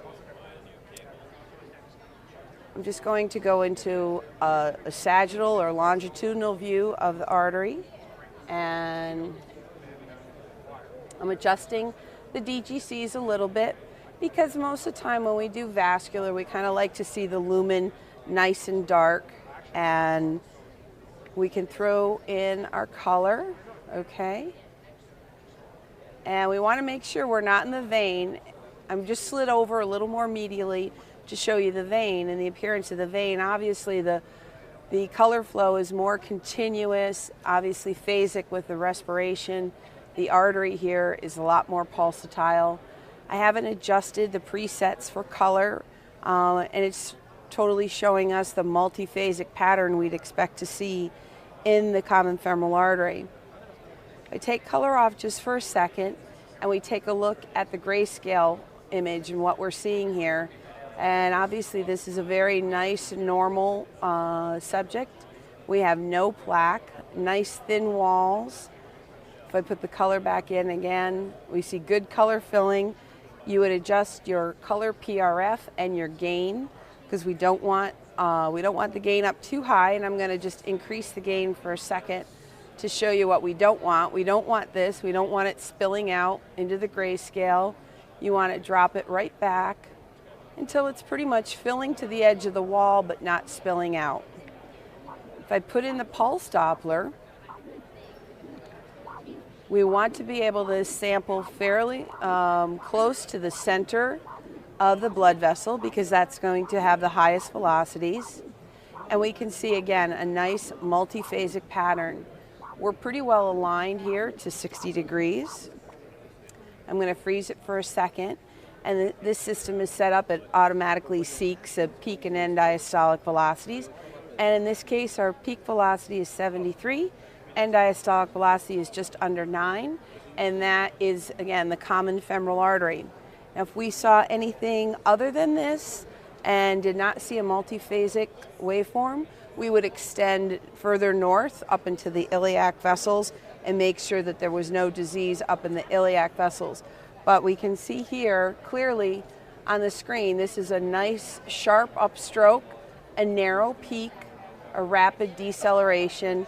So this is a very good upstroke here in systole, and it's telling us that that blood flow has not passed through any kind of a stenosis in any way. We see the reflected wave here telling us we're dealing with a high resistance bed, again, textbook normal. And this third component in end diastole, this antegrade flow at the end of diastole, is basically due to healthy, compliant elasticity of the vessels further central to where we're imaging. So I'm going to go back just to grayscale here, and I'm going to come down just a little bit, and I hardly moved my hand at all. I basically just angled it. And now we see we're coming to a bifurcation, and that bifurcation is the bifurcation into the superficial femoral artery and the profundifemoral artery, or as that sometimes is called, the deep femoral artery. Now, because they're kind of angling a little bit in different orientations, I'm going to capture the profundifemoral artery first, and we'll want to get a Doppler signal from there as well. So we're going to look right at the origin here. And again, a multiphasic pattern, nice sharp upstroke. All right, and we see here our peak velocities are around 63. Again, usually in the peripheral artery, we want the velocities less than 150, although in most folks it's probably even less than 100. That's a ballpark criteria that we can use. But again, we're really looking at the shape of this waveform, and that's very characteristic of a nice, normal, high-resistance arterial bed. This is probably the only area that we really need to look at for the profundifemoral or deep femoral. Basically just the origin, just to look at plaque. If there was disease, perhaps in the SFA, the profundifemoral artery might be a choice for a bypass inflow site. Now we're going to come back again, and we're in the SFA now here up at the top of the screen. This is the SFA. All right, we're seeing a little bit of the vein underneath. The profunda is down here, and it angles away in a manner that we really don't see much of it. So I'm just going to look at the SFA here just for a little bit, just to point out a couple of things. And I'm trying to make it really flat. because obviously when we're at 90 degrees to the ultrasound beam, we're going to get the best image. And here again, the things we want to look for is this nice thin wall, this very smooth wall. There's no bumps, crevices, no sign of any plaque, no sign of any calcification. We can even right here kind of appreciate the intimal medial complex, which is not something we really look at in the lower extremity arteries, but it is there and we can see it. So we know we're dealing with a very healthy blood vessel, and what we want to do is really Doppler through the entire length of the vessel. So whether that's in color first to give sort of an overall scan, or if we do it in triplex with Doppler, but I'm going to look first in color because color certainly is a good tool. And you can see I'm just sort of rocking my hand just a little bit back and forth to keep that lined up. I want to see the vessel all the way from one edge of the screen to the other. I know I'm completely dead center over that, nice and lined up with that vessel. I'm not oblique. If I kind of see this and see this sort of like kind of oval shape, I'm oblique to that vessel, and that's not really how I want to follow it down. I want to follow it like this, where I can line it right up. And obviously as you move, you're going to have to adjust yourself, adjust the position. But this is the technique that you would use to follow all the vessels, whether upper extremity, lower extremity. And let me just move that. Oh, that's not what I wanted to do. There we go. I'm just going to move the color box a little bit deeper. I don't like to make it too large because then it'll decrease the frame rate a little bit, in some systems anyways, not in, you know, as we get deeper, it certainly, it has to travel further and listen longer and so forth, so it may drop the frame rates. So now we're getting a little bit deep here, okay? Not very far down his leg, so I'm just gonna stop for a second and get a little more gel. I don't like to put an absolute ton of gel on patients just because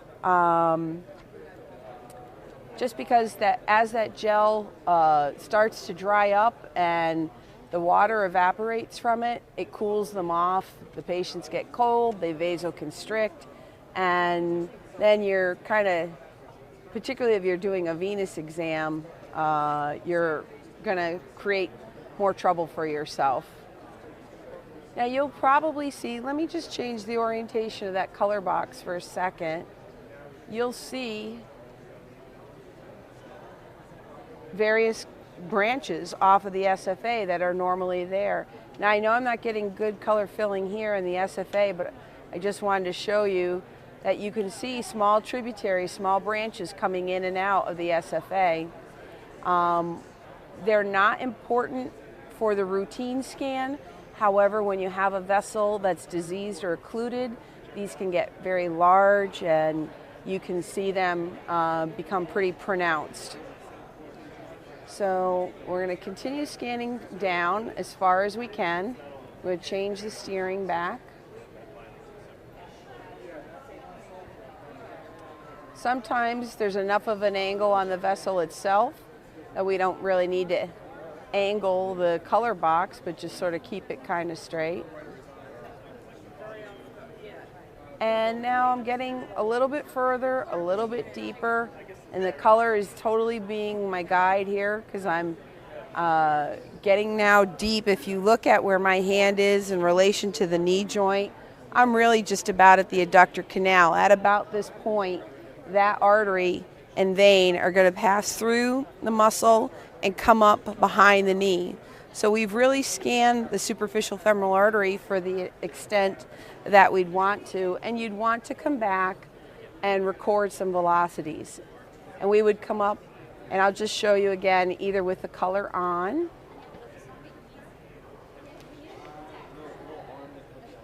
and we'll need to just steer this a little, and then we'll put our Doppler.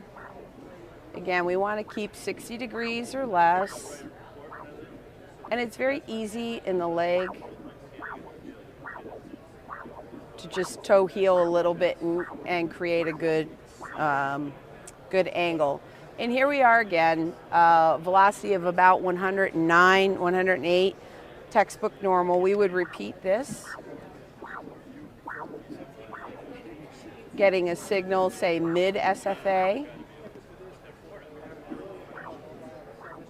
And then one further down. And if you had any issues, you could just take the color off, have the machine work a little less hard, and concentrate mostly on gaining that Doppler signal. And you can see it cleared up just a little bit because we're asking it to do less. So if you come in and out of modes, remember, you know, the machine has only so much capability. So as you add it more and more in and make it do more and more, it will sacrifice somewhere. But that's an excellent waveform. Again, high resistance, triphasic waveform. And that's exactly what we would expect to see the whole way down the leg. So we started the common femoral up here. We scanned through the superficial femoral to the point where we really started to lose it. And it started to go through and come up behind the leg. So now, without having to make the patient change their leg, we're going to come back here and find the popliteal vessels. I'm just adjusting the focus a little bit because the vessels are a little bit more superficial here. Once we're behind the knee, now what we see is the popliteal vein on top of the popliteal artery. And again, if I hold still, obviously you can see that the artery is beating, and if I compress, the vein compresses away. Again, depending upon your individual lab protocols, you can follow the popliteal artery up as much as you want. I'm really now on the lower part of his thigh, probably right about here. So I'm really picking it up just about where I left off. And again, it's nice and smooth walled. And I believe this guy coming off right here, which is the first big branch, is the anterior tib. And I followed it a little bit before we started the demonstration, so I'm pretty sure that's the anterior tib. But let's look at some color.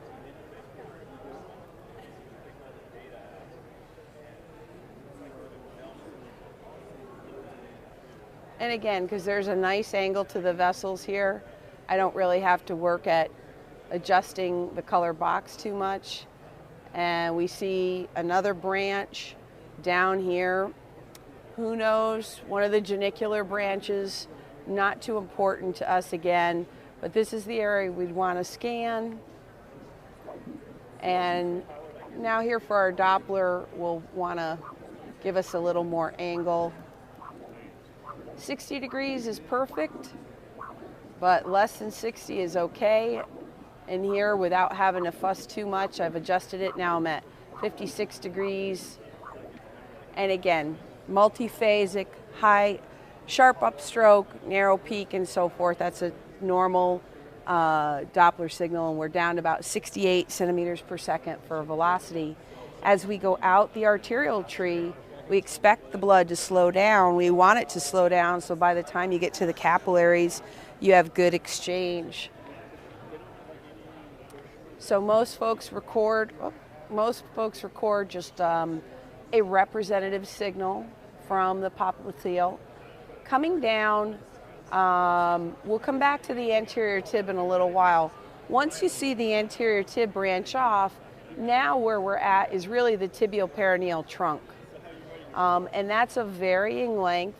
And as we come down, and I'm just going to adjust my focus a little bit in depth because we're getting just a little bit deeper, that vessel splits, and it's splitting right here. Let me put the color on, maybe that'll help show a little bit better. I'm just going to move the machine a little closer to me here. Okay, so we're up here and got the tibial perineal trunk, and if I come down real slow,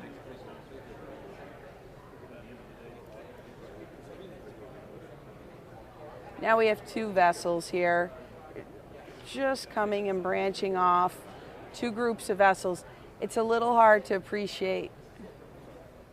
There you go, a little bit better. Now you can see the two separate arteries here.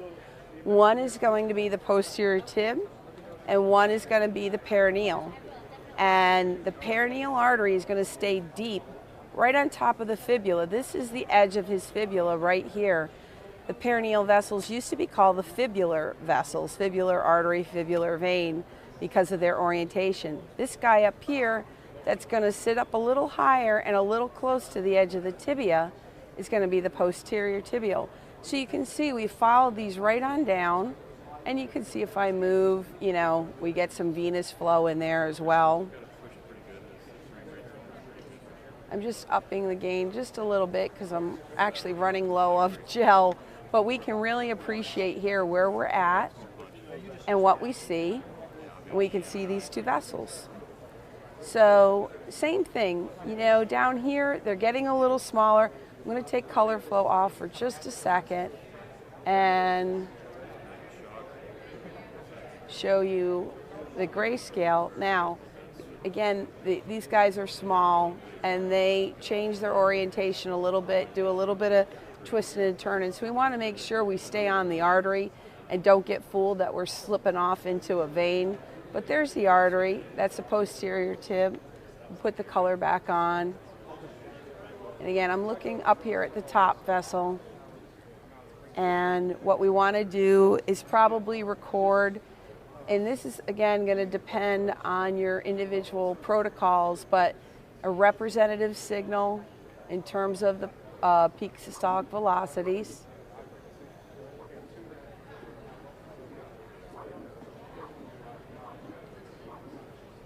And we see again this triphasic flow pattern peaking out at around 58, 57, so that's perfectly fine.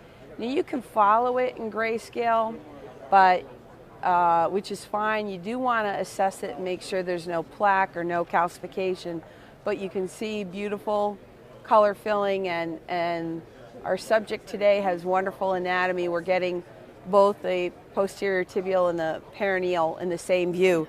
This may not be possible in most patients, and an alternate way would be to come, and I'm just going to show you for a second with the transducers, to basically come and really come around more posterior to kind of catch the perineal in a heavier, deeper leg. So you'll follow these vessels down, again recording velocity, recording color, looking along. Eventually the perineal vessel, the deeper one here, will start to branch into a couple little branches, and you won't see it anymore.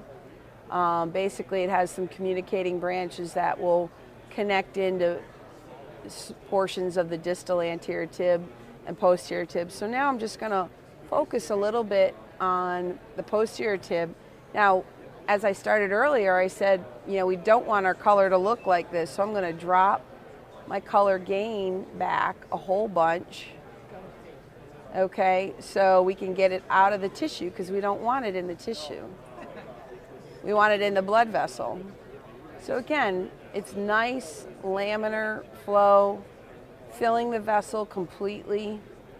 We're coming down, and as you can see, I'm just about down to our subject's sock here. And if we were doing this, depending on the, I'm just going to take this down just a little bit.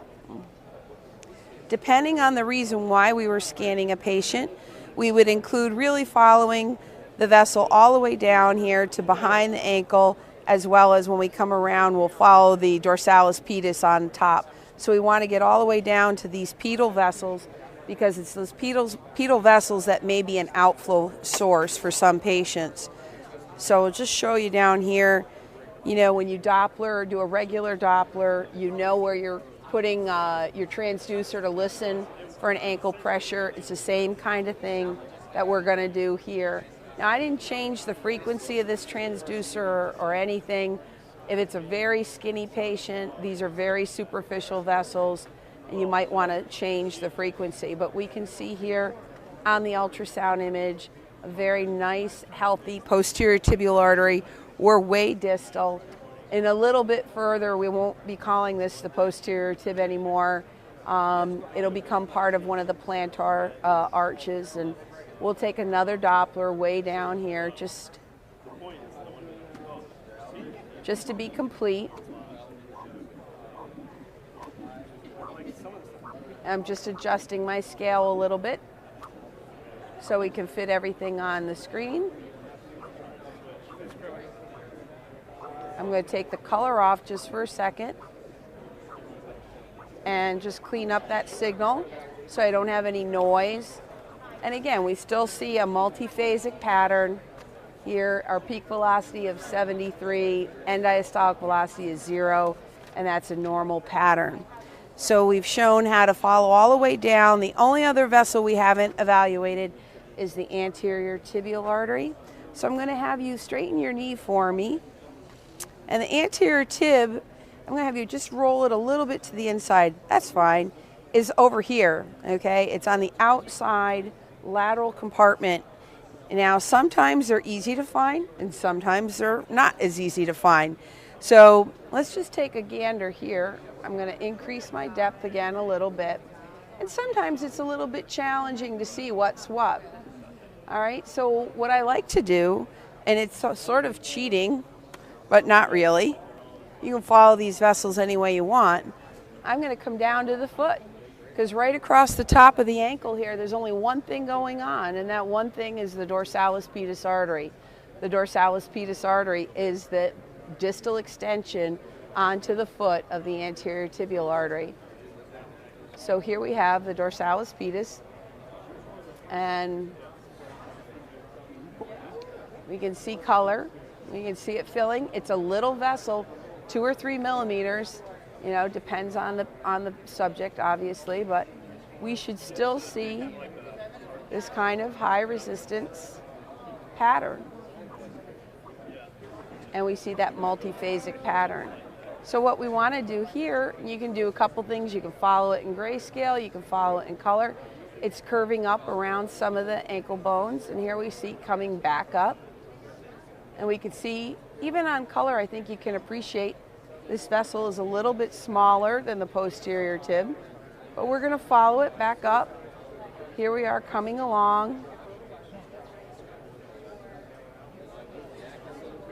And we saw where it took off, up off the popliteal, and now we're going to follow it right along the anterior compartment. And if you can appreciate, his tibia is about here, all right, the top edge of it. So we're just a couple of centimeters over.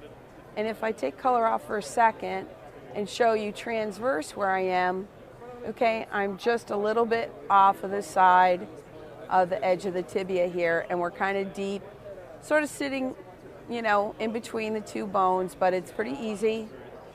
If you can't see it in the mid-calf region, follow it and evaluate it by finding the dorsalis pedis and coming backwards. And again, here's the color, nice and normal, and filling all the way up.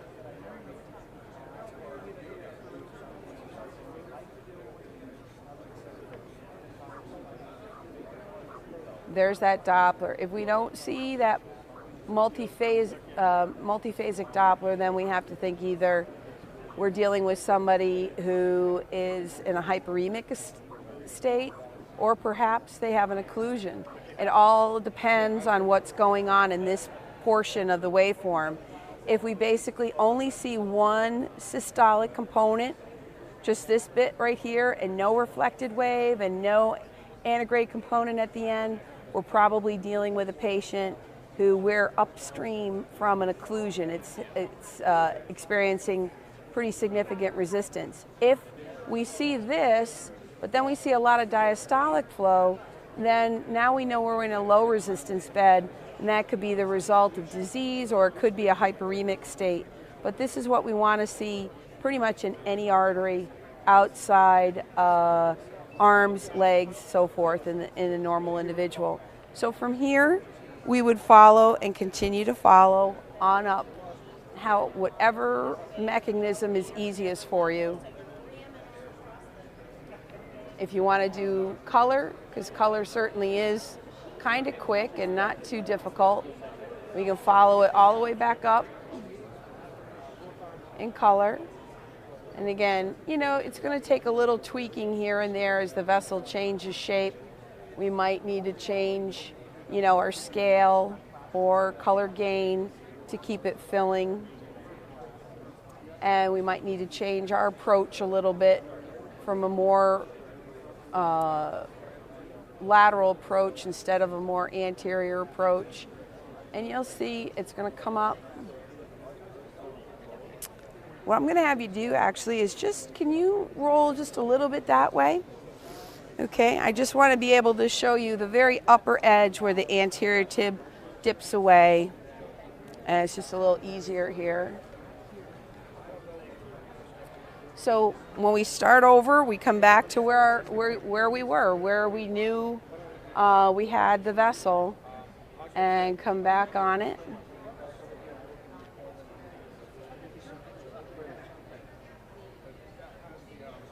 Of course, we got to get back on it.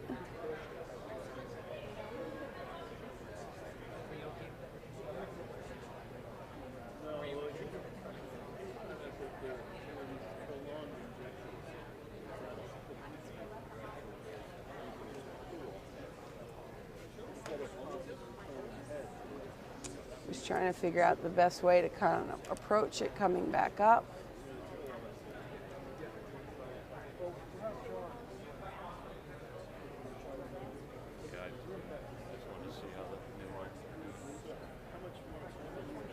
We're getting a little artifact here. I think I was following it better in the other orientation, but here we see it. And again, we want to make it line right up so we know we're following the vessel. And we're kind of losing it a little bit up here.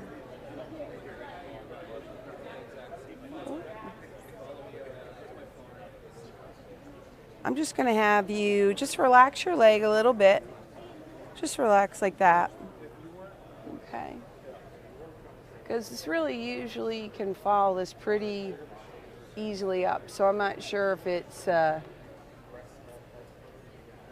just a little bit. Actually, we'll have you roll back over on your back. It was actually a little bit better to follow that from that approach. And I'm just going to hold on here a little bit different. Okay.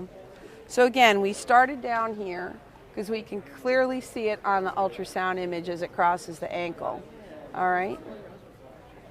So we're going to come up where we found it last. All right. And this is just like real world. When you get lost, you come back to where you were and then continue to follow it. And again, I'm kind of off to the side of the tibia. And here it's just a little bit easier view. I think as I turned him, some of the muscles got extended, some of the tendons a little bit, and it just sort of pushed things a little bit more out of view. Now we should be able to come up and follow it.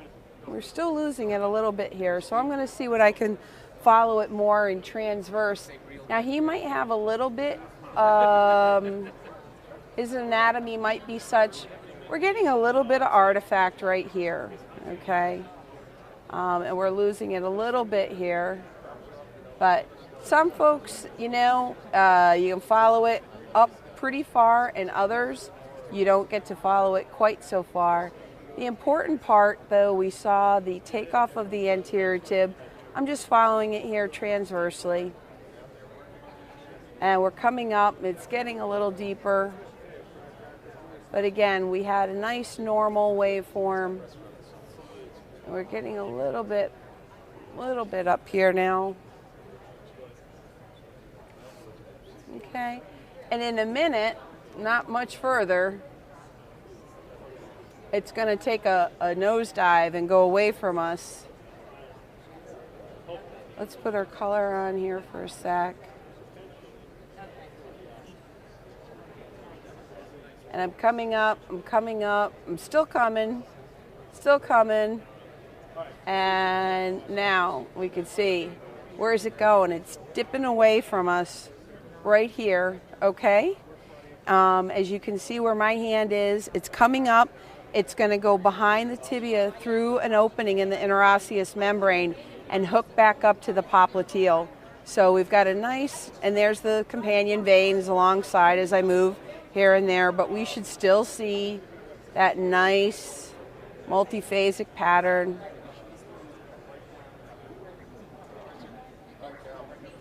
And that's exactly what we're getting. Okay, so basically we could follow it further than I thought, but again, about at this point, it's going to dip down and go away from us. So, to recap, we've taken you through the lower extremity arterial duplex. We started up here at the common femoral artery, and as I said, if that's all nice and normal, we're good here. If it's not, then we'd want to go further north and look at the iliacs and even the aorta. But that's not routinely done in some labs. Some labs do the whole thing. That's a matter of your preference. Up at the top, we looked at the common fem and the origin of the profunda femoral or deep femoral artery. We scanned through the whole length of the superficial femoral artery. Then we kind of came from behind the knee like this, and we evaluated the popliteal, the takeoff of the anterior tib, the tibial perineal trunk, and then from a more posterior medial approach in through here, we followed the posterior tibial and perineal arteries down, following the posterior tibial artery behind the ankle. And then just to wrap it up, we found the dorsalis pedis at the top of the foot and followed it back as it became the anterior tib and continued all the way up to about here where it dove down away from us to come back up into the popliteal. We looked at color, we looked at the grayscale, and we looked at Doppler, and we recorded everything, and that is the lower extremity arterial duplex scan.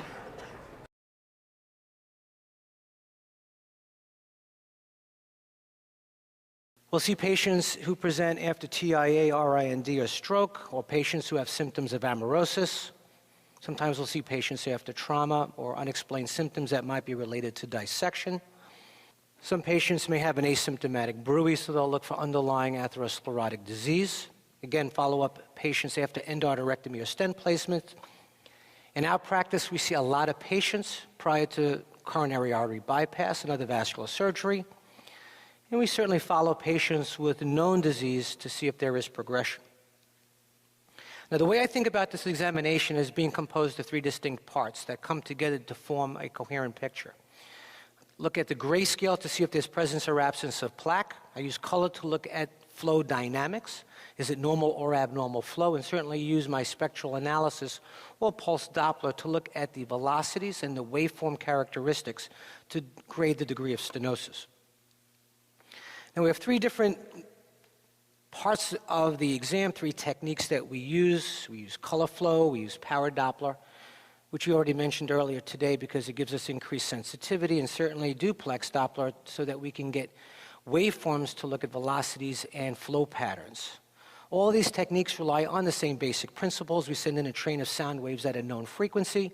Typically for our carotid studies, it's somewhere between 4 and 7 megahertz.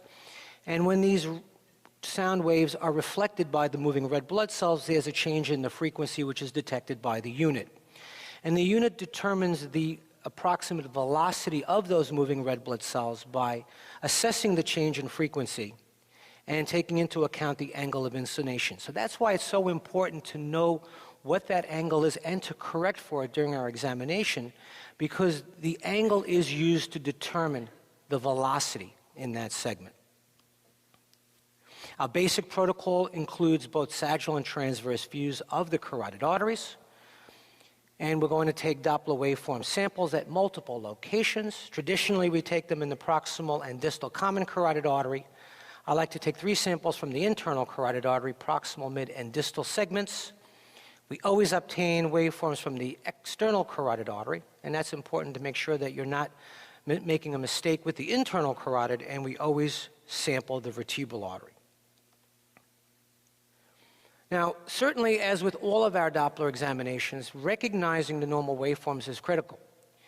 And one of the things that we can learn to recognize is the classic low-resistance pattern in the internal carotid artery. As I mentioned earlier when we talked about the celiac and its branches, we said that the vessels that supply the low-resistance organ, like the brain, the liver, the spleen, and the kidney, demand continuous forward flow throughout the cardiac cycle.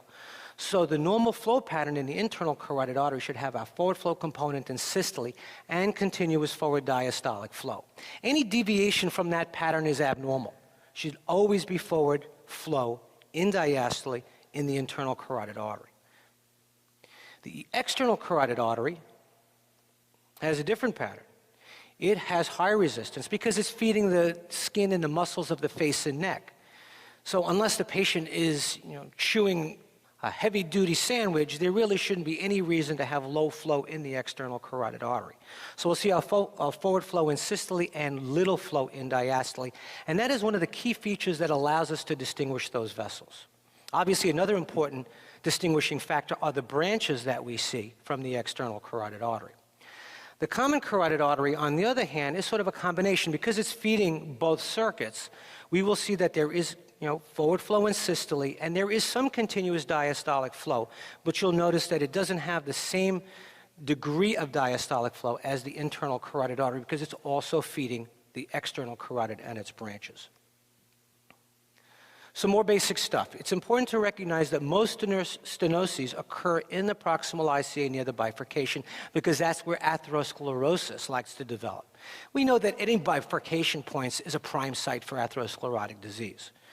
So the carotid bifurcation is no exception. As I already mentioned to you, the normal peak systolic velocity range in the carotid artery is 60 to 100 centimeters per second. So all of the studies that we do, we interpret in light of whether the velocities are in the normal range or not. And of course, we're going to get our velocity measurements with angle correction of 60 degrees or less. Again, we optimize to laminar flow, so we have normal flow signals. We want to see a homogeneous color pattern in our carotid arteries because if there is a stenosis, then it reveals itself as a focal color change or aliasing. That's what makes the exam so simple and easy to interpret if you've adjusted your color to laminar flow. The pulse repetition frequency is also adjusted so that we can see the peak systolic velocities, and it's not aliasing or wrapping around the spectral display. And of course, we want to make sure that the wall filter is low enough so we can see the diastolic component. Now, a typical pitfall is if you don't have your color gain set appropriately. If it's set too low, you're not going to fill the vessel. You'll question whether there is obstruction, plaque, or even occlusion of the carotid artery. In this case, all we do is increase the color gain to make sure that we fill the vessel lumen without spilling into the surrounding tissues, and we see it's a normal vessel. Same thing with power Doppler. Although we know that there is increased sensitivity to flow, it still relies on the same basic principles. If your color gain is too low, you will not fill the lumen even with power. So again, with power Doppler, we want to make sure we've checked the gain, the PRF, and the wall filter if you want to fill the lumen and make it look normal when it is. Another pitfall is when your PRF is too low. What do we see here? It's aliasing throughout the carotid artery. It doesn't help you at all because you don't know where a stenosis would be if you have an alias signal. Now again, what is aliasing? It's wrapping around. We're not sampling fast enough. So we go from red to yellow to white to blue, and that's exactly what we see here. Red to yellow, white to blue. We're wrapping around the color display. So we need to increase the PRF so that we're in the normal range so you have a normal laminar flow signal. Same thing will occur with pulse Doppler. PRF is too low, you're wrapping around. This is aliasing. It goes across the top, comes around the bottom. It's inappropriate to say, well, let's say this is 46, I've got another 5 here, maybe another 3. No, that's not how you determine the peak systolic velocity. You adjust the PRF so that you have the waveform within the area that you can identify the peak systolic velocity. If the velocity is 700 centimeters per second and you're aliasing then, no big deal. You know you have a high-grade stenosis. But you don't want to have aliasing in the normal velocity ranges. Here's an example where the wall filter is too high, and what has happened here? We've cut out the diastolic flow, and it makes it look like an abnormal signal. When you see abnormal diastolic flow like this, you think that there's distal obstruction. Very important clue. But in this particular case, it's just that the wall filter is too high. And this can really be critical when you're doing Doppler in a low flow state. Ovaries, testicles, portal vein. If your wall filter is high, you won't see any flow at all. So that's a very critical point to remember, is that when you're having trouble seeing flow or diastolic flow, check your wall filter. So when we do these studies, there's typical questions that we should be thinking about. Is there plaque? Because plaque is an important marker of atherosclerotic disease. What is the character and location of the plaque? Is there a stenosis or occlusion involving the carotid arteries? If there is, what is that degree of stenosis? Or is there progression of disease?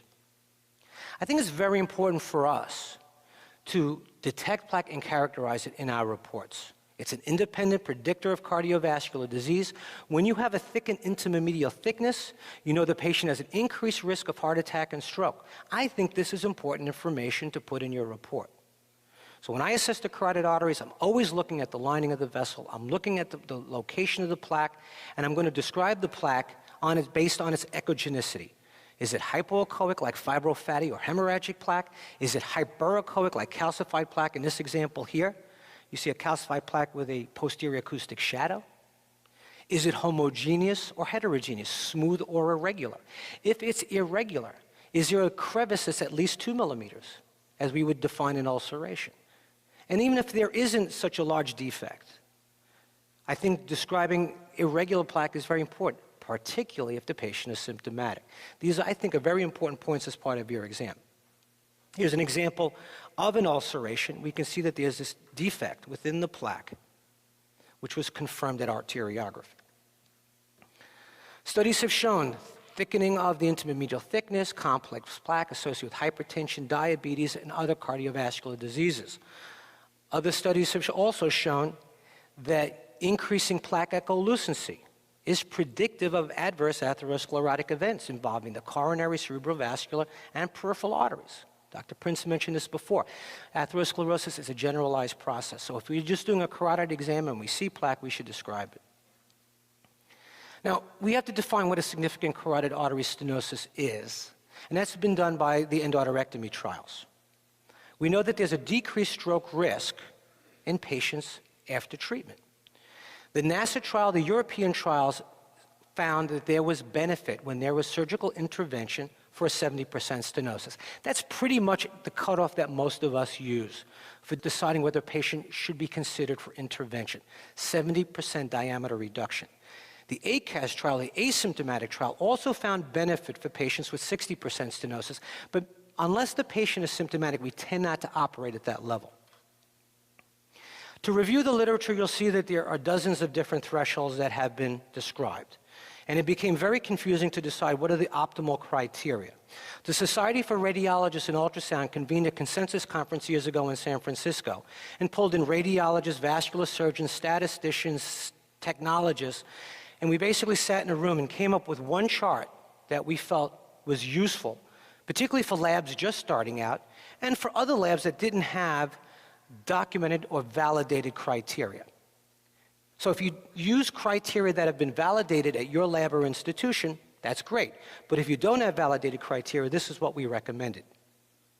You can see we broke it down into 4 categories: the peak systolic velocity in the internal carotid artery, the presence of plaque, the peak systolic velocity ratio between the internal carotid artery at the site of stenosis compared to the peak systolic velocity in the distal common carotid artery, and finally, the end diastolic velocity in the internal carotid at the site of the stenosis.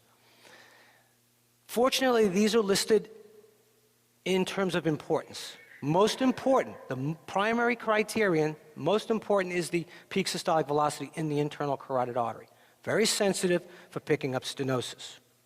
You could see here that after 50% diameter reduction, we start to see an elevation greater than 125 centimeters per second, and that is our cutoff for a 50% lesion.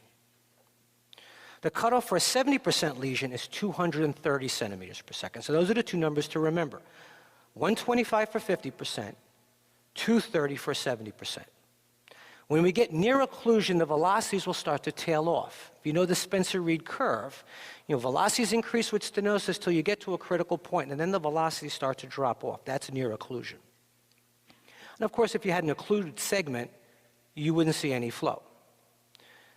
It's important to look for plaque, so obviously we look in both transverse and sagittal views for the presence of plaque, and we put that in our report. You could see if we want to characterize a 50% stenosis with the ratio, it's at least a doubling of the velocity. So a 2-to-1 ratio is at least a 50% stenosis. Greater than a 4-to-1 ratio is at least a 70% stenosis. And we also look at the end diastolic velocity in the internal carotid artery, and we notice that obviously with increasing diameter reduction, we have an increase in the end diastolic velocity. I find this the least useful, but certainly if the end diastolic velocity is over 100 centimeters per second, we're getting close to at least a 70% stenosis. So, to summarize, the peak systolic velocity and the internal carotid presence of plaque are really important parameters for grading stenosis. The peak systolic velocity in the ICA is the single most accurate predictor of the severity of stenosis. But we look at all of the different criteria because they add value. Just like when we talked about with the renal arteries, we said that we looked at the velocity, we looked at the ratio, we looked for poststenotic turbulence and TARDIS waveforms because they form a picture. And certainly if you have patients who have abnormal velocity flow, very low because of cardiomyopathy or very high because they're a younger patient, the ratios in the end diastolic velocities can be very helpful when you're not sure what's going on. Let's show some other features. Obviously here we have in this color Doppler clip, we see aliasing at the site of the stenosis. See how easy it is? It draws your eye to the abnormality so you know where to place the sample volume to get the highest peak systolic velocity. Here it's 250, at least a 70% stenosis. But we don't stop there. We continue to drag the sample volume into the poststenotic area, and you see that very disorganized, chaotic flow pattern consistent with poststenotic turbulence. And again, the value of that is it tells you it's a flow-reducing lesion. Okay, remember, seeing poststenotic turbulence, TARDIS waveforms, it's a pressure-reducing stenosis, and obviously something to consider.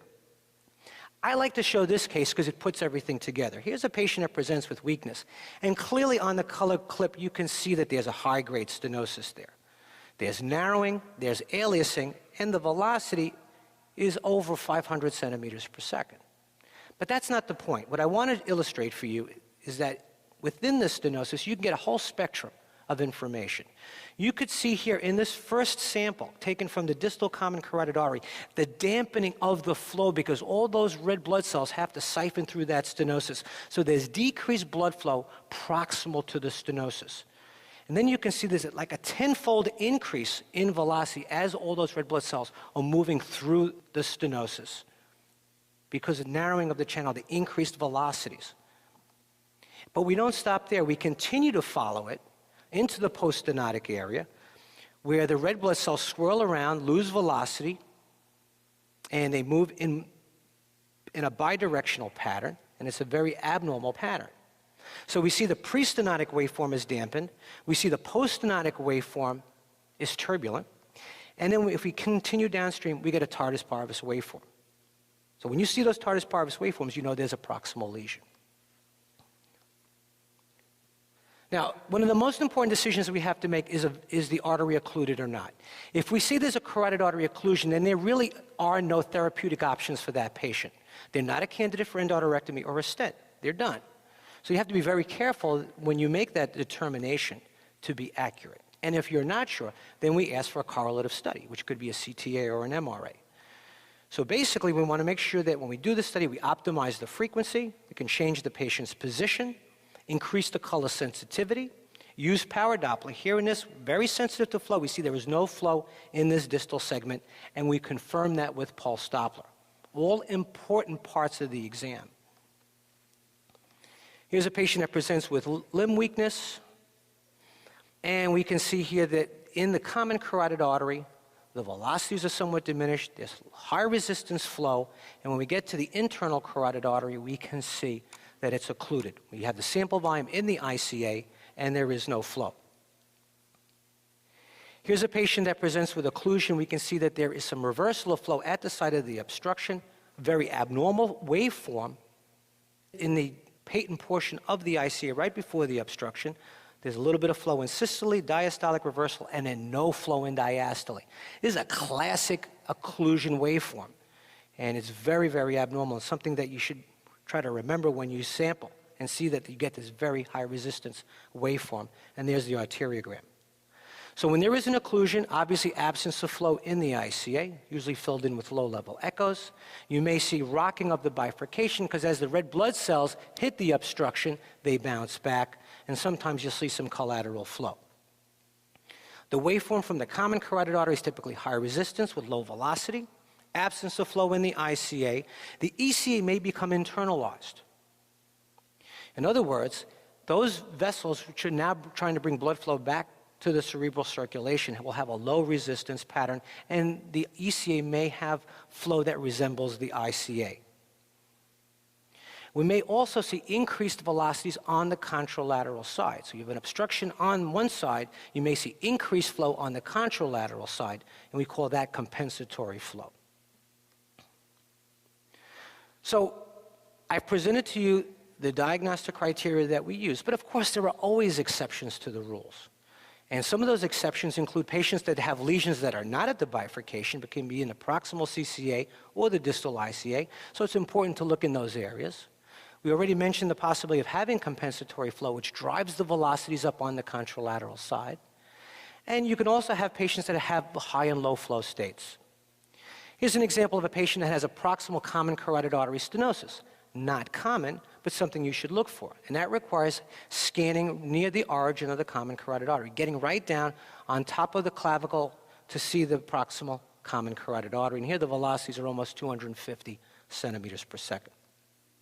Here's a look at the distal ICA in this young lady who presented with symptoms of TIA, and the power Doppler image shows a very classic string of beads appearance that we associate with fibromuscular dysplasia.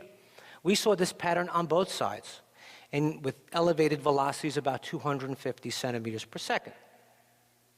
We did an MRA for correlation, and you can see here that we have a similar ribbed appearance in both distal internal carotid arteries.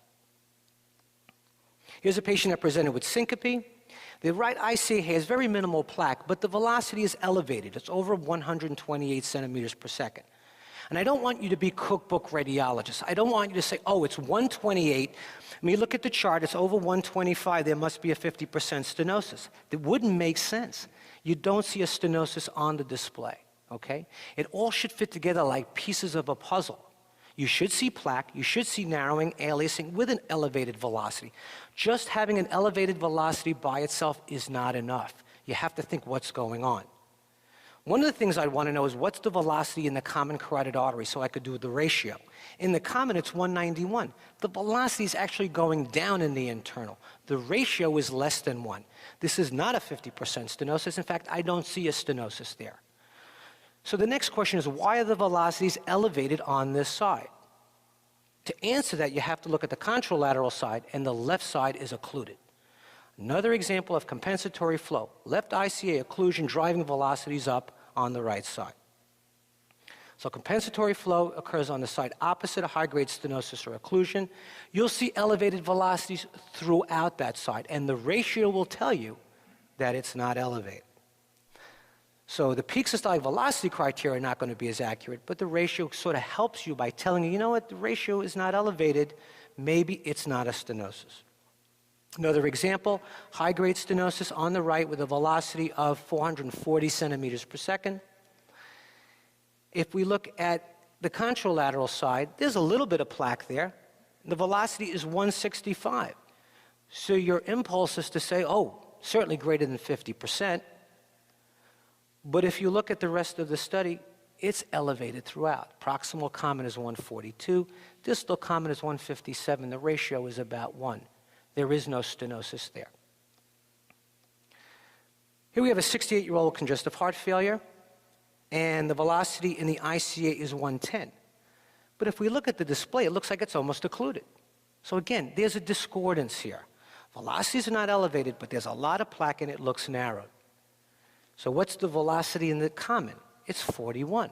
The ratio, at least 2 to 1. So we say it's at least a 50% stenosis. So we have low velocity flow. The ratio is greater than 2. Should be at least a 50% stenosis, although the velocities are low. In this case, likely related to cardiac disease. Here's a patient, 26 years old, presents with unusual facial numbness. They wanted to make sure that there was no vascular abnormality. The velocity in the internal is 131. She's 26. There's no plaque. There's no narrowing. It's a perfectly normal looking vessel, but it's a high velocity. Young patient. Velocity in the common, also 131. Ratio is 1. There's no stenosis. So that's the key. You have to always look for evidence of plaque, look for narrowing on display, and do the ratio in your head to make sure you're on the right track. Everything should fit together pretty well. No stenosis. So there are a number of situations where you may have high or low flow states. And with high flow states, you want to think about high cardiac output, thyroid disease, anemia, or contralateral disease, compensatory flow. Low flow states, poor cardiac output, could be related to congestive heart failure, cardiomyopathy. You could have an inflow problem at the level of the aorta. Distal disease, you can have an occlusion up in the head, or a near total occlusion that could drive the velocities down. All things to think about, and all areas where the ratio may be helpful.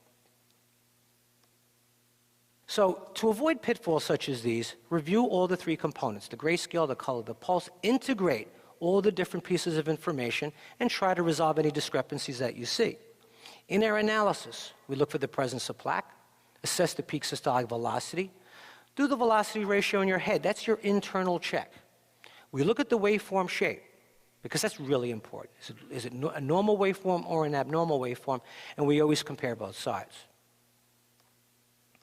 These are my rules to scan by. Always make sure that you have a consistent Doppler angle at 60 degrees or less, but you can't go over 60 because that drives up the velocity and overestimates it. We want to sample parallel to blood flow and make sure we capture the highest velocity, which will be in the stenosis or in the jet. And we're not going to rely on the grayscale or color flow alone. We're not going to draw any circles on our transverse view. We're going to use the criteria proposed by the SRU or validated in your lab to make sure that you have accurate diagnosis. Now, there are some limitations, and those of you who do carotid studies understand these very well. One of them is cardiac arrhythmia.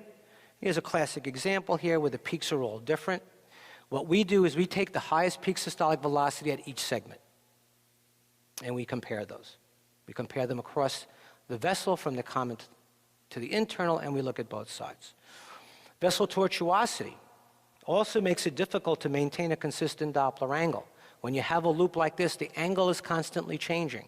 Power Doppler is very helpful, though, to see if there's any evidence of narrowing. Slow flow can be a challenge, and again, you have to optimize your study. And if you have long calcified plaques, that may obscure important information.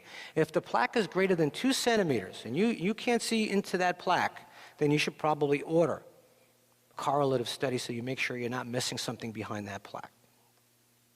Okay. Now, the next few minutes, I'm just going to talk about how we assess patients after they've been treated. It could be post-endarterectomy or stent placement. For patients that have endarterectomy, we know that there's a recurrent stenosis rate, about 4 to 22%. So we follow patients on a regimen. The restenosis that we may see is caused by myointimal hyperplasia, in addition to progressive atherosclerosis.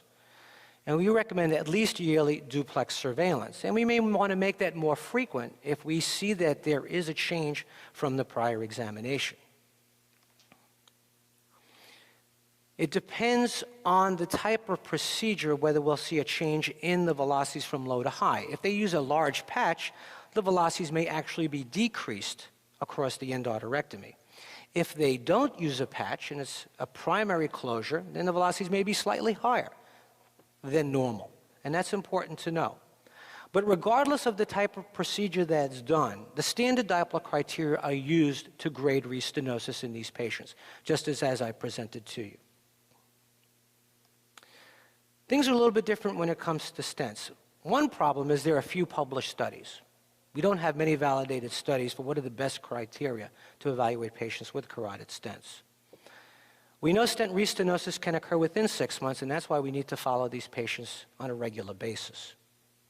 We also know that we expect to see increased velocities across a stent. And that's because basically the plaque hasn't been removed. We've just stuck this stent in there and we've dilated it to try to improve the size of the residual lumen. So it's going to be a little bit smaller, and there is going to be some residual narrowing. So increased velocities are the rule. In general, if the velocity is less than 150 and the ratio is less than 2.2, we consider it somewhere in the normal range.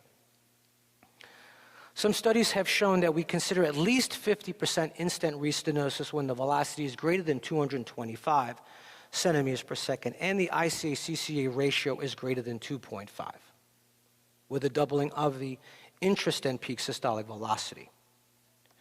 So some take-home points from this presentation. You need a consistent exam protocol and criteria, which should be validated.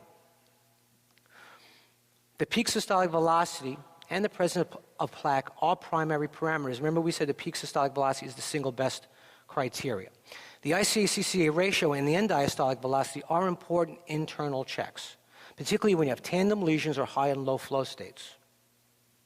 The Doppler criteria I presented have only been validated for the internal carotid, not for the CCA, not for the external, nor was it validated for the vertebral, just for the ICA.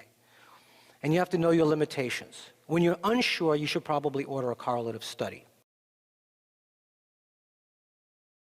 In this talk, we're going to provide you with a practical understanding of Doppler ultrasound.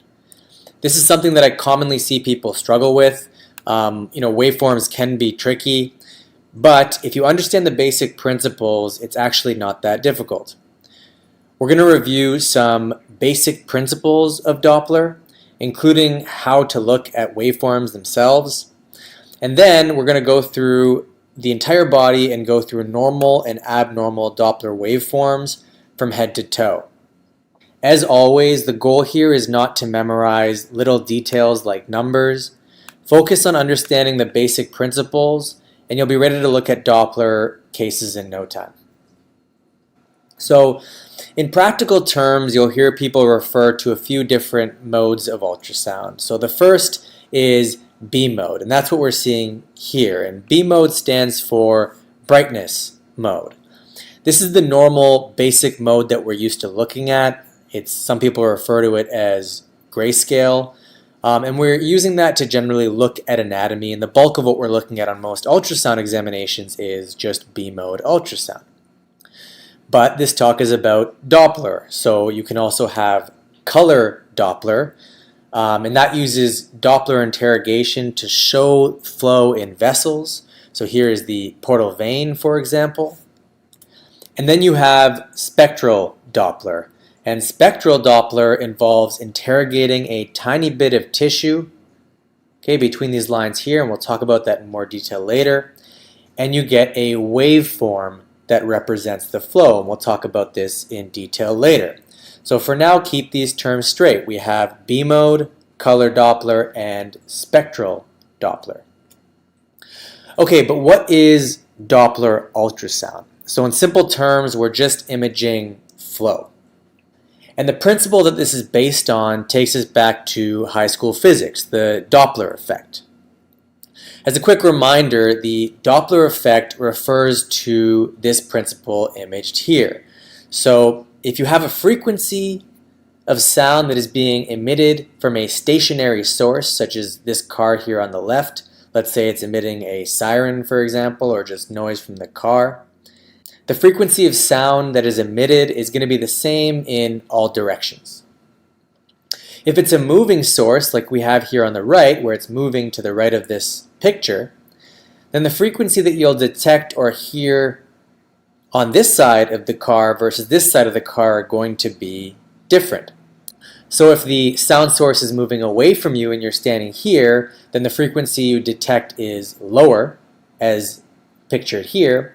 And if you're on this side or standing on this side and the source of sound is moving towards you, you're going to detect a higher frequency. And the common example that is given in these high school physics classes is a car with a siren, or like a police car that's driving by you. So when it's coming towards you, you hear a higher pitch, and then as it goes by you, you immediately hear a change to a lower pitch. And that's the principle of the Doppler effect. And so for ultrasound, it's a similar principle. So if you have moving structures like red blood cells in a vessel, for example, the red blood cells that are moving towards the probe will return at a higher frequency. And if the red blood cells are moving away from the probe, then they're going to return at a frequency that is lower. So as a result, we can detect flow. And so here again is that color Doppler image that's showing us flow in the portal vein. Essentially, we're sampling each pixel in an interrogated area, and the color is displaying the Doppler shift. The color is basically displaying movement. The color itself is giving us information about the direction, usually red for things moving towards the probe and blue for things moving away from the probe, but that depends on the ultrasound setting. So here you see it's red towards the probe and blue away, and this portal vein is moving in the right or appropriate direction towards the liver. And the intensity of this color relates to the amount of Doppler shift, and you can see the scale here, and the color is different depending on the amount of Doppler shift and the direction. Another type of color Doppler is power Doppler. So again, think of power Doppler as a type of color Doppler. And so it looks like this. And notice that there aren't different colors here. So it's a single color and there is a scale. And so power Doppler is more sensitive for detecting flow, but it doesn't provide you, or it's not going to provide you with any directional information. There are a few advantages of power Doppler over traditional color Doppler. One, as I mentioned, it's more sensitive. It's also less dependent on the Doppler angle, i.e. the angle of the probe to the flow, and we'll talk about that in a bit. And you also won't get aliasing, and we'll talk about that in a bit as well if you don't know what that is. And then, as we mentioned, we have spectral Doppler, and that's what gives you these waveforms that people can sometimes find confusing. And here you're only sampling a very small volume of tissue. Usually you're trying to get the center of the vessel, and you're going to get a waveform from that that's showing the Doppler shifts displayed over time. So on the x-axis we have time, and on the y-axis we have Doppler shift or velocity if we calculate the velocity from the Doppler shift. And so this is going to give you information about the direction of flow, the velocity of flow, and the acceleration of flow over time. Let's look at this diagram down here a little bit more closely. So on the left, this is what we're generally going to see when we're looking at spectral Doppler images. So this is the layout here. We have the color Doppler images at the top, a scale in the either top left or top right corner, and then we have our spectral waveform down here at the bottom again. And then if we look at this magnified view of the top half, this outer box here is the color Doppler interrogation region. So we can see the color flow in this particular vessel. That's demonstrated in red. It's moving in this direction as per the arrows here. The dotted green lines here are the path of the spectral Doppler beam that's interrogating this. You have an angle indicator in blue. This longer blue line is supposed to be placed down the barrel or long axis of the vessel. And this blue line is used to calculate the velocity within the vessel from the amount of Doppler shift. The angle between the green line and the blue line is called the Doppler angle. So this is the angle between the beam and the vessel direction. That angle should be less than 60 degrees, and we'll talk about that and why that is in a bit. In yellow, these two lines in yellow here, this is a sample volume or gate, G-A-T-E, a gate. That's where we're getting the waveform from, so we're producing the waveform from the small amount of tissue between these two yellow lines. Generally, we want that to be in the center of a vessel. And so we're going to go through spectral waveforms in good detail in a bit, but first we need to understand a few basic concepts that apply to Doppler in general, including color and spectral Doppler as well. So for now, just understand that there's color, power that we showed you earlier, and there's also spectral Doppler, and now you know what all these lines are on the spectral Doppler image that you're looking at. Okay, so let's talk about this Doppler angle, which refers to the angle between the axis of the beam and the direction of flow. So in order to image a frequency shift or detect flow efficiently, we want to image the vessel or the structure at an appropriate angle. And the optimal Doppler angle is less than 60 degrees. Okay? And instead of memorizing numbers, just understand the basic principle. If this here in white is an ultrasound probe and this here in red is a vessel, this Doppler angle here is 90 degrees. So the vessel is perpendicular to the ultrasound beams coming in this direction here. So this would be a Doppler angle of 90 degrees. The blood in this vessel is not moving towards or away from the probe. We're not going to detect any flow in this vessel as a result. And we're going to get no Doppler signal.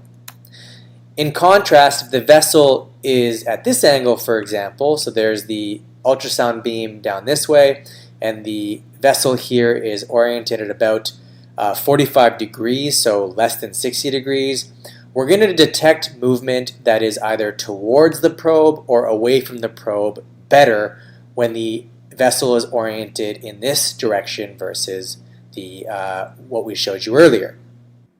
So if you're going to remember any number here, we want the optimal Doppler angle to be less than 60 degrees, but if this is all confusing, just remember this. We want movement to be towards or away from the probe in order to detect flow.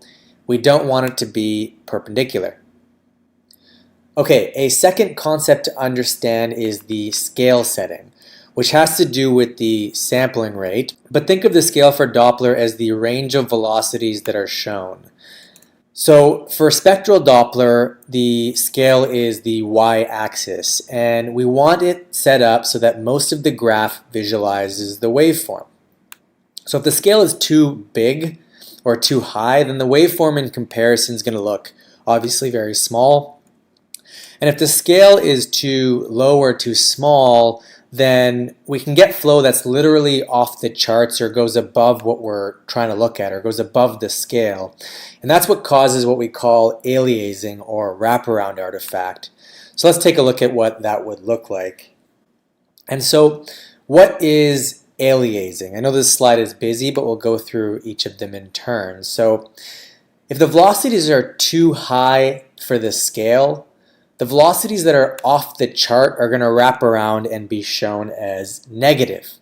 But if you look at this example here, we have a vessel here that is interrogated with color Doppler, and there's a spectral Doppler waveform here. And quite literally, this arterial flow is so high that it's off the scale and it's wrapping around to the negative side here, and it's being displayed in the negative portion here.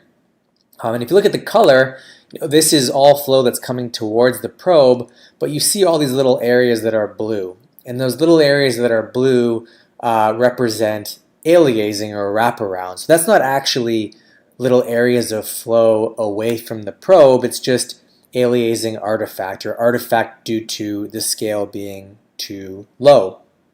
So to conceptualize this, the most common example that people give is the example of taking a video recording of a wheel on a car, and it explains why a wheel on a car is obviously going forward when the car is moving forward, but on video camera sometimes it looks like the wheel is going backwards. And so if we look at this top row here, which is labeled real, so this is what the wheel is actually doing, you can see that the wheel is kind of moving in a clockwise direction. So this marker here is pointing to the left, then up, then to the right, then down. So it's rolling kind of in a clockwise direction. But when we sample it with a video camera, which is essentially sampling intermittently, if we just look at what we're sampling, so we sample here, then here, then here, if we didn't know what was really happening and we just saw the sampled areas, if we look at the markers, we see that it's pointing left, then it's pointing down, then it's pointing right, and despite the fact that we know the wheel is rotating clockwise, it looks like it's rotating counterclockwise. So it's all just about sampling frequency, and that's what this example illustrates. And remember, I mentioned earlier briefly that the scale is essentially a product of sampling rate. And so if the blood flow is too high, namely if the frequency shift is more than half of the pulse repetition frequency, the Doppler shift is more than half of the PRF or pulse repetition frequency, that's when you get aliasing. But don't worry about that. The takeaway is the basic principle of aliasing. What is it and what does it look like on the images? Okay, so now let's get into all the principles that you need to understand in order to look at spectral waveforms. And then we're going to look at normal and abnormal waveforms throughout the body. So, as we mentioned before, we're going to be sampling a small area of tissue as indicated by these parallel lines. And the angle of the vessel is going to be marked with this line here that's down the barrel of the vessel, parallel to the vessel itself. And that line is used to calculate the velocity in centimeters per second usually from the amount of Doppler shift. And again, down here now we have our spectral waveform. On the y-axis, we have the frequency shift or velocity in centimeters per second once it's converted based on the Doppler angle itself. And on the x-axis, of course, we have time. So we're showing the velocity at this interrogated region over time. Okay, but it's important to also realize that at any given point in time, not only is there a velocity that can be kind of seen based on this y-axis, but there's also a thickness of this line. And the thickness of the line represents the range of velocities that are being sampled in this area of tissue. Okay, so as you know, velocity in a vessel is not uniform. When we have a normal vessel that has normal flow or laminar flow, the red blood cells in the middle or the center of the vessel are going to travel the fastest, as indicated by this longer line, and the ones that are closer to the wall are going to move a bit slower. So if you interrogate a small area of tissue, you're going to have a range of velocities, and that range of velocities or Doppler shifts is again reflected in the thickness of that line. And so as a result of that basic principle, we can see different ranges of velocities and different thicknesses of lines in different types of vessels. So let's look at a normal aorta. So if you're interrogating the center of it and the walls are very far away, you're going to have laminar flow in the center that's pretty uniform in velocity, and the thickness of the line that we see in the waveform here should be very low. So notice how thin this representative waveform is in the center of the normal aorta. If we look at other large and medium-sized vessels, things like the carotid artery, for example, you're going to have slightly more variation in velocity in the laminar flow that you're detecting in the center of the vessel. And so as you can see, there's a slightly thicker line here. Okay, and you still see some clear bit underneath it. They call that the window, but don't worry about that.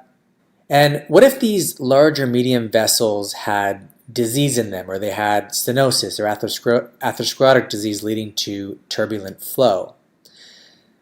Well, that's what's being showed down here in this diseased vessels area here. They're showing turbulent flow, and as a result of turbulent flow, which is illustrated here, you're going to have velocities that are essentially all over the place. Okay, and so as a result, at any given point in time, you're going to have a very thick line. So here you have a very thick line with no kind of clear space underneath it or no window. And so this is what you might see with turbulent flow, say in a carotid artery, compared to what we would normally see, which would be a medium-sized vessel like this up here. Other small vessels, because they're so small, might also look similar to this. Okay, and so the principle of having diseased vessels that have turbulent flow in them with this kind of thicker line than you would normally expect, that principle is referred to as spectral broadening. Okay, so I'm sure you've heard that term before. Spectral broadening refers to what we just talked about. Okay, so when we look at a waveform, we can extract a few pieces of information from it. Okay, so here is again our vessel with our waveform down here, and based on the waveform itself, we can determine the direction of flow, and the direction of flow at any given time has to do with whether we're seeing the waveform above or below the baseline. So this is the baseline here, and here all of this flow is above the baseline. So this is all forward or towards the probe or towards the transducer. Okay, not only can we figure out the direction, but we can also see the velocity, and the velocity has to do with, again, the y-axis. So it's how far it is away from the baseline itself, and the thickness of the line, as we mentioned, is the range of velocities that we're interrogating at any given point in time. So we can see the direction, we can see the velocity, and we also get information about the acceleration, which has to do with the slope of the curve. Okay? And so if you had to go through and think about all of these things for every single case, it might sound a little involved, but in real practice, these things, one, become second nature, and two, vessels have characteristic normal waveforms. So if we understand the basic principles and know what the characteristic normal waveforms look like in different areas in the body, we can figure out what's abnormal very quickly. And by the end of this talk, you'll have a good understanding of what those characteristic waveforms look like and what abnormal looks like. Okay? But before we go over those principles and the principle of characteristic waveforms, there's one other basic concept that you need to understand, and that's the principle of the resistive index. Okay, and the resistive index is a calculation based on the end systolic velocity and end diastolic velocity, noted by S for systolic and D for diastolic. Okay, and we have the formula for resistive index up here. And so it's the systolic velocity minus the end diastolic velocity over the peak systolic or systolic velocity, sorry.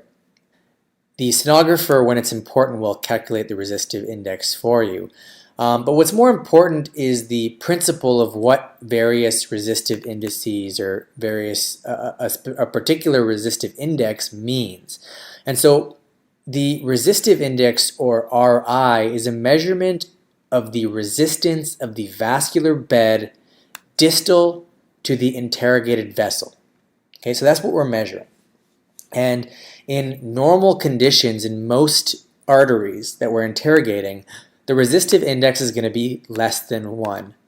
And so what does that mean? What does less than 1 mean? Well, if you look at the formula, it just means that there is going to be some end diastolic flow that is in a forward direction that's above 0. Okay? If you had a positive systolic flow, systolic velocity, and you have a positive diastolic velocity, then obviously this is going to be a number that's less than 1.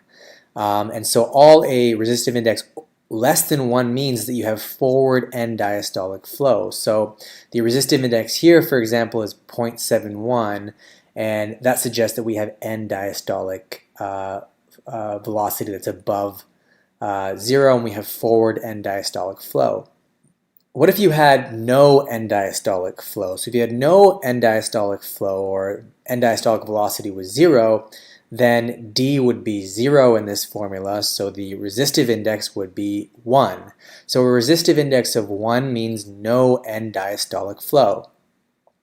If you had reversed end diastolic flow, so in a very high resistance situation, D would be negative, and as a result, the RI, this whole formula, would be over 1. So if RI is above 1, then we have reversed end diastolic flow. So clearly you can see that as we go from less than 1 to above 1, we're moving from a lower resistance situation where things are still moving forward to a very high resistance, or the highest resistance situation where there's no longer forward flow at the end of diastole, but in fact eventually there's reversed end diastolic flow. So that's the basic principle to understand here, is the resistive index itself, but also what it means. And so the higher numbers mean more resistance distal to the interrogated vessel, and a lower RI means less resistance distal to the interrogated vessel. Okay, and so now that we understand the basic principles of waveforms, let's start to understand what they look like in the body by learning some very basic principles. So certain vessels in the body need to be low resistance or have a low RI, okay? And these are arteries that are supplying organs that need to be perfused pretty much all the time. So these are organs that are always on. Things like the brain, the liver, the kidneys, and for pregnant patients, the placenta. So arteries that are feeding these organs are going to have low resistance or a low RI. In other words, they're going to have a lot of end diastolic flow because we want to keep supplying these things. And so the top picture here is showing you an example of a low resistance waveform. So you see it's an arterial waveform with a quick upstroke, and we still have end diastolic flow that is positive. Obviously, as we showed last time, the resistive index, or RI, is going to be well below 1. And so this is what waveforms are going to look like for arteries that are feeding the brain, the liver, the kidneys, and the placenta. Something like this. And then we have certain organs or certain parts of the body that need intermittent blood supply or on-demand blood supply. So at baseline, when you're resting, for example, they are going to be high resistance. We don't want to shunt blood there and waste it when we want to pump it towards the brain, the liver, the kidneys, etc. that need it all the time. So for example, your femoral arteries don't need to constantly be pumping lots of blood to your legs, so it's a high resistance waveform. And then if you go for a run or something and you need a lot of blood there, then it can change to become lower resistance. But at rest, when we ultrasound patients, things like the femoral artery, the facial artery, the SMA are going to be relatively high resistance waveforms, and they're going to have a high RI. Okay, and so this example here is an example of a high resistance waveform, and you can see we have arterial flow again here, and at the end of diastole, we don't have any or very much or any forward or backward end diastolic flow. So this is an RI of about 1. This is a high resistance type of waveform.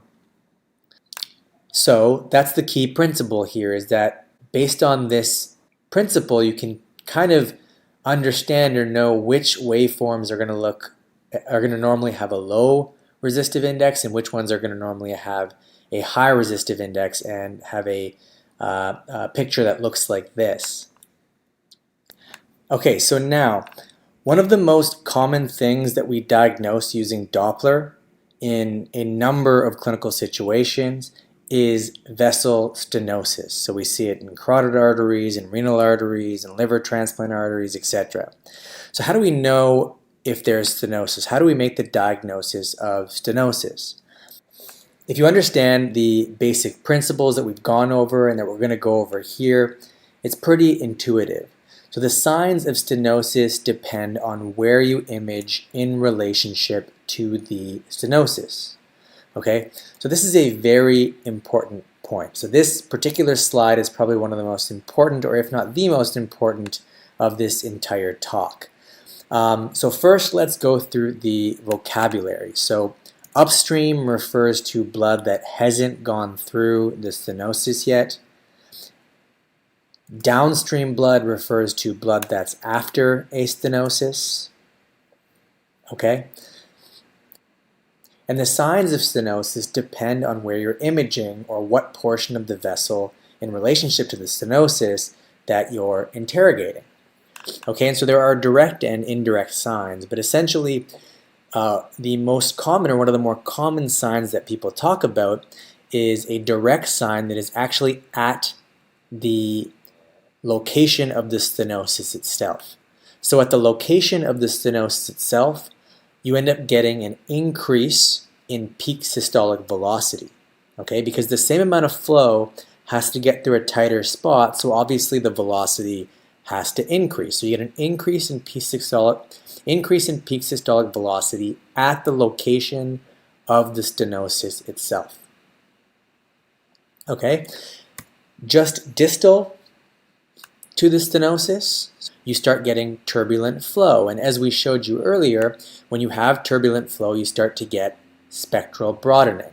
So as a direct result of the stenosis, you have a high peak systolic velocity at the stenosis and spectral broadening just distal due to turbulent flow. And then you have indirect signs, and those are just as important on ultrasound.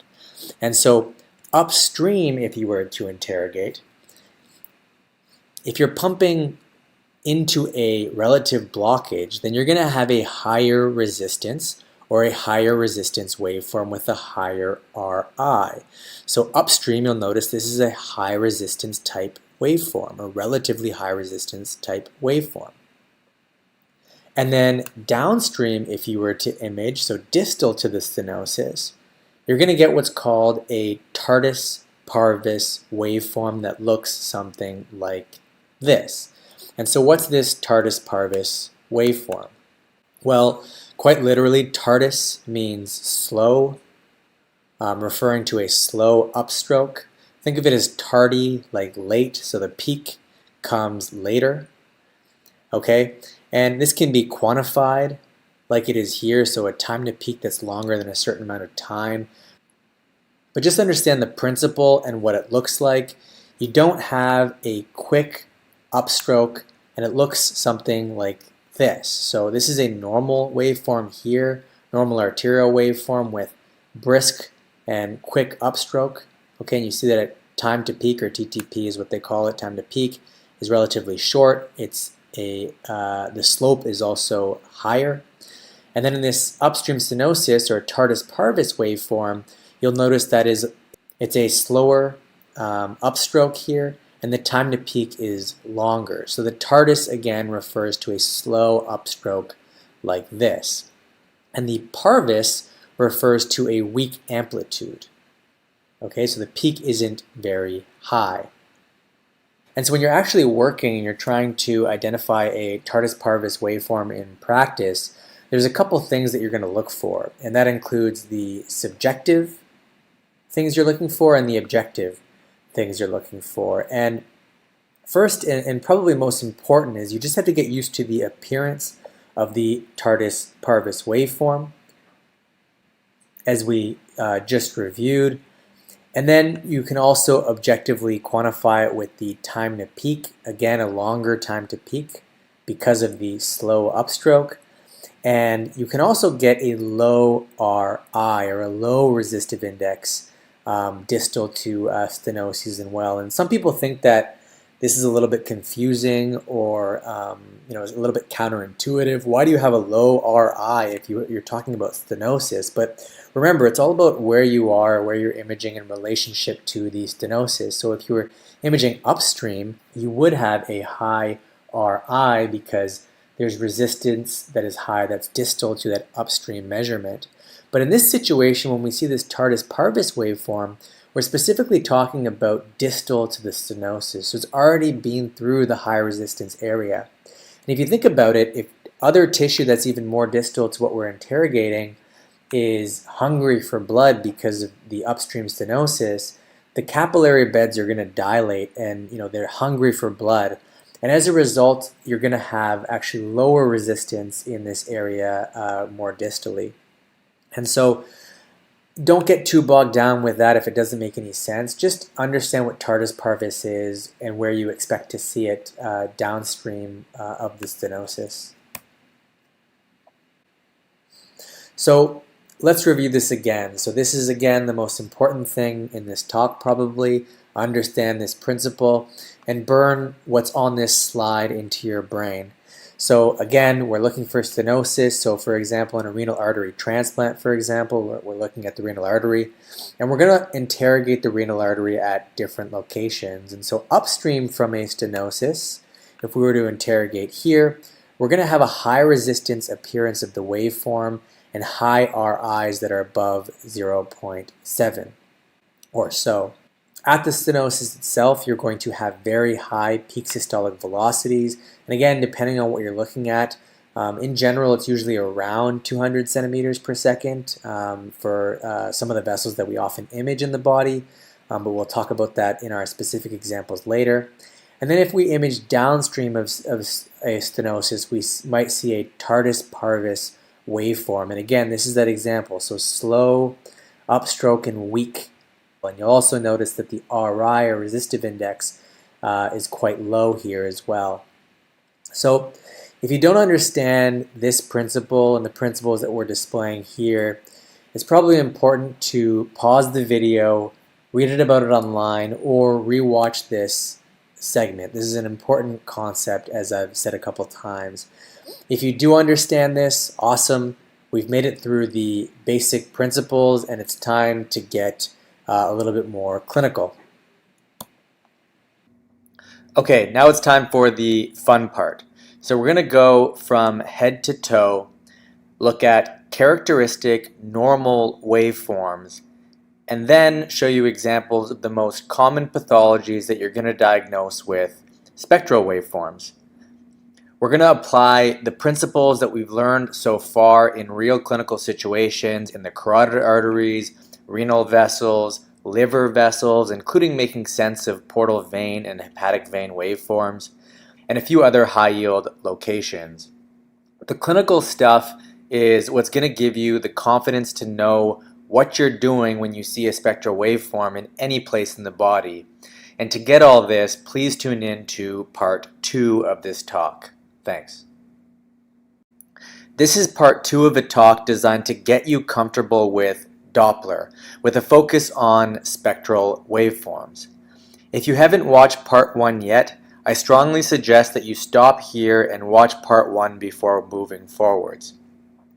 Part 1 covered the basic principles that you need to understand about Doppler, including how to look at a spectral Doppler tracing.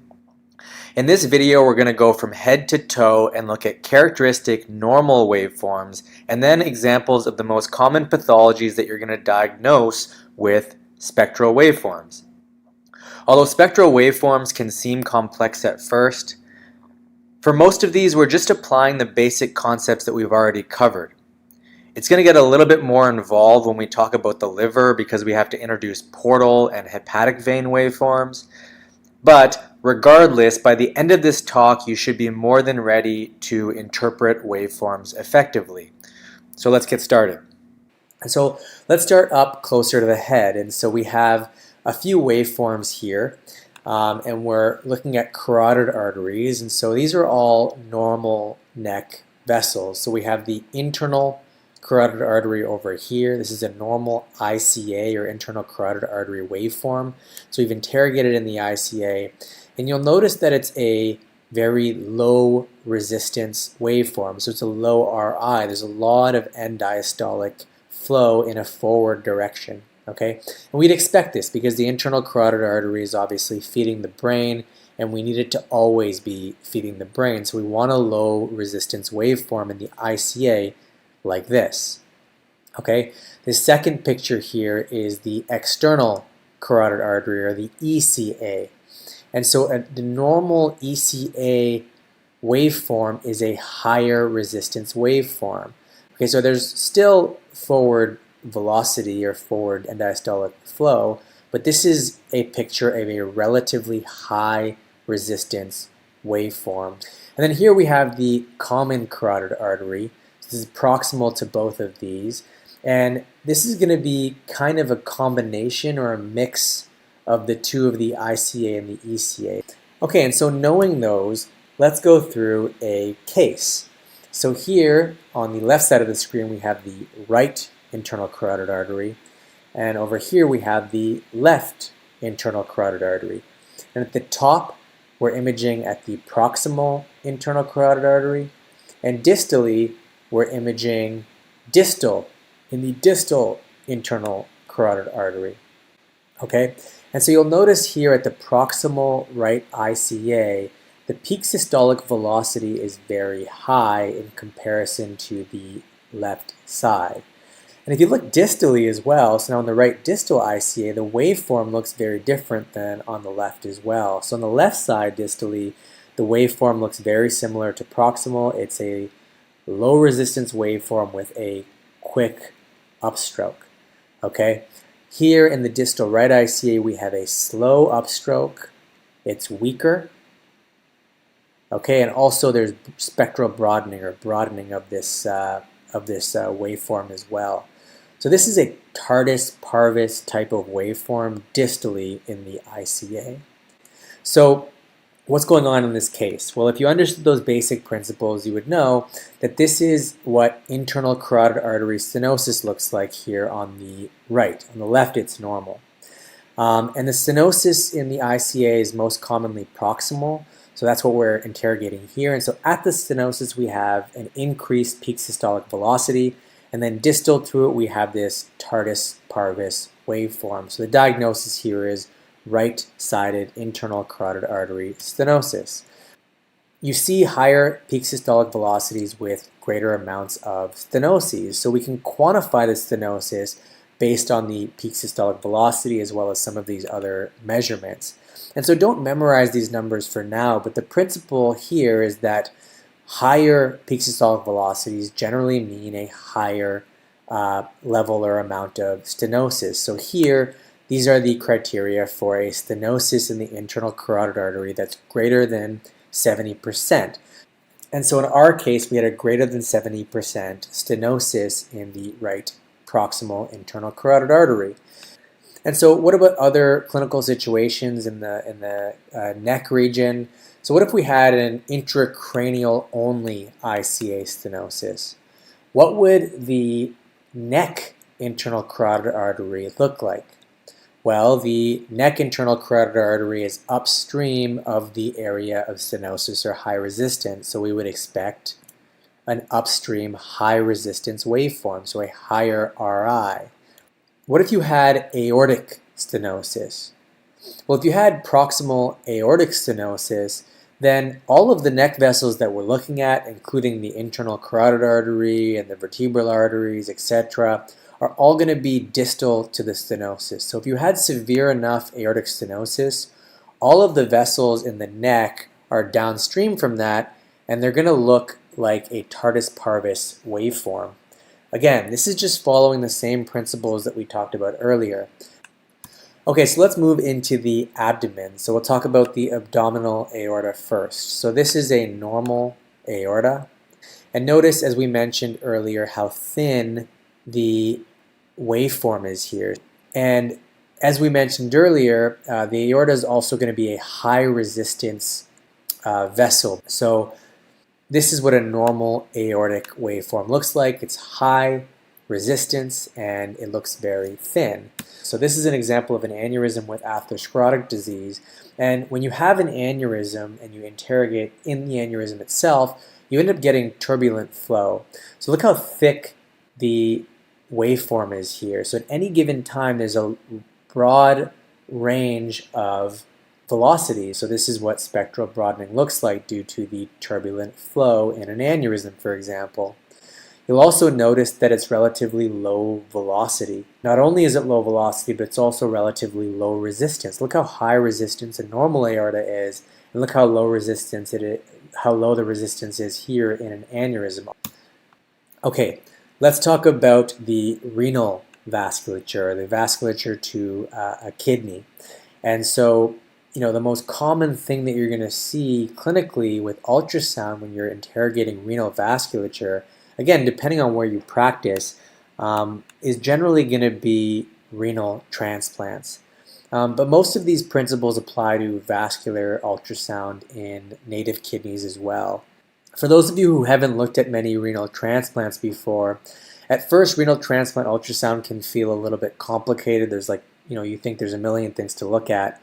But it's actually not that bad if you break it down. So if you think about what's connected to the kidney, you have an artery that feeds it, you have a vein that drains it, you have a collecting system that drains the urine, and you have the kidney parenchyma itself, and then you have the space around the parenchyma.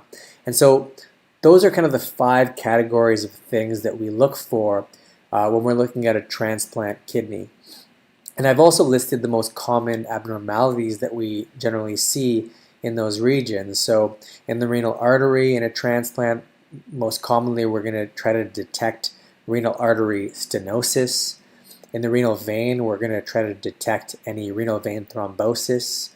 When we're looking at the kidney parenchyma itself, we're looking for abnormalities that suggest things like ATN and rejection, and we'll talk about that in a bit. When we look at the collecting system, we're looking for abnormalities, specifically looking for obstruction. So we're looking for hydro, as we would in any kidney we're looking at. And then we're also looking for peri-transplant collections, like most commonly early on we get hematomas around the kidney. But again, the focus is not renal transplant in general here, but I did want to briefly kind of go over a broad approach. But let's look at each of these in turn. So let's first talk about what a normal renal artery looks like in a transplant or even a normal renal artery. So a normal renal artery should be low resistance, and we've looked at a bunch of waveforms here, and this is a low resistance waveform. And so you'll also notice that the peak systolic velocity in the vessel is lower than 200 centimeters a second in all locations. If we look at a patient who has a transplant and a stenosis, so this is a patient with proximal renal artery stenosis, and this is the anastomosis between the iliac artery and the renal artery, and that is the location where you most commonly get renal artery stenosis. And so you'll notice right away that the peak systolic velocity is quite a bit higher. So the peak systolic velocity here is 305.7 or about 306 centimeters per second. That's well above 200 centimeters per second. So that's a direct sign of renal artery stenosis. What do we look for when we're looking to diagnose renal artery stenosis? Again, it's the same principles we've kind of gone over again and again. So we're looking for a higher peak systolic velocity. In this case, generally we use over 200 centimeters per second at the stenosis itself. And distal to the stenosis, we're going to see, obviously, a tardus parvis waveform. Okay, and how do we look distal to the stenosis? Well, we look at the renal artery at multiple locations, but in all renal transplant interrogations, we're also assessing the intrarenal or arcuate artery waveforms in the upper, inter, and lower pole in the transplant kidney itself. Okay, and so when there's renal artery stenosis, these waveforms in the upper, inter, and lower pole are going to have a tardus parvis appearance like this. Okay, so when we look at the renal vein, okay, so normally we should detect flow. So we see it with the color Doppler here in blue away from the transducer, and we see it below the baseline. If we have thrombosis, this first point here mentions that we're not going to see the renal vein flow, and that's in assuming that the thrombosis is completely occlusive. But another indirect sign that we may see with occlusive renal vein thrombosis is shown down here. So you can imagine that if you're pumping arterial blood into a kidney and the blood can't get out through the vein, then obviously there's going to be a high resistance flow in the artery. And if you just had this one piece of information and you just saw a very high resistance waveform with actually reversed end diastolic flow here, then you wouldn't be able to necessarily make the diagnosis of complete renal vein thrombosis based on this one piece of information alone. There are other things that could cause that. So other things that could have this very high resistance waveform include a very high grade stenosis distal to where we're looking or where we're interrogating, a renal vein thrombosis as we mentioned, or even a really big collection that's kind of around the kidney or subcapsular that's compressing the parenchyma. And as a result, the renal artery is pumping into a very high resistance situation. Okay, and so lastly, the kidney itself can have an issue, whether it be ATN, transplant rejection, or drug toxicity. It's often nonspecific, but remember how I said we assess the upper, inter, and lower pole intrarenal arcuate artery resistive indices? Well, if there's disease in the kidney itself that's just distal to these arcuate arteries that's feeding the parenchyma, you're going to end up with high resistance waveforms in the upper, inter, and lower pole. And so normal RIs that we most commonly see in kidneys or transplant kidneys are about 0.5 to 0.7. That can vary, but that's the general range. If it's over 0.8, that's associated with some sort of renal dysfunction in native kidneys and in transplant kidneys. So when you have a transplant kidney, we always look at RIs in the upper, inter, and lower poles, and we interrogate and follow the resistive indices over time. And so this example here is an example of, you can see the kidney parenchyma, so this is an arcuate artery. You're actually interrogating over where the kidney parenchyma is. This is an extremely high resistance waveform. You can see there's no, or even potentially negative, but no end diastolic velocity or diastolic flow in the positive direction. So this is an RI of about 1.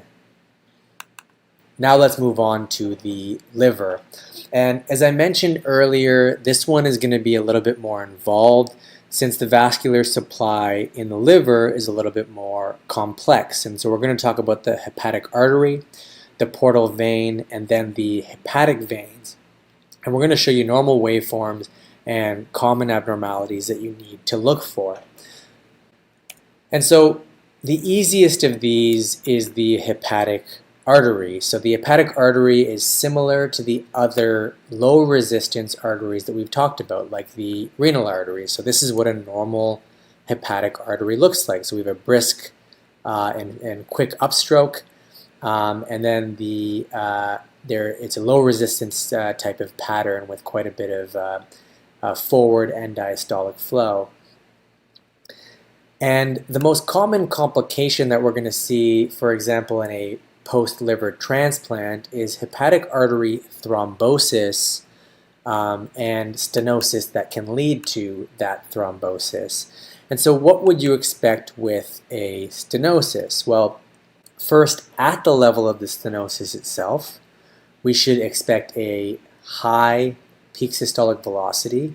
As you can see, there's a very high peak systolic velocity at the level of the stenosis itself. And what about distal to the stenosis? What do we expect to see distal to that stenosis? So yeah, we'd expect to see a tardus parvus waveform. So notice it's not a brisk upstroke. There's a longer time to peak. Okay? It's very low resistance and it's relatively weak in comparison. So this is a tardus parvus waveform with a lower RI. So the hepatic artery normal resistive index is about 0.55 to 0.7. So the RI in a tardus parvus waveform distal to a stenosis is actually going to be lower than 0.55 as shown here. Okay, and again, don't remember these numbers. It's again the same principles we've been talking about with stenoses. Okay, so let's talk portal vein. So the majority of blood that's going to the liver is supplied by the portal vein.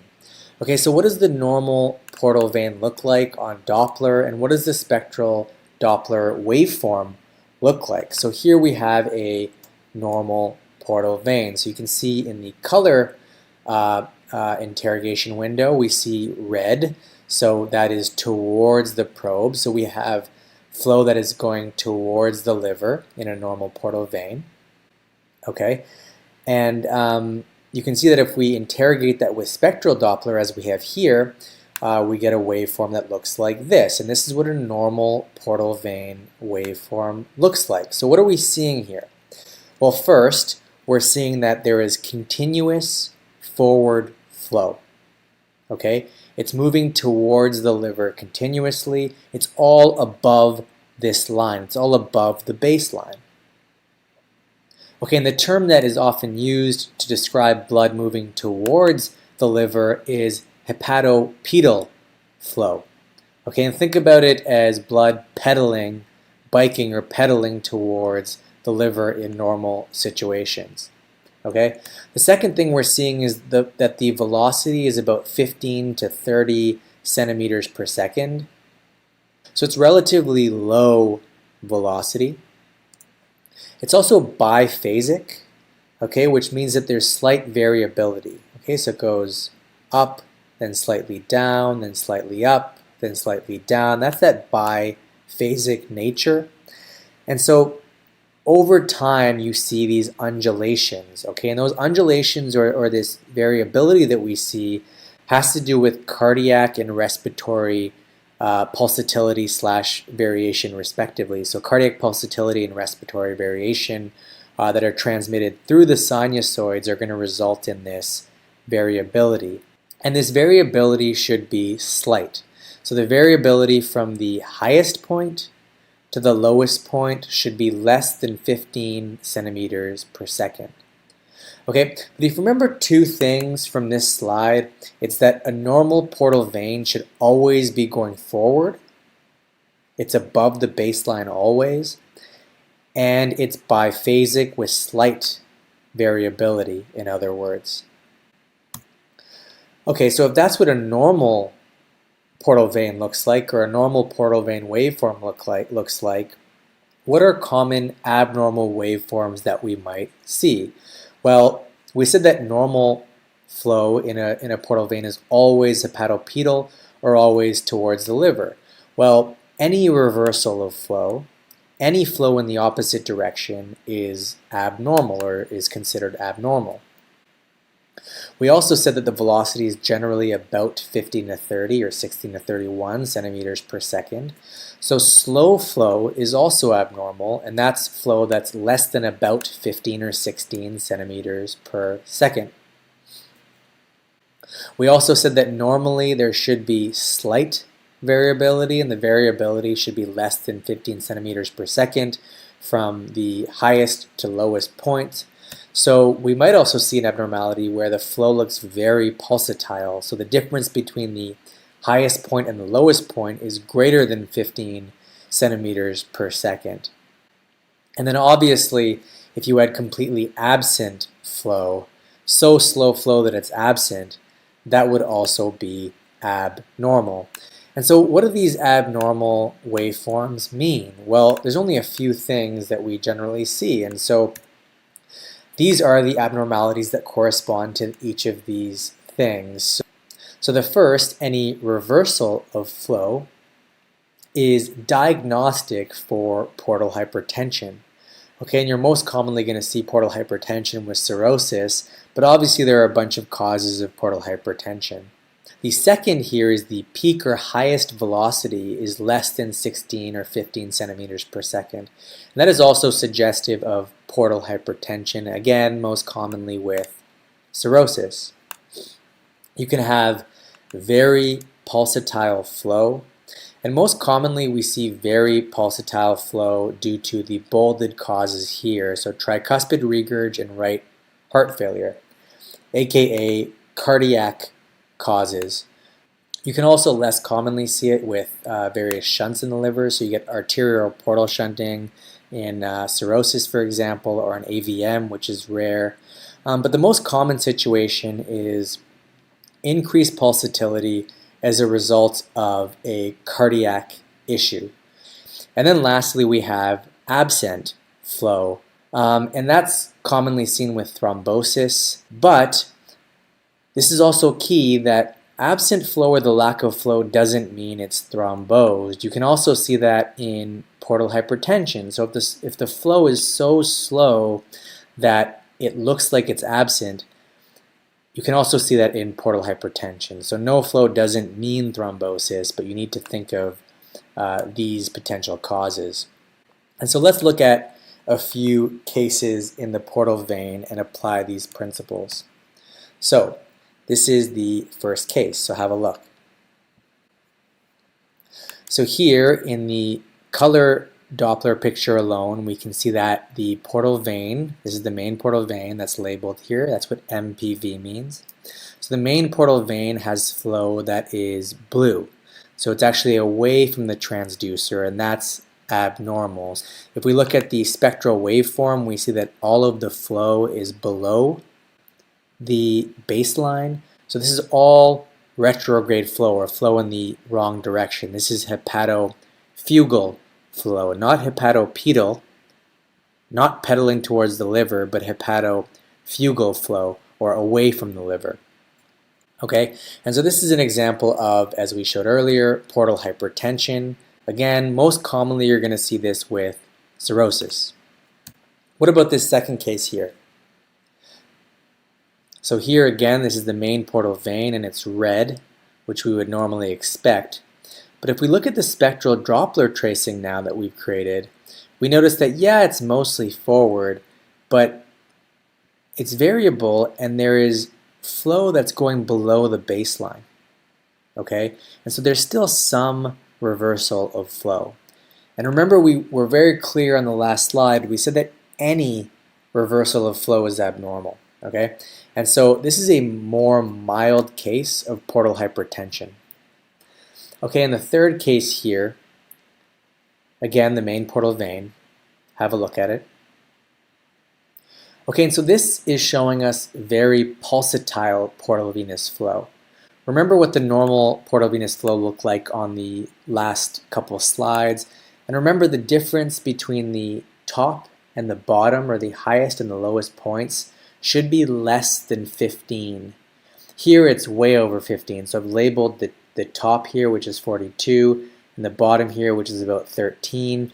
So the difference between those is 29, so it's very pulsatile flow. And most commonly you're going to see that with a cardiac cause, and here it was or happened to be tricuspid regurgitation. And so the last portal vein case here, what are we looking at here? So this is the portal vein here, and we see that there is a lack or absent flow distally here. Not only that, but you'll notice that the portal vein here looks patent, but then the vessel itself looks expanded and it looks like there's stuff inside of the portal vein itself. So this is an example of portal vein thrombosis. The absent flow itself could be related to portal hypertension, so we don't know yet, but in this case on the grayscale and in the other images we saw that there's something inside of the vessel and it's expanded. And those are things you can look at to try to determine whether we're looking at a thrombosis or not. And so this is an example of portal vein thrombosis. Okay, and so that's it for portal vein talk. Okay, so we're almost done, but this is important. So the hepatic veins are probably the waveform that I see most commonly misunderstood or not understood well. So let's fix that.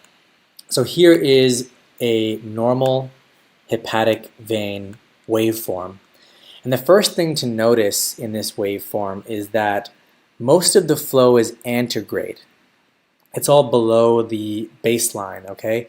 And so what does below the baseline here mean? Well, notice it's also blue, so it's away from the transducer, right? Away from the transducer, away from the liver, and towards the heart. The first thing to notice again is that most of the flow is antegrade or below the baseline in a hepatic vein. Okay, and the second thing to notice is that this is a very multiphasic waveform. And the reason why it's so multiphasic and moving in so many different directions, it looks like, is because of the proximity of what we're interrogating to the heart. And so the best way to think about this is think about the pressures and changes in the normal right atrium.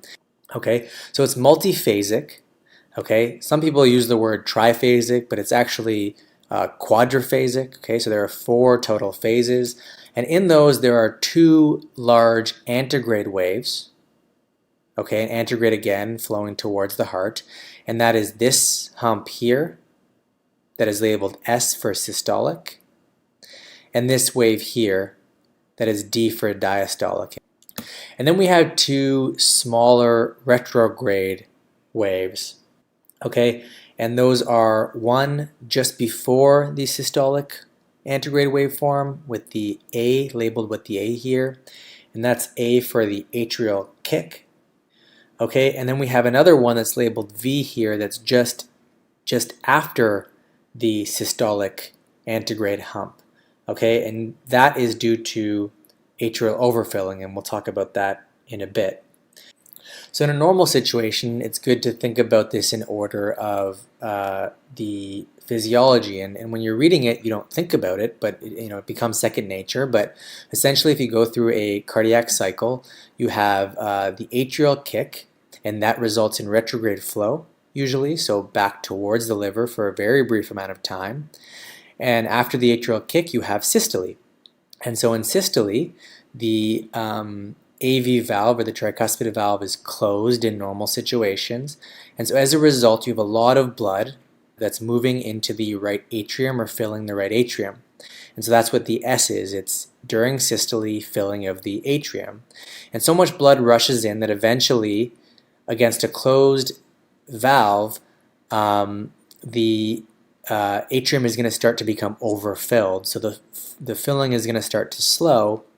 And then the V refers to the valve opening. And when the valve opens, the ventricle and atrium are now in contiguity, and blood can go into the ventricle. So when the blood goes into the ventricle, the atrium can now fill more so.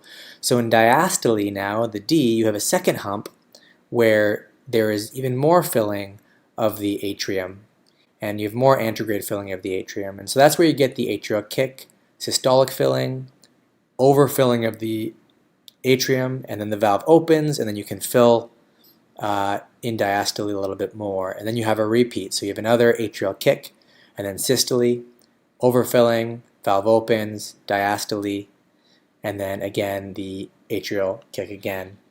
So if that's confusing to you and it's hard to keep the cardiac cycle straight because it's been a while since we've done cardiology, just remember again, predominantly antegrade, multiphasic with 2 large antegrade waves and these 2 smaller retrograde or in the retrograde direction waves. And so in normal situations, we don't conveniently have all of these waves labeled. So we have to often find a landmark to try to figure out where we are in a normal waveform. And the way that I do this is I look for the A wave. Okay, and the A wave is what you're always going to look for to orient yourself. And so in normal situations, the atrial kick that's shown here is the maximum retrograde wave, so above the baseline. So in normal situations, it should also be above the baseline. And you might say, okay, well, the V wave can also be above the baseline. Here it's not, but it can be. And how do you differentiate the V from the A? And the way you do that is that the A wave is wider and taller than the V wave. Okay, and even in pathological states, that holds true. So the A wave remains wider than the V wave. Okay, and again, if this makes no sense, don't worry. We'll talk about what you need to know in a bit. But this is just if you want to truly understand these waveforms. Okay, so if you understand that, then let's look at what happens when things are abnormal, and let's keep it simple. So to simplify, let's put it this way. In general, you can categorize abnormalities that we're going to see in the hepatic venous waveforms or in the hepatic veins into only 3 groups. Okay, you can have increased pulsatility, so really big fluctuations that are more than the normal amount of fluctuation. You can have, number 2, decreased pulsatility, so less fluctuations than normal. Or you can have absent hepatic venous flow. So keep it simple and we'll go through these 3 categories. So let's start with what would cause increased pulsatility or increased fluctuations. Well, as we mentioned earlier, what we're seeing in the hepatic veins is a reflection of what we're seeing in the right atrium. So things that are wrong with the right heart are going to make things very pulsatile. So the 2 most common things that are going to cause increased pulsatility are tricuspid regurgitation and right heart failure. And to be honest, in clinical practice, it's really just your job to recognize that the waveform is abnormal and then suggest that it has a cardiac cause. But let's try to understand the theory and understand how to figure out if it's tricuspid regurg and what it looks like, or just right heart failure without tricuspid regurg. Okay, so this is tricuspid regurgitation, and so what is that? So tricuspid regurgitation is essentially an issue with the tricuspid valve. So during systole, the ventricle is going to be pumping blood forward into the lungs, but it's also pumping blood that's going through an incompetent tricuspid valve and going backwards through the tricuspid valve and into the right atrium, and then that's reflected in the hepatic veins. So the systolic wave, that this is a problem during systole, is going to be decreased or reversed. So that's key. That's all you need to know for tricuspid regurgitation. The S wave is going to be decreased or reversed. So in this picture here, we have the A here, the atrial kick, okay? And that's a broader or wider retrograde portion, not like V, it's very sharp, but the A is very broad as we mentioned. And then we have usually in a normal situation a big systolic antegrade flow here, but instead there's a significantly decreased systolic antegrade component here. So this is abnormal. This is what we'd expect to see with tricuspid regurgitation, okay? And if it gets so severe that the tricuspid regurgitation is actually backwards, or the S wave is significantly backwards, what happens is that the A wave, the S wave, and the V wave all just meld into one.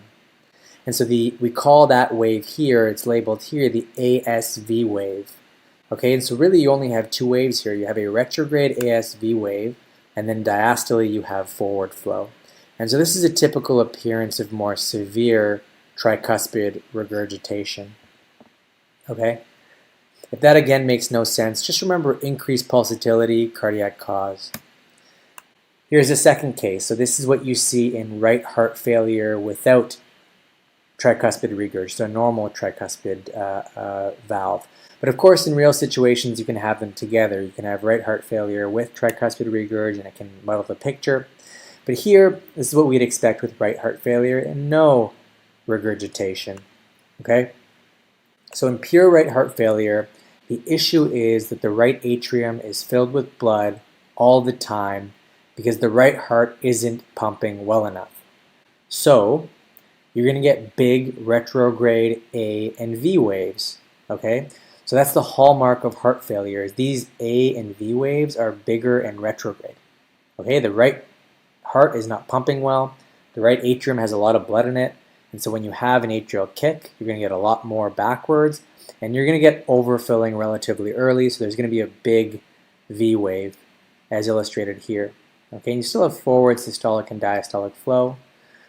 If you also had regurg, again, we'd expect this systolic wave to look smaller or eventually reversed. Again, that's the minutia. If this didn't make any sense, it's cool that you've gone through it and all, but again, it doesn't matter in clinical practice. Just recognize increased pulsatility. That's cardiac congestion, a cardiac cause. What about situation 2 or scenario 2? And that's decreased phasicity / pulsatility.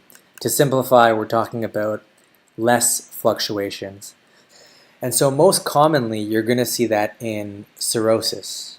Okay, you can see it in other things like hepatic vein thrombosis or Budd-Chiari, but if you remember one thing, decreased pulsatility, by far most commonly you're going to see in cirrhosis. And let's look at what that might look like. So again, here we have the normal waveform, a broader A wave, systolic filling, the V wave here, and then the diastolic filling antegrade. If we have decreased pulsatility here, you'll notice that again, we still have our A wave, S wave, V wave, D wave, but there's decreased pulsatility, so they're less defined for one. And for two, notice that the A wave is no longer retrograde. It's not above the baseline. The A wave is below the baseline. So an A wave below the baseline is technically abnormal. And this is a subtler case or more subtle case of decreased pulsatility.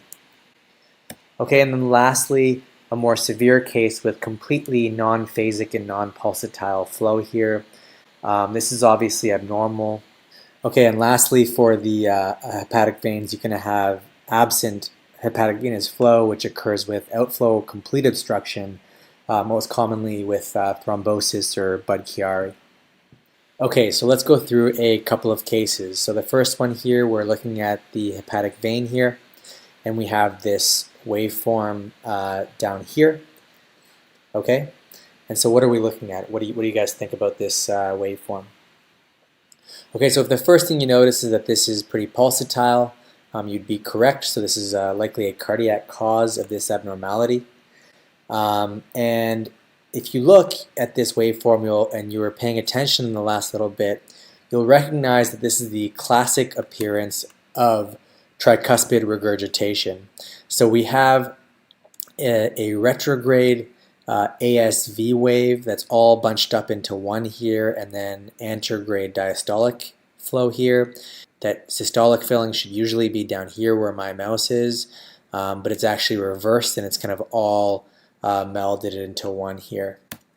And the second case here, so we have clearly a very small liver that looks coarse, abnormal with ascites around it, and then you have a hepatic vein with complete loss or decreased in the pulsatility. And so this is a case of cirrhosis, of course. This is something you might see in cirrhosis. And so usually you know the patient has cirrhosis and then you happen to see this waveform as well. It's rare you're going to make that diagnosis alone based on that, at least in my experience. Okay, and so that's it for the liver and for the hepatic vein. So you've gotten through the kind of most involved or hardest part of this talk. Okay, and so briefly, in other parts of the body that you might look at, this is what a normal testicle looks like. So the normal waveform in the testicle that's after puberty at least should be relatively low resistance. And in patients with torsion, you often have a complete absence of flow or no flow in the testicle itself.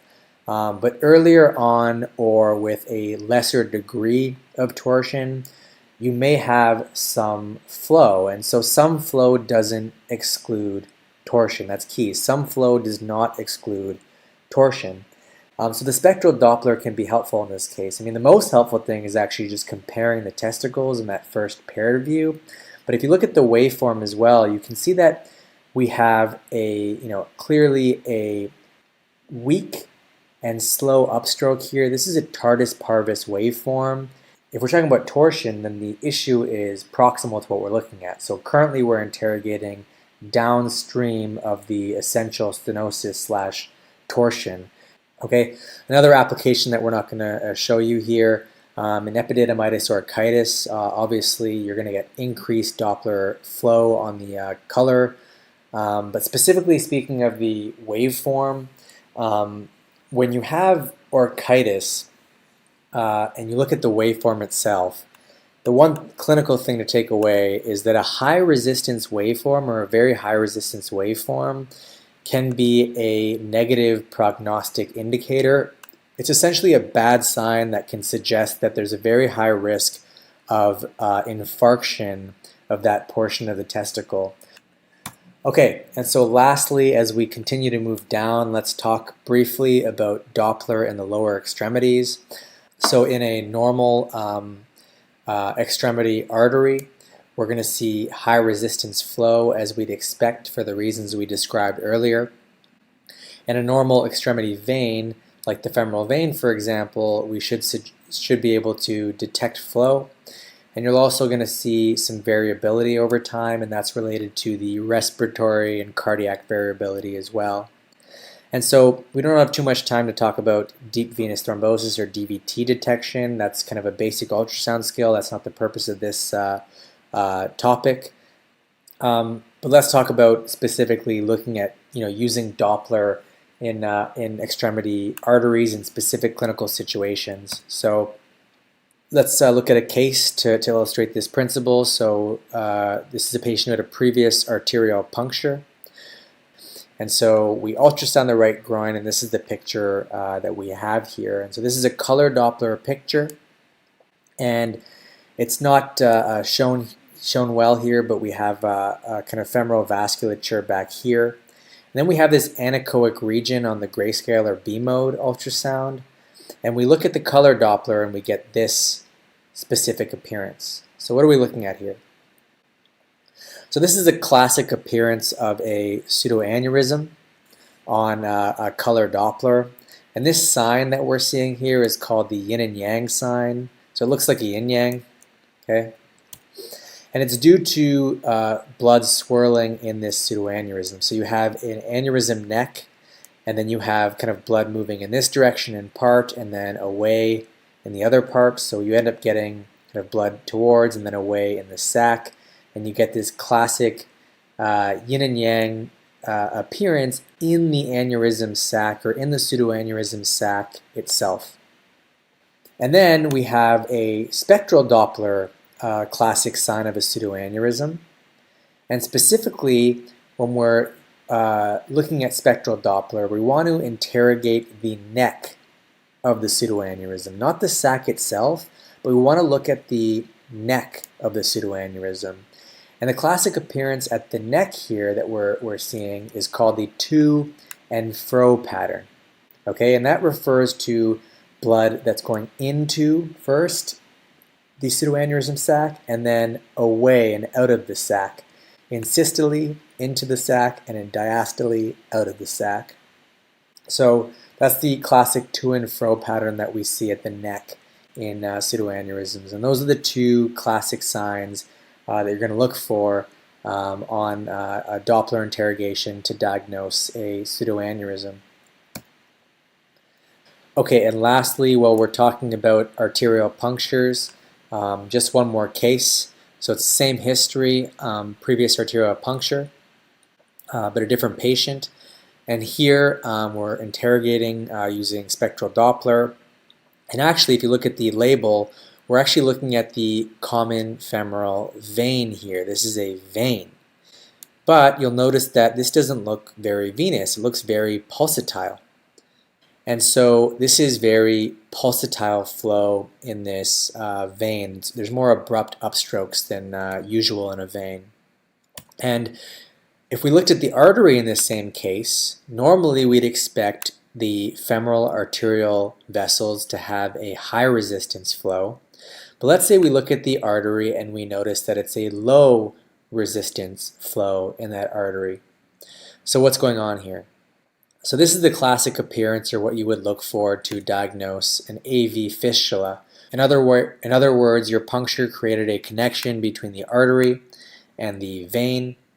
And so as a result, as you'd expect, the arterial pulsatile flow is transmitted into the vein, and you're going to see pulsatile flow in the vein like we see on the left here. So that's one sign. And if you looked at the artery, right, usually it's high resistance, but because the arterial flow can follow a low resistance path into the vein itself, we're going to see a lower resistance flow in the artery itself. So that's what we're going to look for in an AV fistula.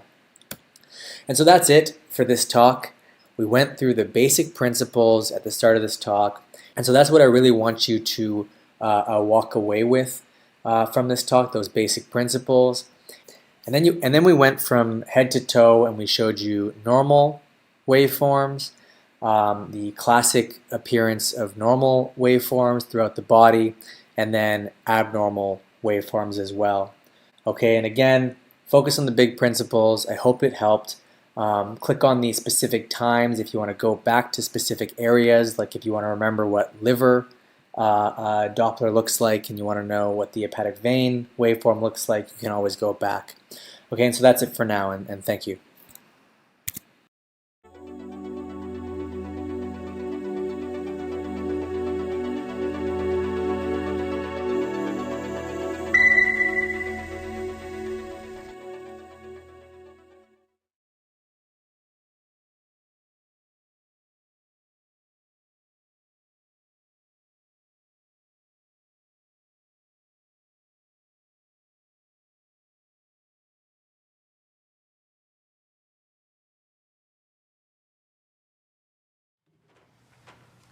So I have nothing to disclose, and we're going to talk today about anatomy and hemodynamics of the abdominal aorta.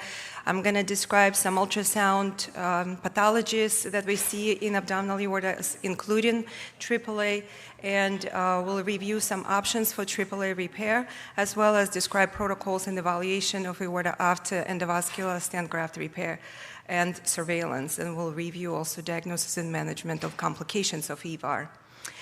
So aorta is an elastic structure that has a slightly different waveforms in its proximal aorta, where it's a more low resistance waveforms, and more high resistance waveforms you can see in more distal aorta, just because it supplies the lower extremities.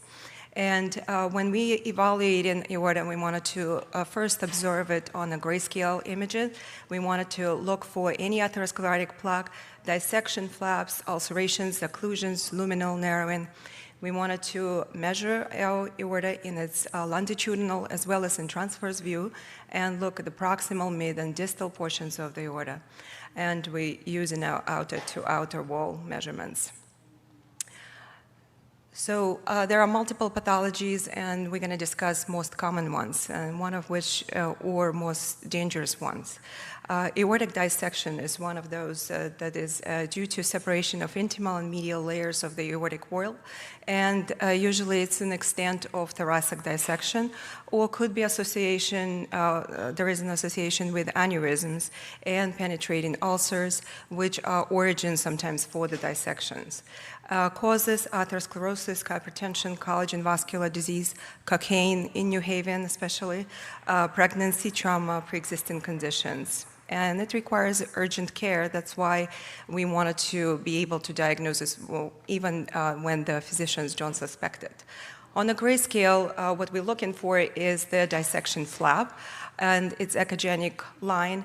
And on real-time imaging, you could see the dissection flap that separates the lumen into the true lumen, which is usually a small in diameter, and a false lumen that is usually bigger in diameter, and also if it's patent, it may show you the slow flow within. So you're gonna know exactly what's going on. And in some cases, you can actually see entry point of the dissection. With the color Doppler, what we're looking for is a patency of the false lumen as well as patency of the branch vessels. In the false lumen, you can see either to and fro flow, sort of in the diastole, there is a reversal of flow you may find. And with spectral Doppler, we wanted to see if there is any possibility of stenosis of the true lumen, and also you wanted to look what kind of waveforms are there. In some cases, the dissection flaps will extend into the branch vessels, so it's very important to evaluate those vessels as well. And in this case, we have a dissection flap in the proximal abdominal aorta, and best seen on color Doppler imaging and transverse view when part of the false lumen is actually occluded.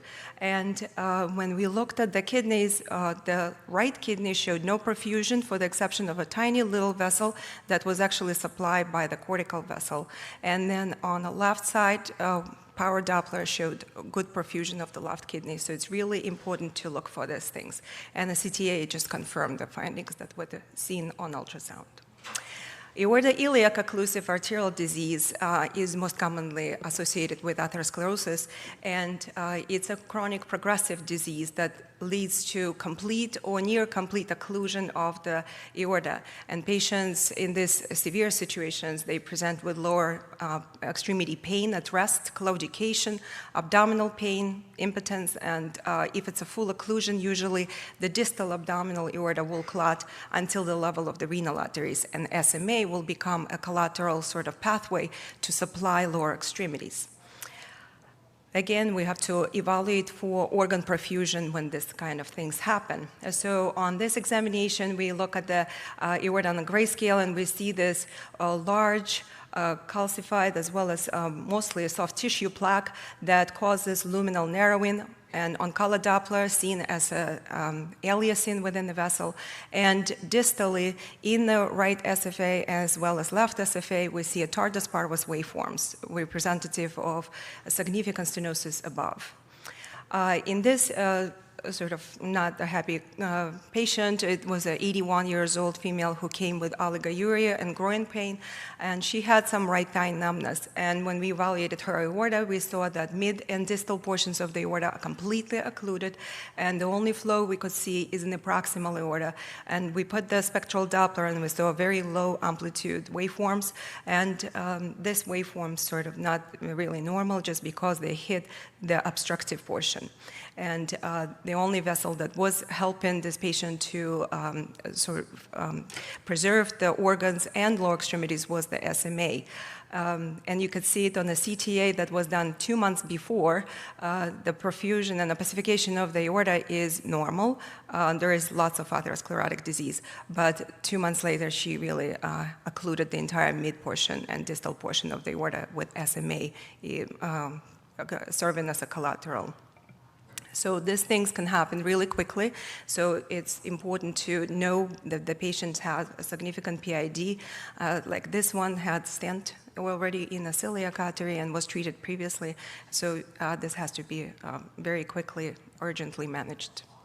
Other things that we can see sometimes in the aorta is findings of Takayama arteritis. It's an idiopathic or pulseless disease, and it's due to granulomatous vasculitis of the large vessels, affects aorta, subclavian arteries, carotids.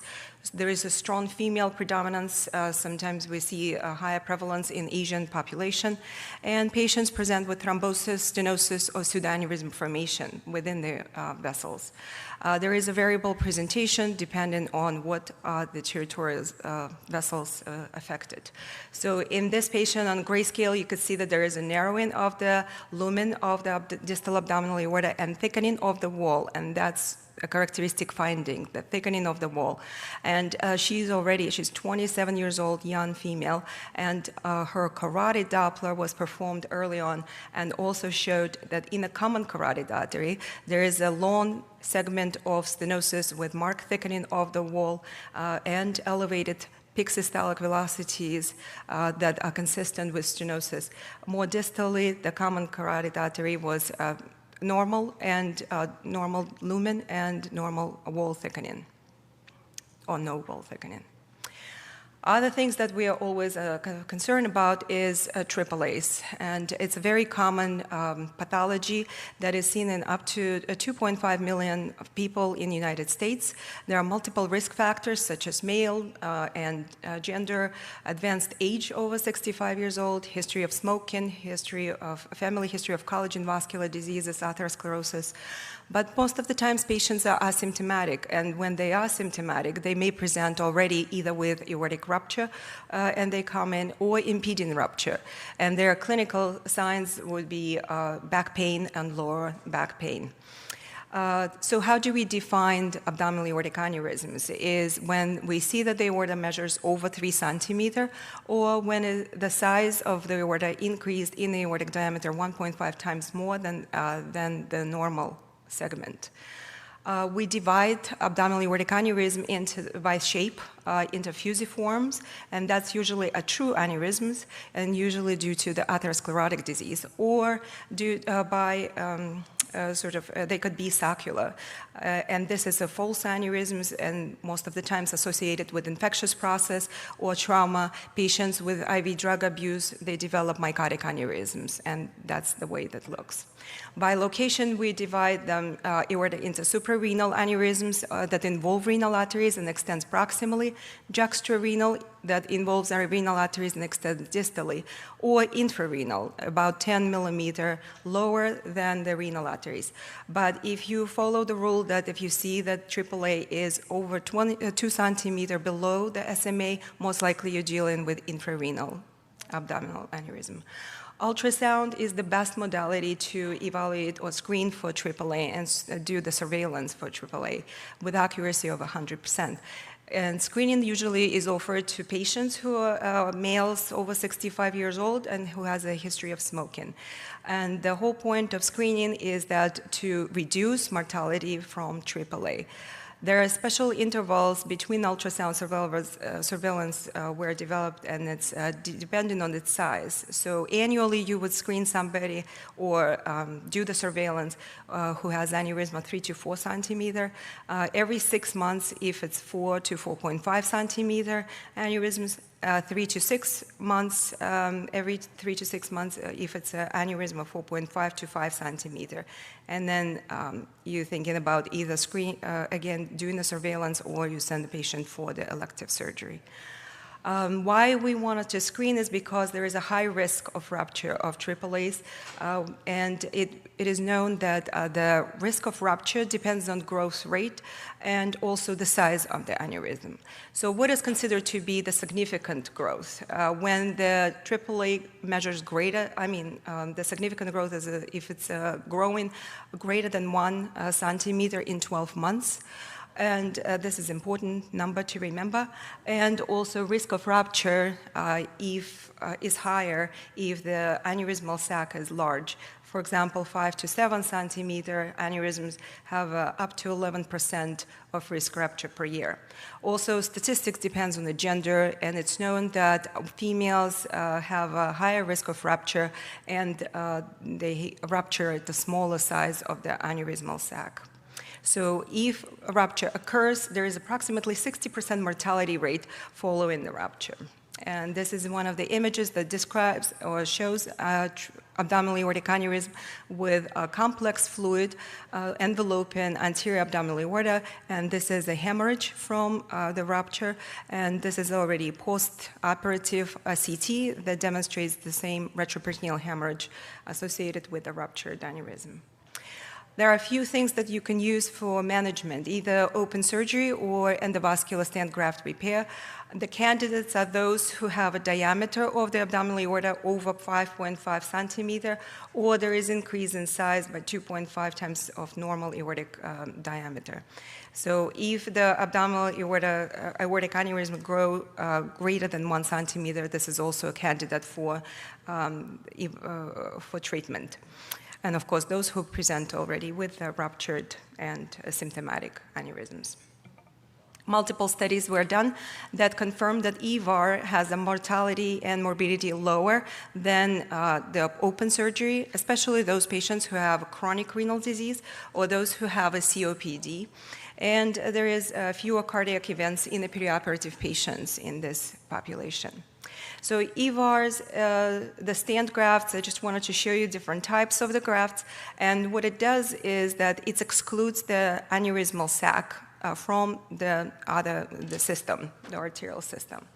What are the predictors of EVAR success? You wanted to have a really good anatomy, and vascular anatomy is number one thing. So we're looking for a neck anatomy, so it has to be a good long neck so that the stent graft can be placed with no issues, and it shouldn't be too tortuous. The aorta has to have a special angle in the neck, and also the neck shouldn't be flaring at the top, so otherwise it's going to have a high tendency of development of endoleaks, and if it's funnels downward, then it's really going to may cause migration of the stent after placement.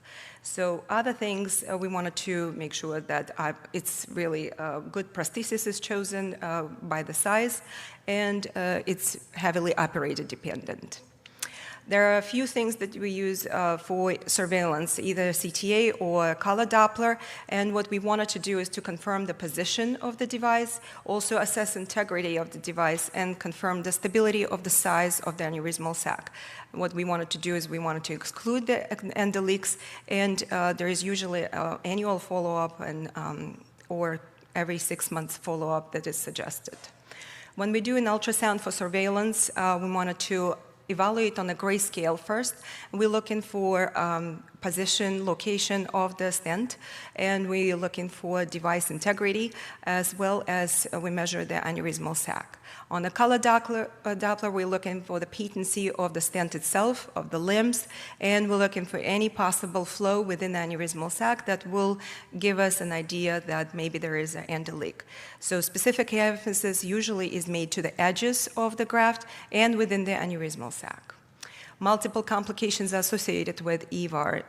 Majority of them are endoleaks, and that's why we spend a lot of time on learning them. But there is also graft migration, there is partial complete lip occlusion, structural failures that can happen to it, pelvic or lower extremity or colonic ischemia due to other embolic events, or sometimes perigraft aneurysmal formation and access-related injuries. Stent graft migration affects approximately 3.6% of patients undergoing EVAR, and it's due to inadequate apposition of the stent graft onto the arterial wall. And management usually is endovascular open revision. So what we see here is on the CT, there is a mid-abdominal aortic aneurysm that is pretty big, involves the SMA, and we see that the stent on the coronal images is migrated downward, and it's really not covering the aneurysm. And the same thing you could see on the reconstructions. On ultrasound, again, we see that there is a flow within the SMA, and some flow, we didn't detect it here, but the stent is not visualized in the expected location where the aneurysm is. Pelvic ischemia and lower extremity ischemia usually is due to atheroembolic event that throws the emboli into the distal circulation and causes, corresponding injuries. So in this example, we have somebody who just had endovascular stent graft repair, and on the same day later on complained of loss of arterial pulses in the right lower extremity. So we did a Doppler ultrasound of the right lower extremity, and that demonstrated no flow within the SFA, and as well as no spectral Doppler waveforms. So it was occluded SFA and needed anticoagulation. Colonic ischemia happens to up to 3% of cases, and mortality rate is really high. So because they develop a gangrene of the bowel, and they really go into sepsis, and it's really bad outcome. So it's important to notice this thing. So this patient had endovascular stent graft repair. Prior to procedure, the bowel loops look fine, and then post-procedural loops look thickened, and the same thing as on the CT. Pre-procedure, bowel loops look good, and then post-procedural bowel loops develop a thickening, and it's consistent with ischemia. So that patient had to go through surgery. Limb occlusion can also happen in patients with AVAR, and it happened in up to 5% of patients, and we divide it into the early occlusion or late occlusion. Early occlusion happens usually in the first few months, and thrombectomy, relining of stent graft with another stent graft, or anticoagulation or bypasses are the treatment of choice. So on this examination, we see that one of the limbs is occluded. There is no flow on color Doppler or spectral Doppler, and endovascular angiogram is performed that demonstrates no opacification of the left lower extremity system. Stenosis is another complication that may happen, and it may happen either to one limb or to both limbs, like in this case, and elevated peak systolic velocity as well as aliasing will be found on a color and spectral Doppler ultrasound. Noticing these things also is very important for patient management. A loss of device integrity could be seen with fractures, bending, or bulging of the graft. So when you see that the shape of the stent graft is not uniform and there is some bulging, like in this case, it also has to be mentioned, and the surveillance has to pay attention in the next follow-up visit. When the aneurysmal sac is growing, and it's a high possibility of rupture. So it's a very serious complication, and usually due to continuous enlargement of the aneurysmal sac results in rupture, and most common cause is endoleaks. So we're going to try to evaluate the endoleaks and see how we can divide them. So type 1 endoleak usually is due to inadequate apposition between the stent graft and artery, either in the proximal portion of the stent graft, and that would be type 1A, or in the distal portion, it would be type 1B. They also have a type 1C that is due to inadequate seal of iliac occluded device. And when type 1A or B is detected, then it requires some repairs. And this is an example where we're looking at the transverse image color Doppler that demonstrates that at the most proximal portion of the stent, there is extravasation of the color into the aneurysmal sac, and we see on a spectral Doppler that there is an arterialized waveform seen within the aneurysmal sac. So on the CNA clip, again, you could see that the blood sort of, the color Doppler is filling the aneurysmal sac, and also the thrombus looks very sort of irregular with lucencies and more higher density material within the aneurysmal sac, and lucent parts correspond to the active sort of blood flow within the sac. Correlative CTA also shows the same contrast extravasation at the most proximal portion of the stent graft.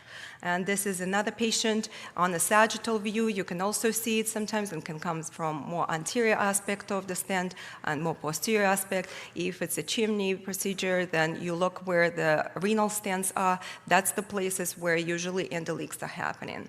Again, we could see the flow. This is a patient with type 1B, where the endoleak is seen in the distal portion of the stent graft. Again, corresponding CTAs really confirm the findings on ultrasound.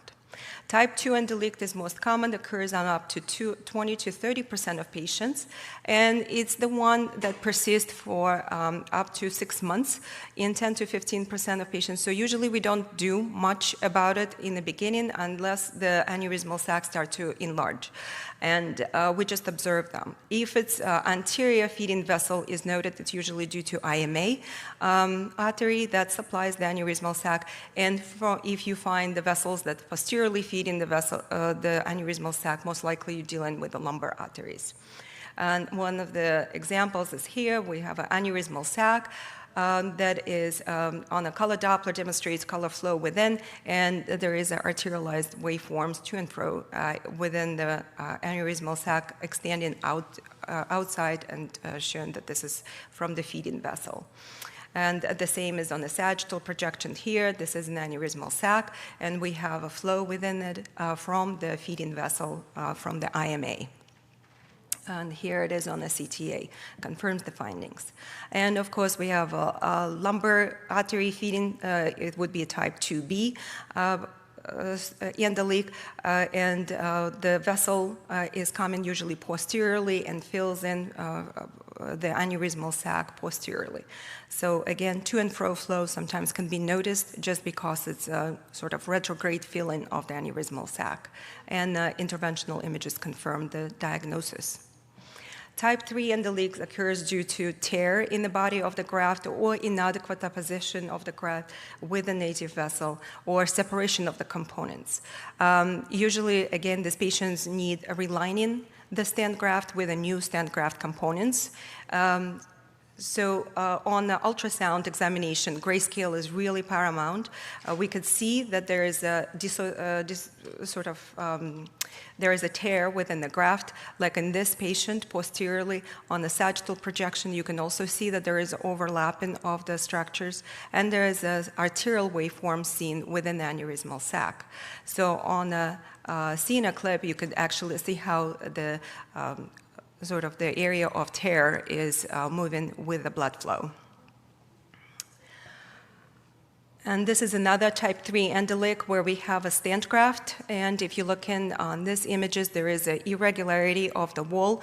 And that's the area where the blood escapes from the stent and fills in the aneurysmal sac. Again, the thrombus within the aneurysmal excluded portion is very irregular and sort of different echogenicities due to presence of active flow within. And you could observe on a grayscale how it's pulsating as well, and CTA confirms the findings. And sometimes it could be really bizarre endoleaks, and it's really hard to find the source of them. And like this patient had really what looks like extremely big aneurysmal sac, and that is filled with lots of color, and on grayscale it's all moving, and it's really looked terrible. However, angiogram was performed, and they just couldn't find that much of a leak, and they thought that the lumbar arteries probably are filling it. Type 4 endoleak is usually caused by too many pores in the graft and occurs intraprocedurally, so we don't usually see this with ultrasound. And endoleak type 5 is due to the end detention. Again, no identifiable cause is seen, and it's diagnosis of exclusion.